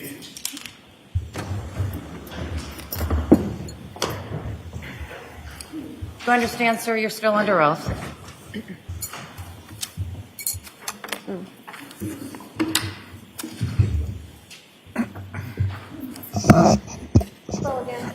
Hello. So before the break, I was talking to you again about how you sell policies to individuals and families when it comes to life insurance. Yes. So when you're selling to a young married couple, both parties might have life insurance policies. Yes. And each of them would be the other one's beneficiary. Yes. Okay. And when people have kids, then that's another consideration because they want to make sure if something happens to one parent, the other parent and the children are okay. Yes. So in your role as a life insurance agent, would you categorize life insurance policies as something that's an investment for the whole family? Sometimes. Okay. And in this particular case, am I correct that all 3 children had whole life insurance policies as well? Yes. And Ana Walshe was the beneficiary of those. Yes. So she would have been the only one who could have taken out a loan against any of those policies. Yes. Okay. I was asking you before about how Mr. Walshe had been denied several times for health insurance. Life insurance. Life insurance. Yes. Yeah. It's okay. Yes. Sorry. So you had mentioned that Brian Walshe, I guess, requested life insurance online and you picked it up as a lead and you reached out to him. Yes. And you began applying for life insurance policies for him. Yes. When you began applying for life insurance policies for Brian Walshe, Ana Walshe did not apply for any life insurance policies. Correct. At some point, Ana Walshe did apply for a life insurance policy, and that was after Mr. Walshe consistently was denied because of his open federal case. Correct. How did it come about that Ana Walshe would apply for life insurance? I don't remember the conversation. Okay. It probably was my recommendation. So it was probably your recommendation that Ana applied because Mr. Walshe was getting denied. Correct. Okay. Is it customary once you sell a policy, I don't know if that's the right term, that you might stay in touch with your clients if they ever have questions in the future about their policies or payouts or any beneficiary questions? Yes. So people can email you or call you and say, hey, I have a question about this policy, right? Yes. After Ana Walshe and the children were insured in February of 2021, at no point did Mr. Walshe ever email or call you and say, hey, how do I... I'm just being a lady. Okay. No, I apologize. Okay. I'll finish. At no point did Mr. Walshe ever contact you to ask you about getting paid out on any of Ana Walshe's life insurance policies. Correct. Overruled. He can answer Correct. that question. And at no point did Mr. Walshe ever contact you and ask you about taking out any loans or how to take out loans on any of the children's life insurance policies or Ana Walshe's life insurance policies. Objection. Overruled. Correct. Nothing further. Redirect. No, Your Honor. Commonwealth's content. The witness may step down. Thank you, sir. Thank you.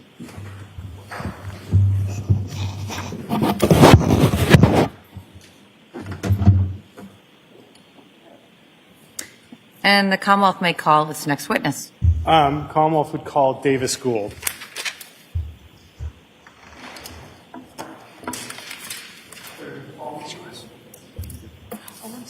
Don't worry about it.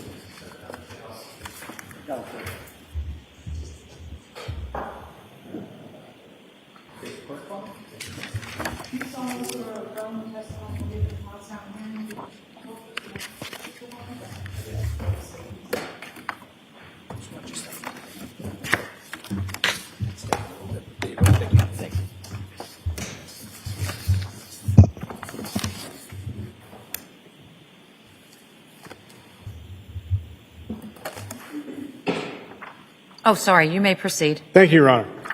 Sir, could you state your name? My name is Davis Gould. First name is spelled D-A-V-I-S. Where do you work, sir? I work at the Massachusetts State Police Crime Laboratory in the Criminalistics and Crime Scene Response Units. All right, sir, lean right into that microphone, loud, clear voice. Thank you. Sir, what is your role at the State Police Crime Lab? I'm currently a Forensic Scientist 2, assigned to the Criminalistics Unit, where I perform lab work for biological analysis on evidence submitted to the laboratory. And I'm a Forensic Scientist 2 in the Crime Scene Response Unit, and I respond to crime scenes when called upon to assist with investigations. How long have you been with the Crime Lab? I've been with the Crime Laboratory for a little over 10 years. And can you give us your educational background? Yes, I have a Bachelor of Science degree from West Virginia University with a major of Forensic and Investigative Science and a minor in Biology. And can you detail your history with the Crime Lab for us? I first started working at the Crime Laboratory in 2015 with the CODIS Collection and Investigative Unit. I was a lab technician. I was at that position for approximately a year and a half until a position opened up in the Criminalistics Unit, where I joined as a Forensic Scientist 1. There was about a 1-year-long training period where I went through various modules of training, and upon that completion, I was then promoted to Forensic Scientist 2, which is when I began working on cases. And you said the CODIS unit. What is that, sir?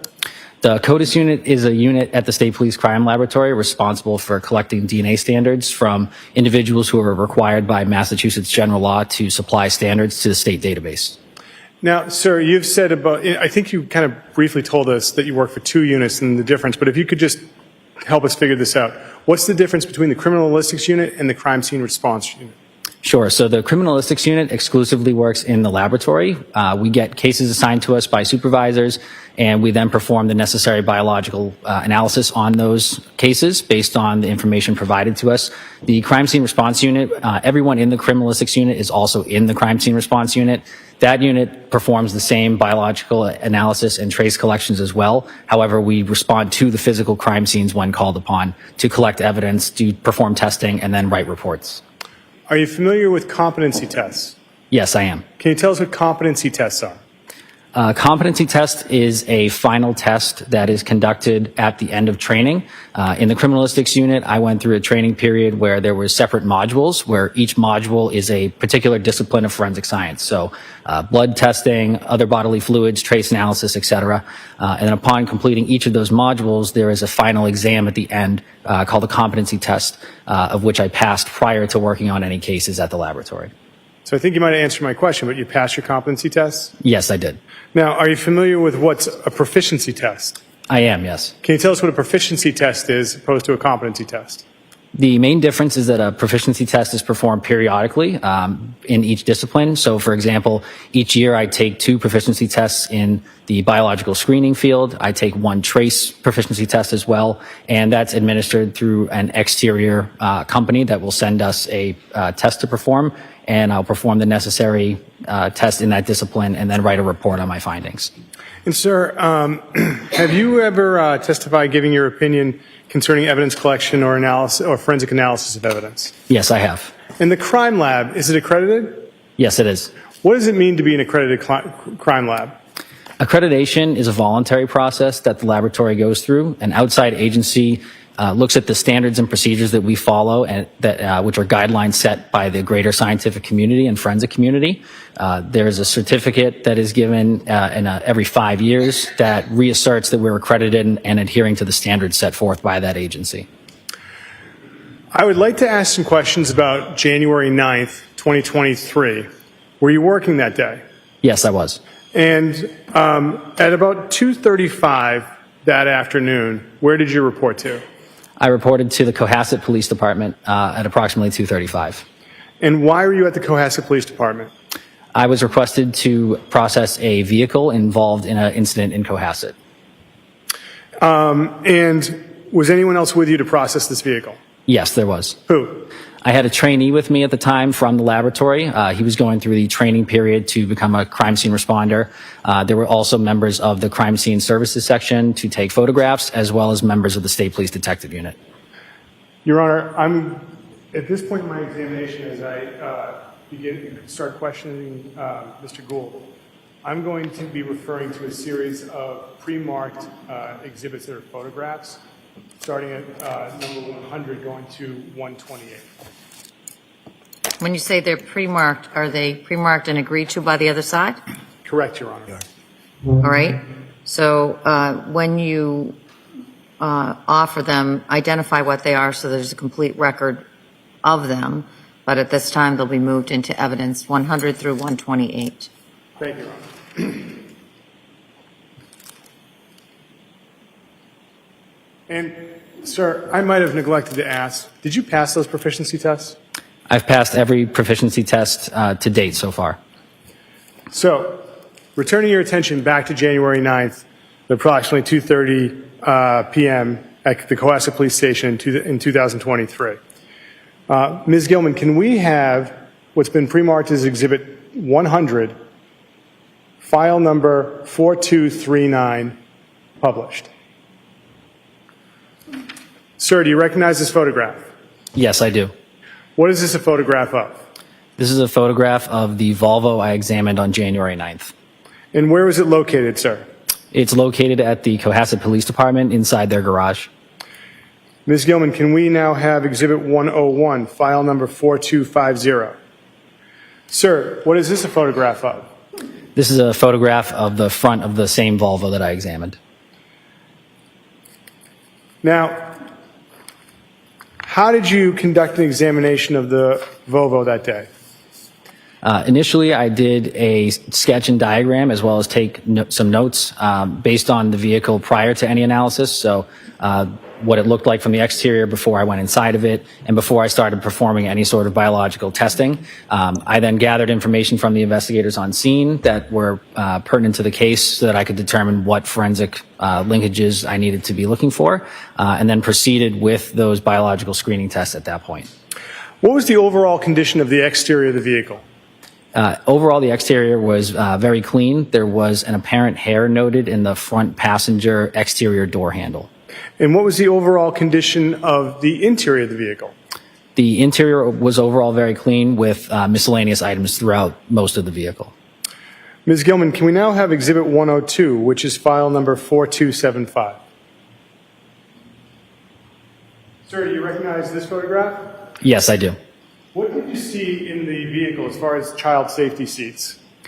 There were two child safety seats, one located in the second row on the passenger side and another seat located in the third row on the driver's side. Now, sir, what did you observe as far as any staining inside the vehicle? There were two areas of visible staining that I noted, one being a red-brown stain on the front driver's side visor, and then there was brown stains noted on the front passenger side visor. Ms. Gilman, can we have Exhibit 103, which is file number 4283? Sir, directing your attention to the screen, what is it that we're looking at?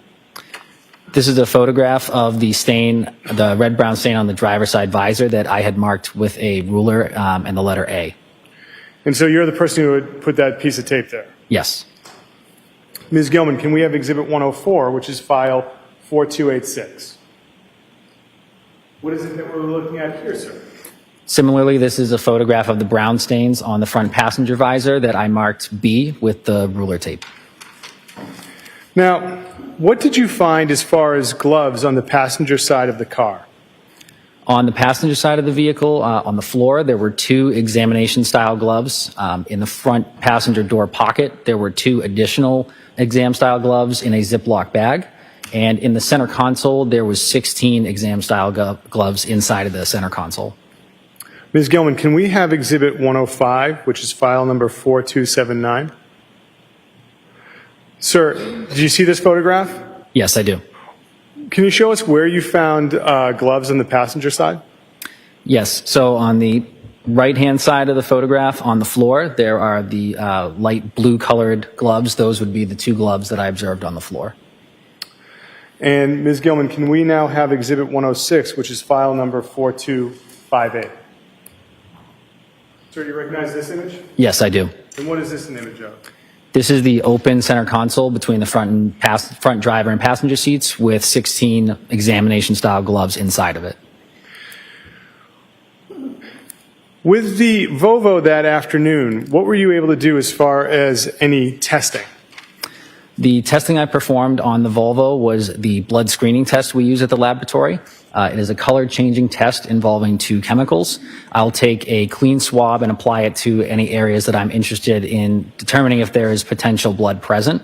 It is a screening test, so it does not confirm the presence of blood. Additional testing would be needed, but the color test allows us to visualize stains that we can't see. So I applied this test throughout multiple areas inside the vehicle, looking for blood that was not visible to the naked eye.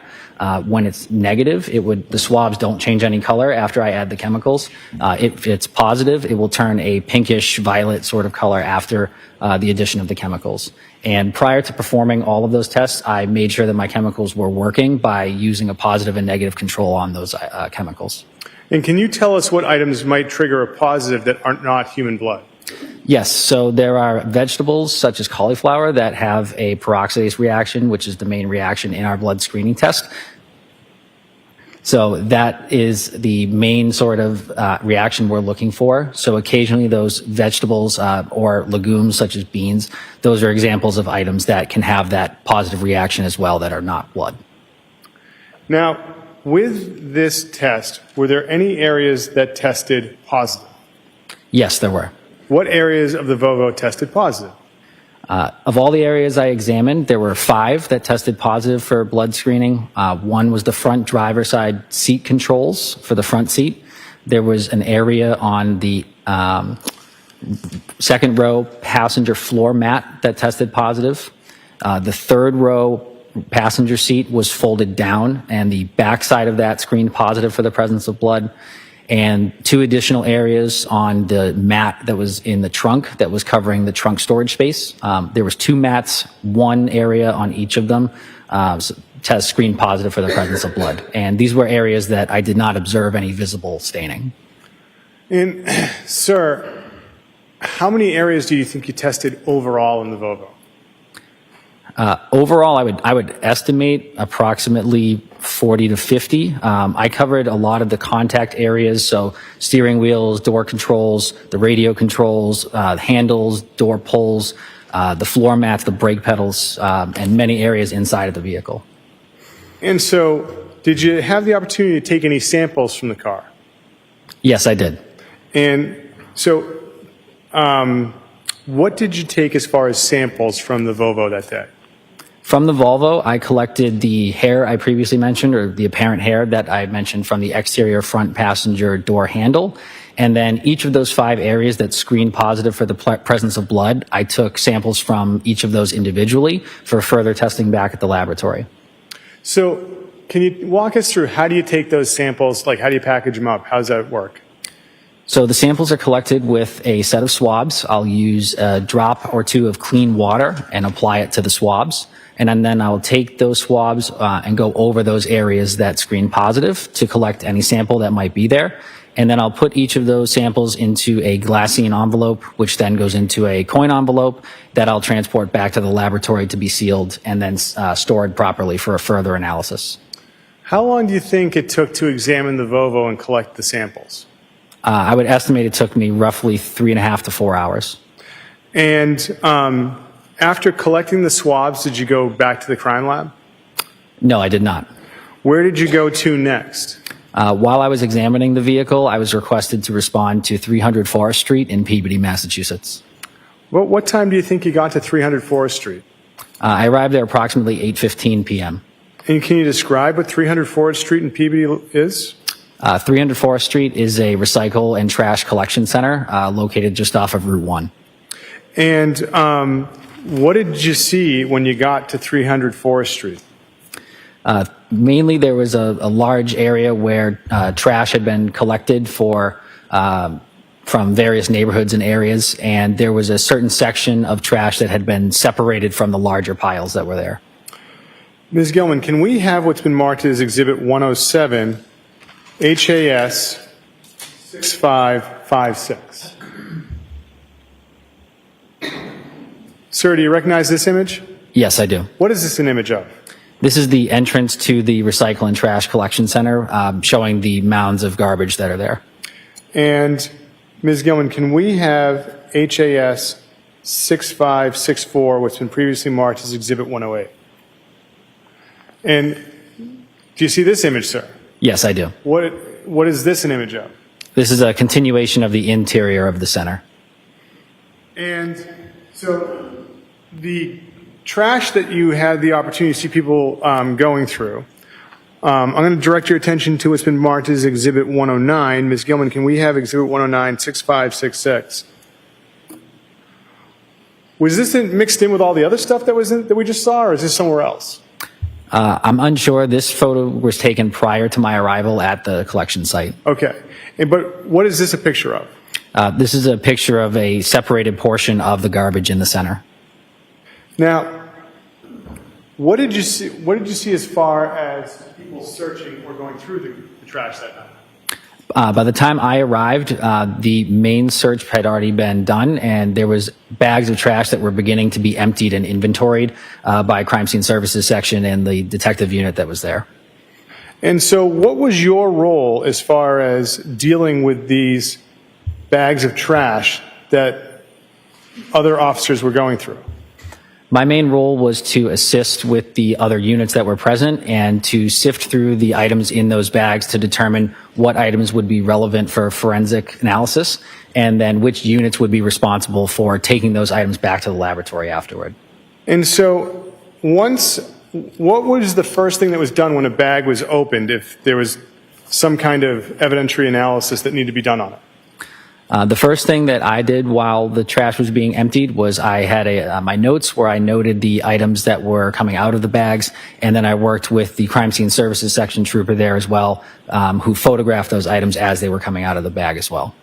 And how many different bags of, is it fair to say that you numbered the bags that you found to have some kind of value to you that night? The Crime Scene Services section did use placards to denote the bags that they were removing and photographing. All right. Ms. Gilman, can I ask that you publish what's previously been marked as Exhibit 51, file number 6810? Sir, do you recognize this image? Yes, I do. All right. So what's happening in this image that night when you were at 300 Forest Street? This is the contents of one of the trash bags that was separated at the center. And Ms. Gilman, can you now show us Exhibit 52, file number 6867? So now what are we looking at in relation to that last image, sir? Since that last photograph was taken, bench paper was put out onto the floor of the collection center in order to preserve the integrity of the evidence that we were collecting at that point.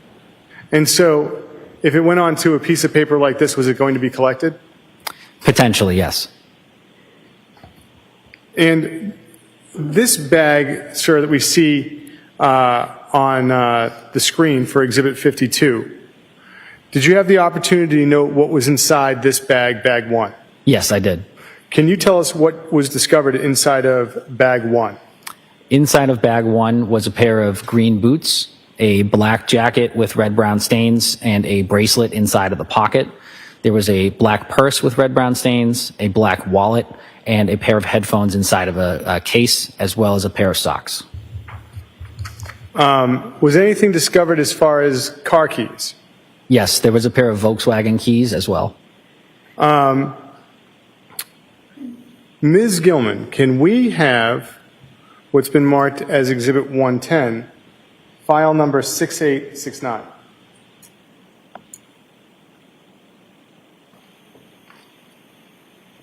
Is this also the contents of that first bag? That's correct. And Ms. Gilman, can we now have Exhibit 111, which has been marked as 6870? Are these also the contents of that bag? Yes. Now, I'd like to ask you about another bag that you found or had the opportunity to examine. Was there a trash bag with the designation 2? Yes, there was. What was discovered inside of bag 2? Inside of bag 2 were 2 white towels with red-brown stains, as well as a piece of tape with apparent gauze and red-brown stains inside of it. Ms. Gilman, can we have Exhibit 112, which is file number 6898? Sir, is that one of the towels that was found inside of bag 2? Yes, it is. And Ms. Gilman, can we have Exhibit 113, file number 6902? Is that the second towel that was found inside the bag, sir? Correct. And what's the other items around the towel? Those are miscellaneous tissues with red-brown stains. Now, was there a bag 3? Yes, there was. What was discovered inside of bag 3? Inside of bag 3 was a white bathrobe with red-brown stains. Ms. Gilman, can we have what's been marked as Exhibit 114, file number 6906? Sir, is this a picture of what was found, the bathrobe and found inside of bag 3? Yes, it is. Now, was there a bag 4? There was. What was discovered inside of bag 4? Inside of bag 4 was a pair of gray slippers with red-brown stains, a pair of dark gray slippers with red-brown stains and trace materials, as well as apparent hairs with red-brown stains. So, Ms. Gilman, if we could have Exhibit 115, file number 6915. Sir, do you recognize this image? Yes, I do. Directing your attention to this image, the slippers there, which ones are those in the top of it? The slippers located at the top are the gray slippers. And at the bottom, what is there next to the left of the jar? There is a leather strap wristwatch located as well. And you had said that there was a second pair of slippers that was recovered from that bag? That's correct. Ms. Gilman, can we have Exhibit 116, file number 6929? Sir, can you tell us where the second pair of slippers is in this photo? Yes, at the bottom center of the photo, you'll see the dark gray slippers with the red-brown stains and trace material noted on the bottom of one of the slippers. What is trace material?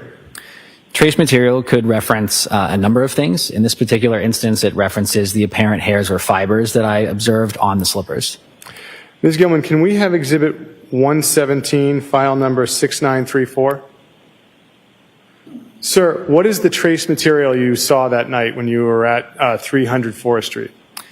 In the photo on the right-hand side of the overturned slipper, there are the apparent hairs and fibers that I called trace materials located on the right-hand side at the toe end of the slipper.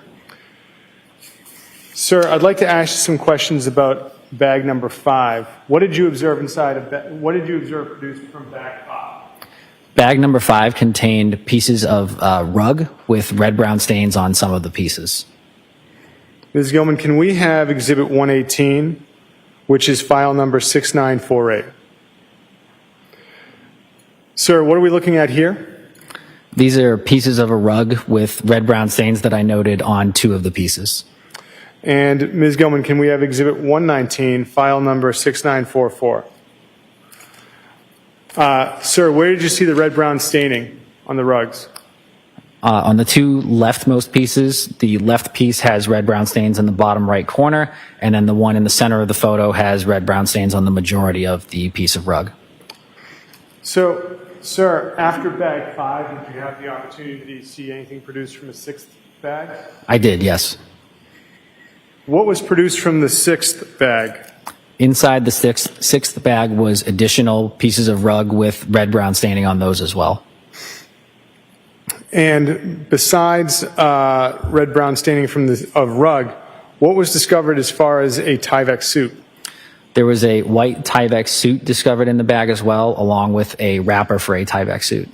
Was anything else discovered as far as a safety goggles or anything like that? Yes, safety goggles were discovered, as well as additional miscellaneous items. Ms. Gilman, can we have Exhibit 120, which is file number 6951? Sir, do you recognize this image? Yes, I do. What is this an image of? This is an image of the safety goggles and Tyvek suit wrappers that were found in bag number 6. Can you tell us what a Tyvek suit is? A Tyvek suit is typically a piece of personal protective equipment that one would wear in order to protect themselves from anything they might be working with. Have you ever worn one? I have, yes. When would you wear one? I have worn one specifically during training sessions where there are biological fluids that we are experimenting with. Ms. Gilman, can we have Exhibit 121, which is file number 6956? Sir, do you recognize this image? I do, yes. What is this an image of? This is an image showing more of the pieces of the rug. And Ms. Gilman, can we have Exhibit number 122, file number 6952? What are we looking at here, sir? This is a photograph of the lower half of the Tyvek suit from bag number 6. Did you have the opportunity to see the contents of a 7th bag that night? Yes, I did. What was inside the 7th? What was produced from the 7th bag? Your Honor, may I refer to my notes? May.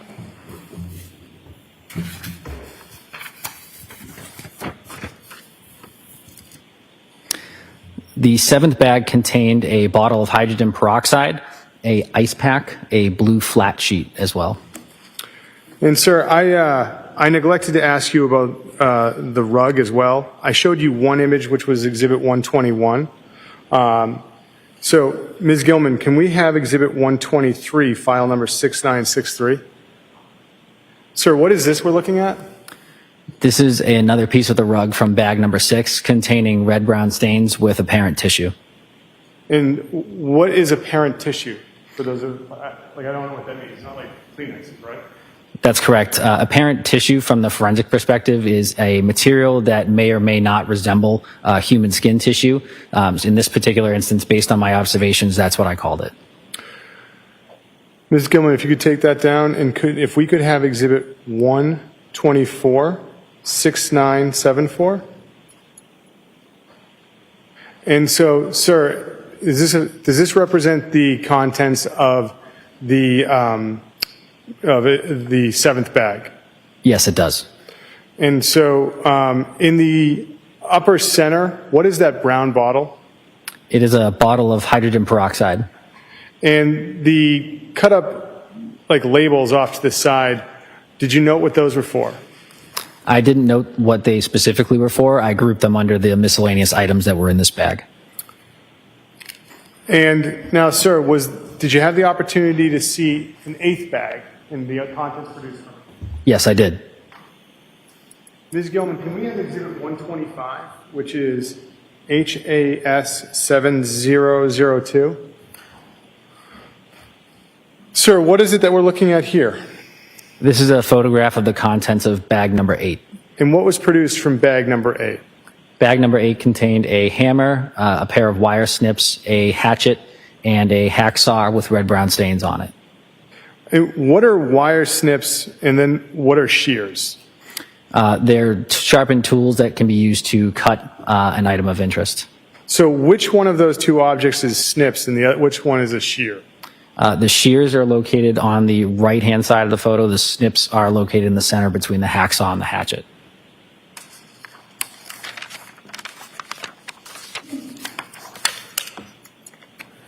Now, sir, I want to ask you about bag 10.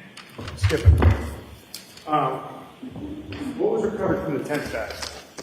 The 10th bag contained a large piece of tarp that was taped together, so multiple pieces were taped together to form a larger tarp.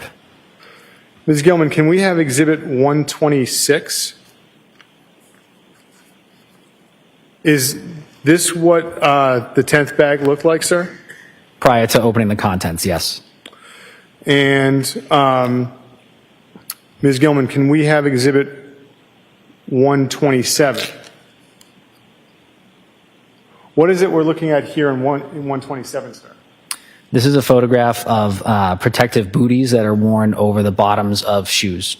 And where were those recovered from, sir? Those were also recovered in bag 10 once the contents were emptied. And Ms. Gilman, can we have what's been previously marked as Exhibit 50, file number 7029? What is this, sir? This is a photograph of the tarp from bag number 10 as it was being unfurled from the bag. And Ms. Gilman, can we now have Exhibit 128, file number 7035? What is this image of, sir? This is an image of additional items from bag number 10, one of them being an apparent piece of insulation and then some scraps from containers. So, sir, what was done with all of these items? The items that were taken out of all the bags, we discussed amongst the crime scene services section, detective unit, and myself, which items would be going to which units first for analysis. Items of evidence that would be going straight to the criminalistics unit for analysis, I would be collecting. Items that would be analyzed for potential prints would be going with the crime scene services section, and state police detective unit would be responsible for the remaining items. So, what items, well, at this point in time, I'd like to ask you something, sir. Are you familiar with what's called the LIMS system for the crime lab? Yes, I am. Can you tell us what the LIMS system is?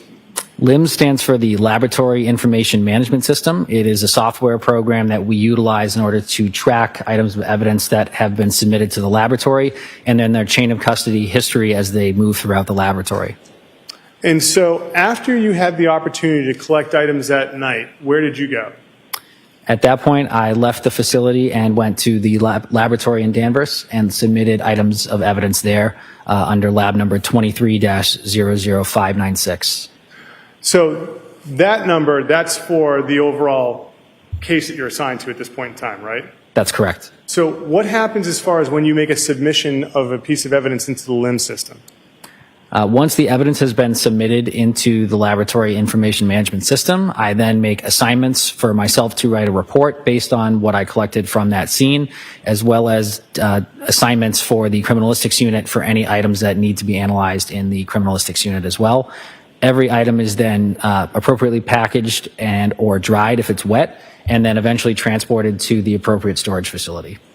And so I'd like to ask you about some of the LIMS numbers that you were able to assign objects that you entered into the evidence. Your Honor, if it may be with the court's approval and with no objection from defense, would he be able to refer to his report during this portion? Any objection? No objection. You may.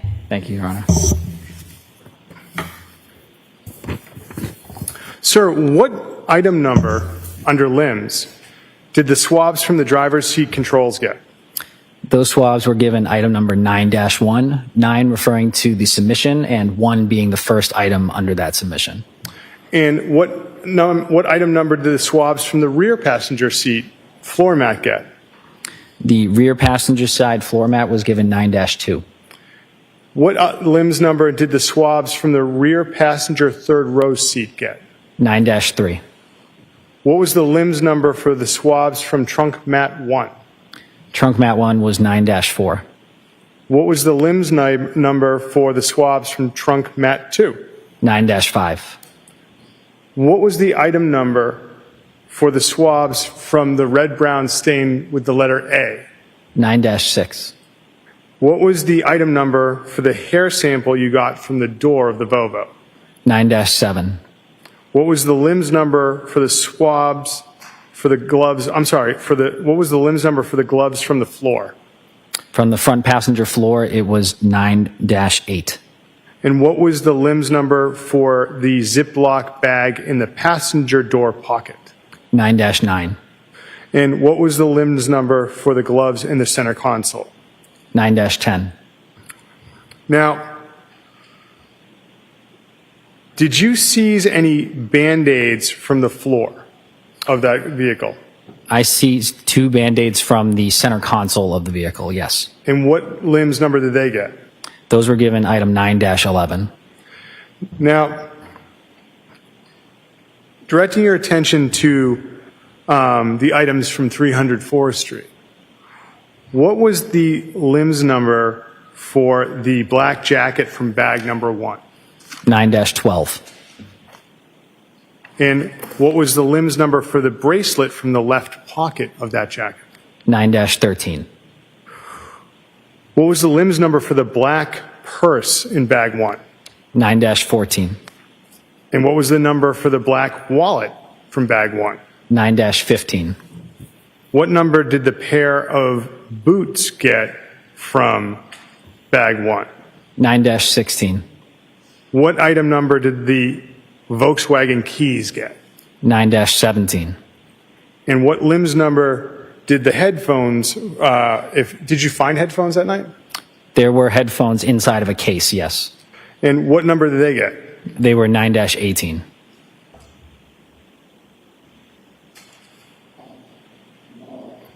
What item number did referring to bag 2, what did you discover as far as any gauze? Inside of bag 2 was a piece of tape that had gauze inside of the tape. So the non-adhesive side was on the exterior, and then the gauze was on the interior of that tape, and the gauze appeared to be red-brown stained. And what was the item number that you gave to the tape with the gauze and the red-brown stain? 9-20. And regarding the wipes that you found from bag 2, what was the item number they got? They were 9-21. And the towels that were retrieved from bag 2, what numbers did they get? The white towel, one of them was 9-22, and the other was 9-23. What about the bathrobe from bag 3? What limbs number did that get? The white bathrobe with red-brown stains was 9-24. And the watch that was in bag 4? 9-25.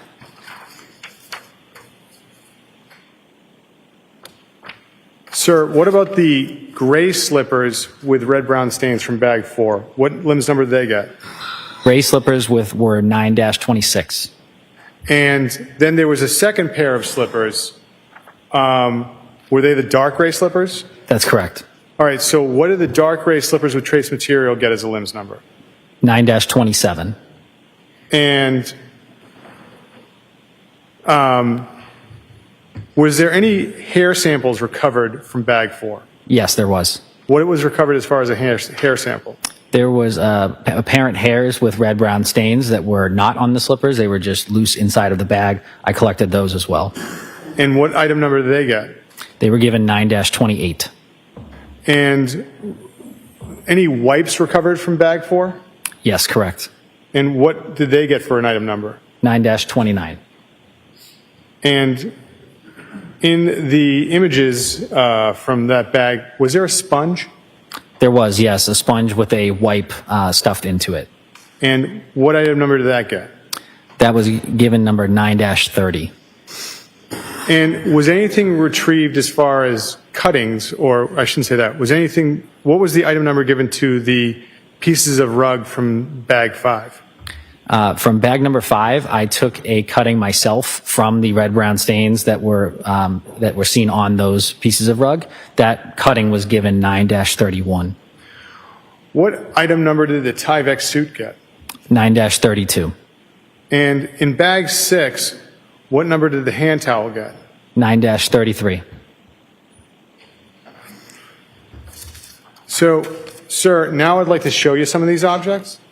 And before I do you have any gloves with you? I do, yes. Can I see counsel at the side of the bench? Yes, Your Honor.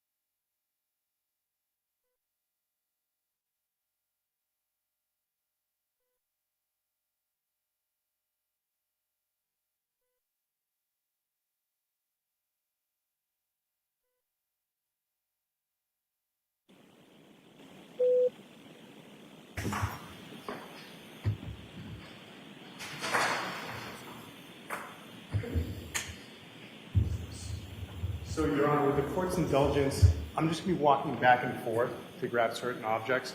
And I apologize if I appear to be a ping pong ball, but I think that's probably going to be the easiest way to do it. That's fine. Thank you, Your Honor. And for the court, I'll see my voice up.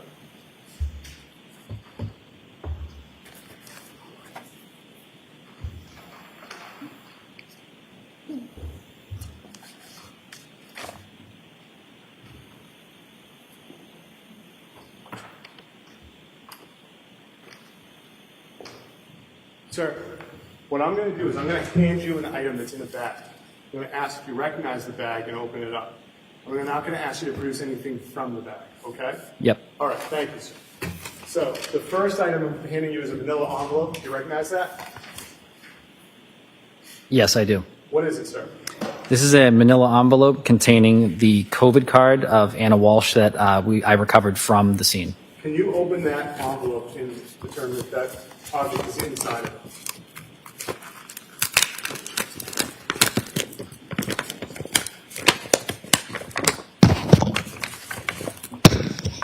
Yes, it is. Thank you. The Commonwealth would seek to have this envelope marked as the next exhibit, Your Honor. Any objection? No objection. Is it 129 we're at? Yes, Your Honor. The COVID card will be, or the exhibit with pouch that contains the COVID card is now in evidence as 129.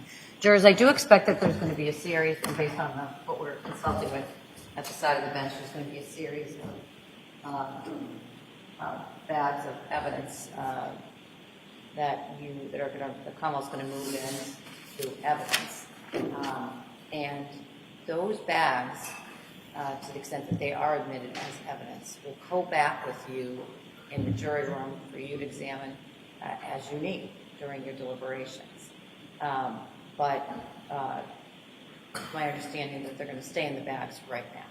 And when they go back with you, you'll have proper gloves, just like the witness now has. All right? Thank you. Sir, do you recognize this bag? Yes, I do. What is that? This is the bag of keys and headphones that I recovered at the scene. Could you open it and confirm that those items are inside that bag?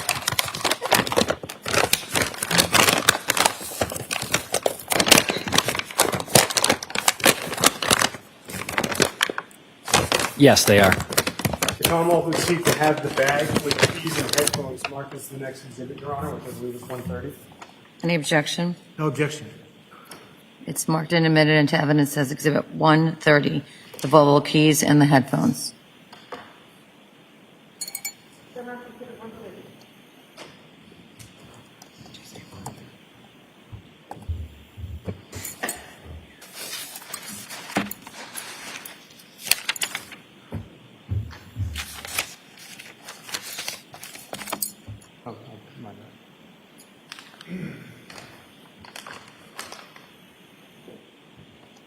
Sir, I'm showing you I'm producing a bag to you. If you could tell us if you recognize it.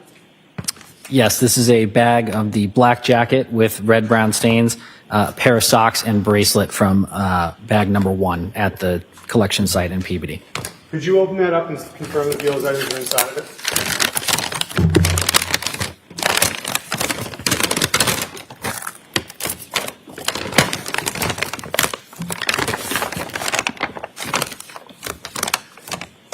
I can see the black jacket. However, without removing it, there's nothing I can see that might be underneath it. Okay.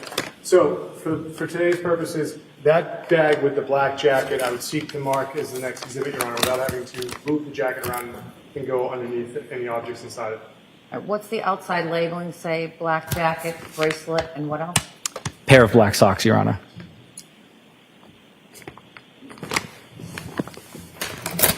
Any objection to that? No objection. The contents of that packet, which has on the outside of it black jacket, bracelet, and black socks, is now in evidence as 131.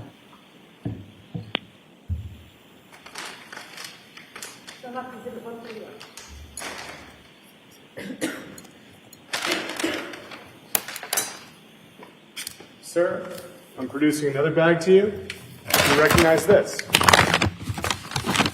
Yes, I do. What is that? This is a bag marked as purse and wallet from bag number 1. Could you open that bag and confirm the person wallet?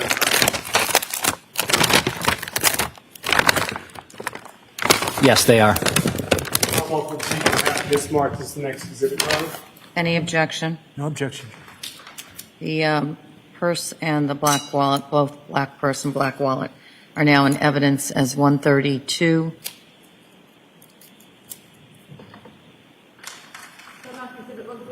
Thank you.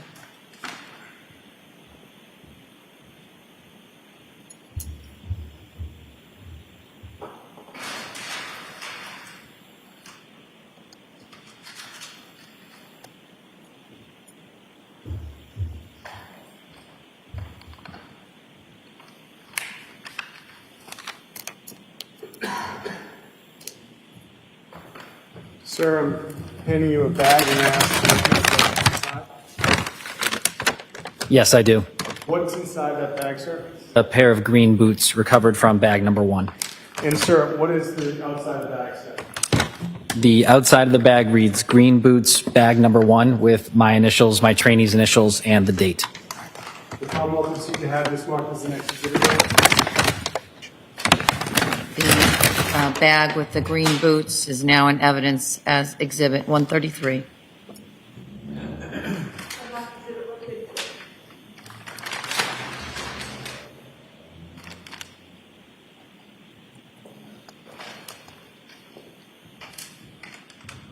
Sir, you recognize this bag? Yes, I do. What is that, sir? This is a brown paper bag containing a bracelet. Can you open the bag and confirm the bracelet's inside?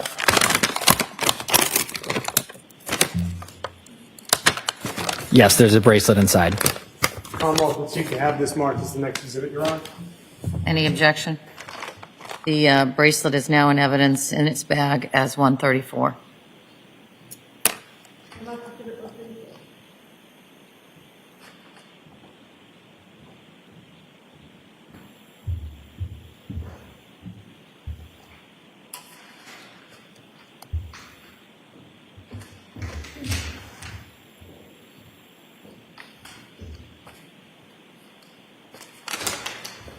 Sir, I'm handing you this first bag. Can I ask if you recognize it? Yes, I do. What is that, sir? This is a bag marked white towel number 1 from bag number 2 at the PBD collection facility. And that's one of the 2 white towels you bagged up that night and took back to the crime lab? Yes, that's correct. Can you open it and make sure the towel's inside? Yes, it's inside. The Commonwealth would seek to have this bag and the white towel marked as the next exhibit, Your Honor. No objection. White towel number 1 from bag 2 is now in evidence as Exhibit 135.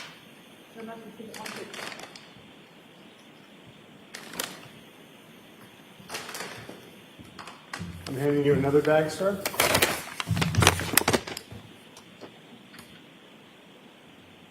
This bag is marked white towel number 2. And does that look like the bag, the second bag for a white towel that you bagged that night? Yes, that's correct. Could you open it and confirm the towel's inside? Yes, it's inside. The Commonwealth would seek to have this marked in the next video. Any objection? The white towel number 2 from bag number 2 is now in evidence as 136. Can I see counsel at the side of the bench? Yes, Your Honor.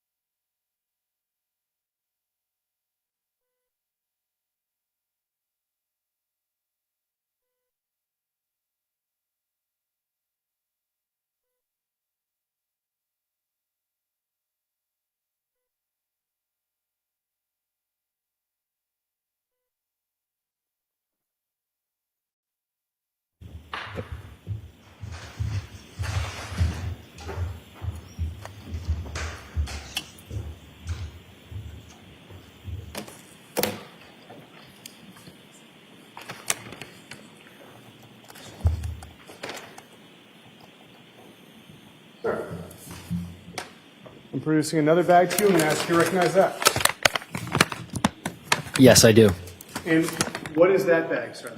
This bag contains a white bathrobe with red brown stains that I recovered from bag number 3.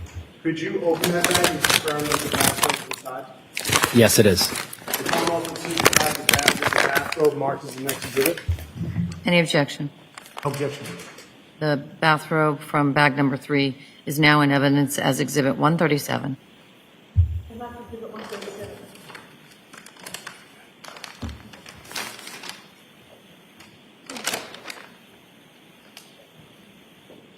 Sir, what's this bag that I'm handing you? This is a bag of the dark gray slippers with red brown stains and trace materials. Could you open the bag and confirm the slippers are inside? Yes, they are. Commonwealth will see to have the bag with the dark gray slippers marked as the next exhibit. No objection. That's also from bag number 3, or is that? This would be from bag number That's 4. bag 4. Yes, Your Honor. Thank you. The dark gray slippers from bag number 4 are now in evidence as 138.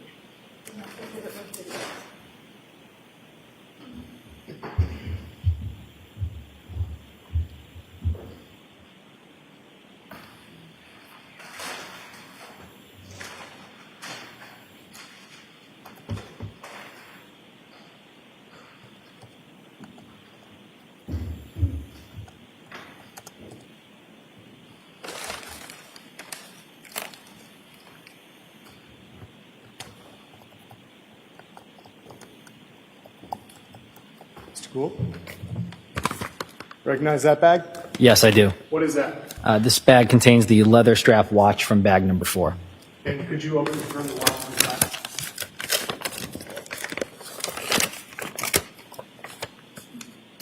Yes, it is. The Commonwealth would seek to have the next bag as the watch from bag number 4 as the next exhibit. Any objection? No objection. The leather strap watch from bag 4 is now in evidence as 139.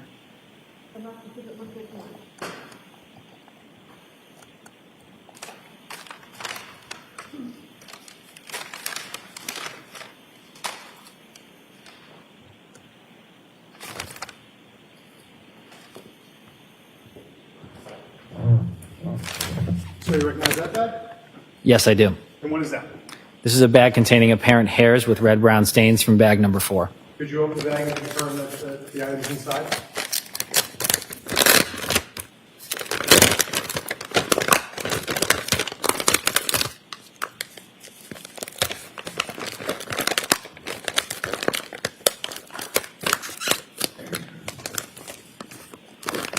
This one's still sealed. Oh, you didn't get them all? Yeah, I can't quite get it all. I need new gloves as well. So, your gloves have opened. For the record, I brought you a new set. So, and why don't I take yours? Thank you.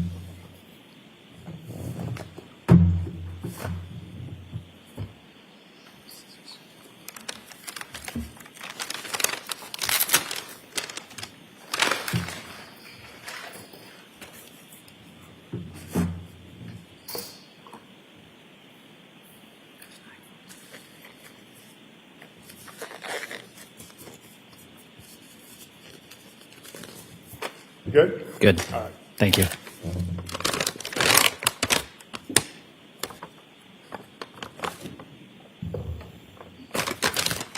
Yes, they're inside. The Commonwealth would seek to have the next bag with apparent hairs with red brown stain marked as the next exhibit, Your Honor. No Any objection. objection? No objection. The hair from bag number 4 is in evidence as 140.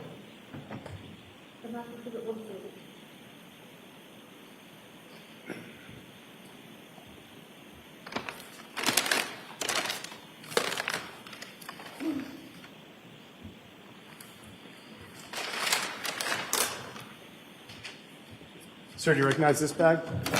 Yes, I do. What is that? This is a pair of slippers with red brown stains from bag number 4. So those are the light gray slippers? That's correct. Can you open the slippers inside?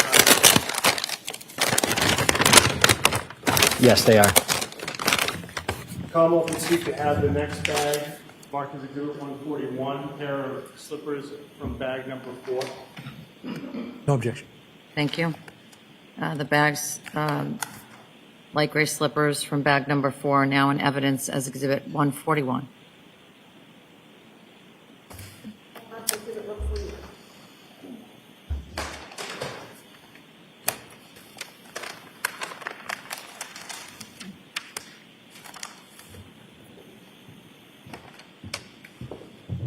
So do you recognize this bag? Yes, I do. What is that? This is a bag containing the sponge with a wipe through it. Could you open it and confirm the sponge is inside? Yes, it is. Commonwealth would seek to have this marked as an exhibit, Your Honor. No objection. Is that from bag 4, or are we now moved on to bag 5? We are on bag 4, Your Honor. Okay. The sponge from bag number 4 is now in evidence as Exhibit 142.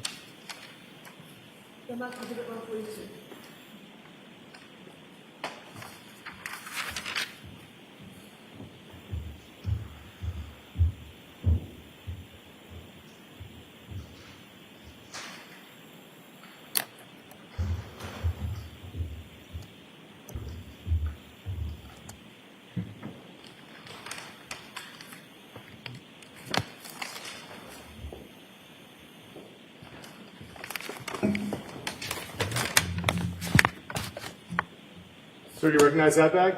Yes, I do. What is that bag? This is a bag containing the Tyvek suit recovered from bag number 6. Could you open and confirm the Tyvek suit's inside? Yes, it is. The Commonwealth would seek to have this next bag, Your Honor, marked as next exhibit. Tyvek suit from bag number 6. No objection. Thank you. Now in evidence as 143 is the Tyvek suit from bag 6.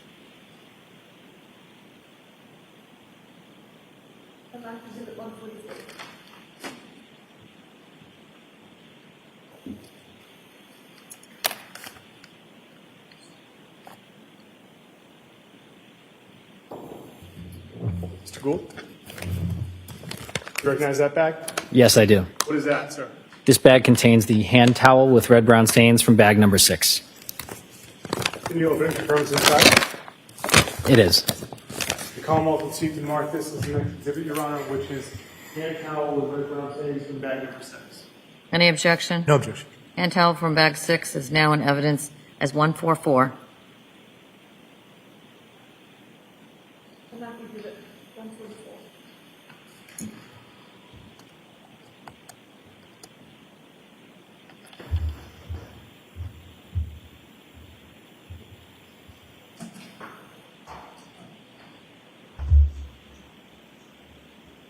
Your Honor, may I have a moment? Yes?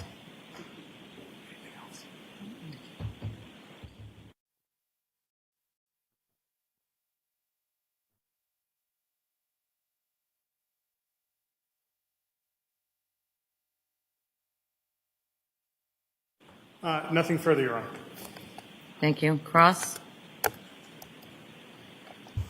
Good afternoon, sir. Good afternoon. Oh, my apologies. Sorry about that.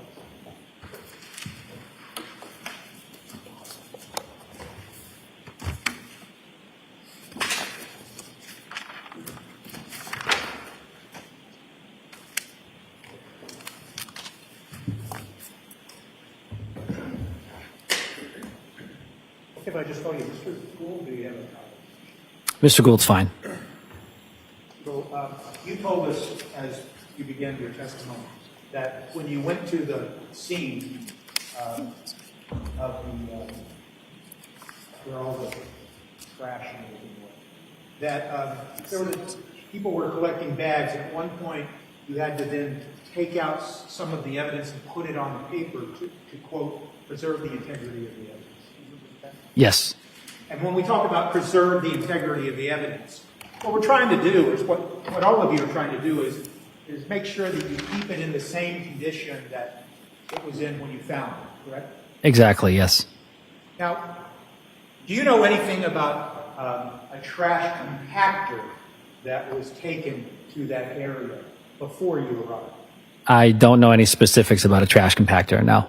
So can you tell the jury, if you have any information, that some of this evidence has been introduced that was taken out of a dumpster there, that it had first been in a compactor and then transferred to the dumpster, or you just don't?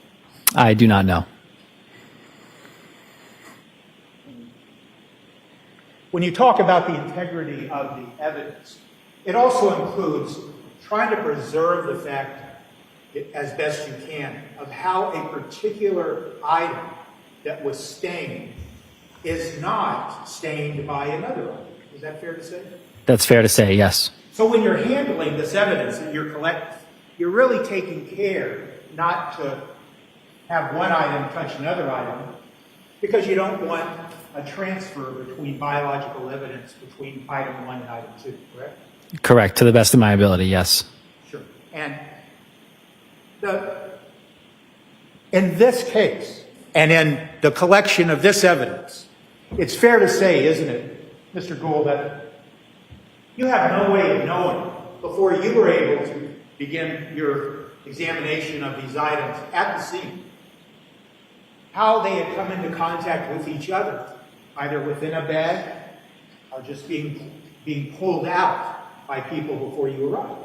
Before I arrived, correct. And there is such a thing in your expertise in forensics that includes characterization of transfer of biological evidence, correct?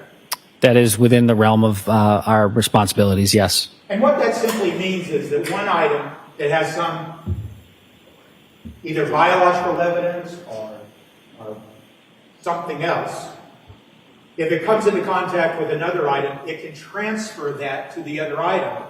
So item A that may have had a red-brown stain on it might transfer some of that red-brown stain to item B, whereas before, item B never had a red-brown stain. That's correct, and the term we would use for that is called Locard's exchange principle. And that would include, for instance, if you were looking at a pair of slippers like we have in this case, and you see in one of the photographs that there looks to be apparent hairs attached to the slippers, it could very well be that those hairs that are seen attached to the slipper, they could have transferred to that slipper because they were already in the bag or they came into contact with something else. Absolutely, yes. And so it's fair to say then that when you're out there, very careful, and with all the training and experience you have, there's no way for you to be able to tell a jury, with regards to this specific case, how exactly some of this red-brown stain or biological evidence actually came to be on any piece of evidence. Correct. I cannot say the manner of deposition. I can only confirm its presence. And so it's fair to say, isn't it, that there could very well be some of this evidence that now, when you look upon it, it has a red-brown stain on it. That red-brown stain may not have been on that piece of evidence when it was, in fact, initially placed into, for example, a black bag. That's possible, yes.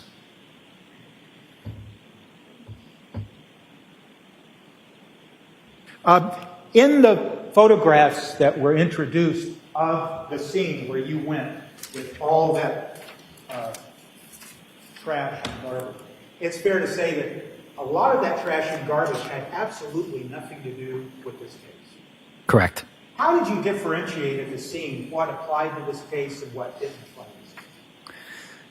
Mainly once the discovery was made of red-brown stains on items, I was looking for any items of interest that might be in with those bags that have those red-brown stains on them as well, to try to establish any potential biological connections with the items in those bags.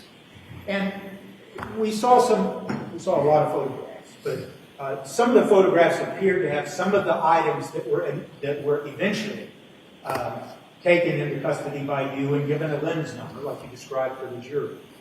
Some of those items, when they were first taken out of the bags, it looks to me like they were placed directly onto the floor of that warehouse. Yes, they do. And the floor of the warehouse actually looks somewhat damp in the photographs.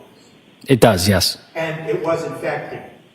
I can't recall exactly the conditions, but it is the floor of the facility, yes. And so it's fair to say that a lot of you have, terrible question, I apologize. It's fair to say that you have no idea what was originally on the floor of that warehouse before you arrived.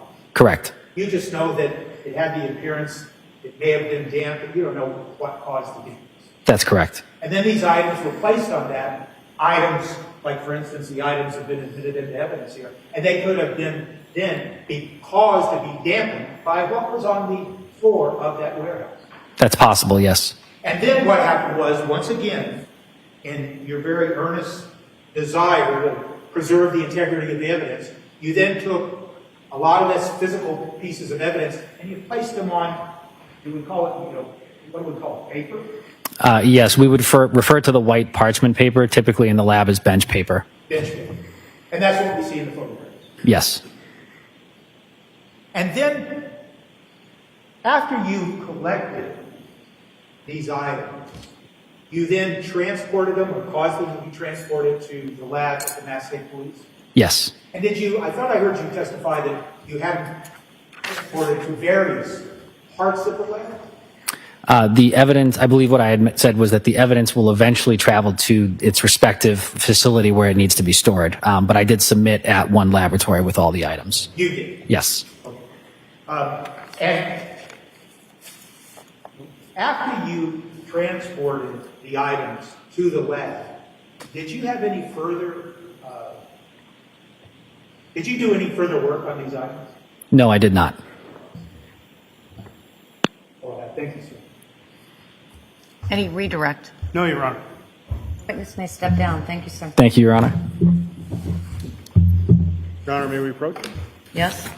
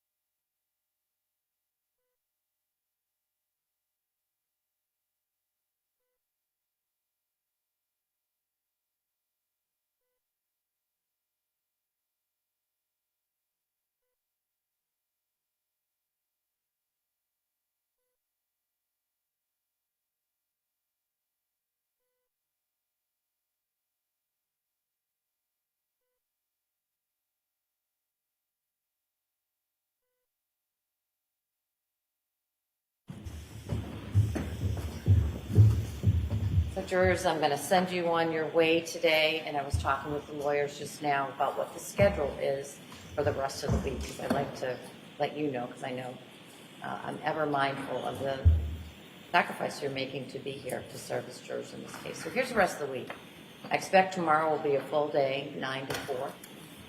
And then on Friday, I think I told many of you during empanelment, it seems like a long time ago, so you may not remember, that my plan always was to go 9 to 1 while the evidence was presented on Fridays. And that's frankly just for your own education, to let me continue with the other cases that are in this session. So I see them on Friday afternoon when I have a longer case. So that's what I'm going to be doing Friday afternoon. But what it means for you is our day on Friday will likely be just 9 to 1. All right? So you have a layout. Parties tell me so far we're right on schedule, maybe a little ahead of schedule. So I try to keep you informed. So again, I know the sacrifice you're making. Have a good night. But before you leave, I remind you, jurors, don't do any research about this case. Don't go on social media or any news media. Don't speak to anyone about this case, and continue to have open minds as you listen to the evidence. So have a good night, and I'll see you back here tomorrow ready to work. All rise for the court, please. Close your notebooks. Follow me.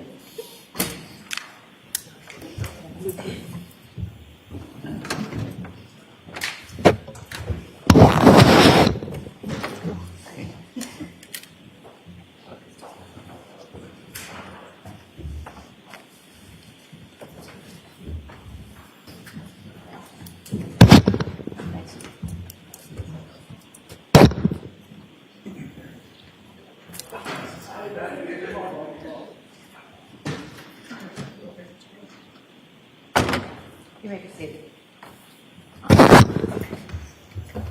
Madam Clerk.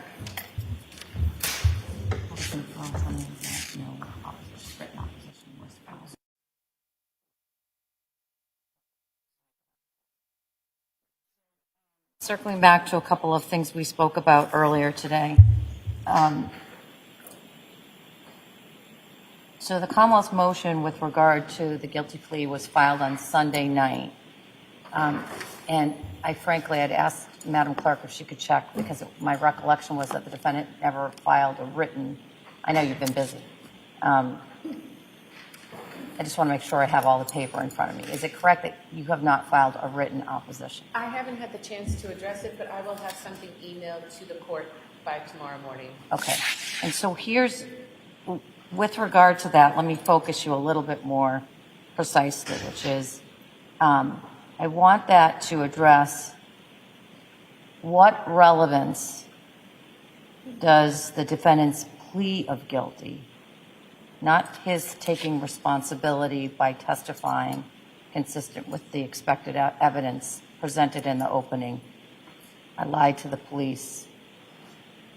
I improperly disposed of my wife's body. What relevance does the fact of the plea, if you are seeking to get the plea in, of guilty to indictments or counts 2 and 3, have to any permissible fact finding that this jury would do, recognizing that the jury is prohibited and will get an instruction consistent with almost every criminal case, that they may not consider punishment or the consequences of its verdict? So one of the things I'm concerned about is in line drawing, that I'm inviting the jury, if I allow them to hear evidence that he pled guilty, then I'm inviting them to do exactly what I'm going to tell them not to do, which is you are not to consider jurors. You stay in your lane, I stay in mine. So it's not clear to me entirely, and it's, again, no fault of the parties. You may be thinking through a lot of the information I gave you earlier today. But think about now whether A, you are seeking to admit that he pled to those 2 counts, and if you are still seeking that information, what relevance does it have to this jury's permissible job? All right? So let me see if I made myself another note. When's the Commonwealth going to get me the FASTO things? the reduced FASTO text messages. Your Honor, I had a chance to discuss the messages with the Commonwealth, and my position, and I alerted the Commonwealth to this, is that if the court was inclined to allow even some of the messages, that my preference is the whole package of the messages that they initially wanted to come in comes in whole. Okay, so relevant or not, you wish me to put it in? Given the court's ruling that some of the messages are coming in, it is our belief that the context of all the messages Is more beneficial as a strategic matter for your client? It's strategic, it's relevance, it gives a full context. I think otherwise you'd be able to cherry pick certain statements and make an argument that another argument could be made on the exact opposite side of the coin had the other parts been admissible. All So right. it is a strategic I request. said this probably a million times. You know the evidence better than I did. I started before I assigned the Commonwealth to reduce. I started to try to reduce it myself, and I was able to reduce it. But again, I don't know your cases nearly as well as you do. I'm just consuming it as the jury's consuming the evidence. All right? Anything, those are the two things that I wanted to talk about before we suspended for today. First, go to the Commonwealth, and then I'll go to the defense. Anything that the Commonwealth needs to talk about. Your Honor, with respect to the text messages, we did send counsel a copy with names and images of certain individuals blurred out and redacted. I don't know that that's an issue with. It's just the text content. I don't care about the photographs that are blurred. All right, so particularly of the third parties, the minor third parties that are in those text messages, those absolutely need to be blurred. But you're not suggesting that the photo, or maybe you are suggesting that the photo that Ana Walshe sent at 10:07 is blurred. No, Your Honor, only the third party minor children. Okay, all right, that seems appropriate.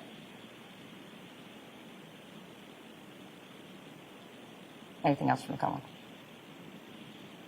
Nothing else from the Commonwealth. For the defense, anything you want to raise with the court? I think what everyone wants to research and get an answer to is the 1020 max that we were discussing at sidebar, which again, I think we all just need to open a book, so to speak, and hopefully have information for the court about that, because that's relevant for Friday. Right. There's a lot to unpack there from what my preliminary research revealed, but I haven't had a chance to read it. All right. Thank you. Thank you. Thank you, Your Honor. Good night. Yeah, my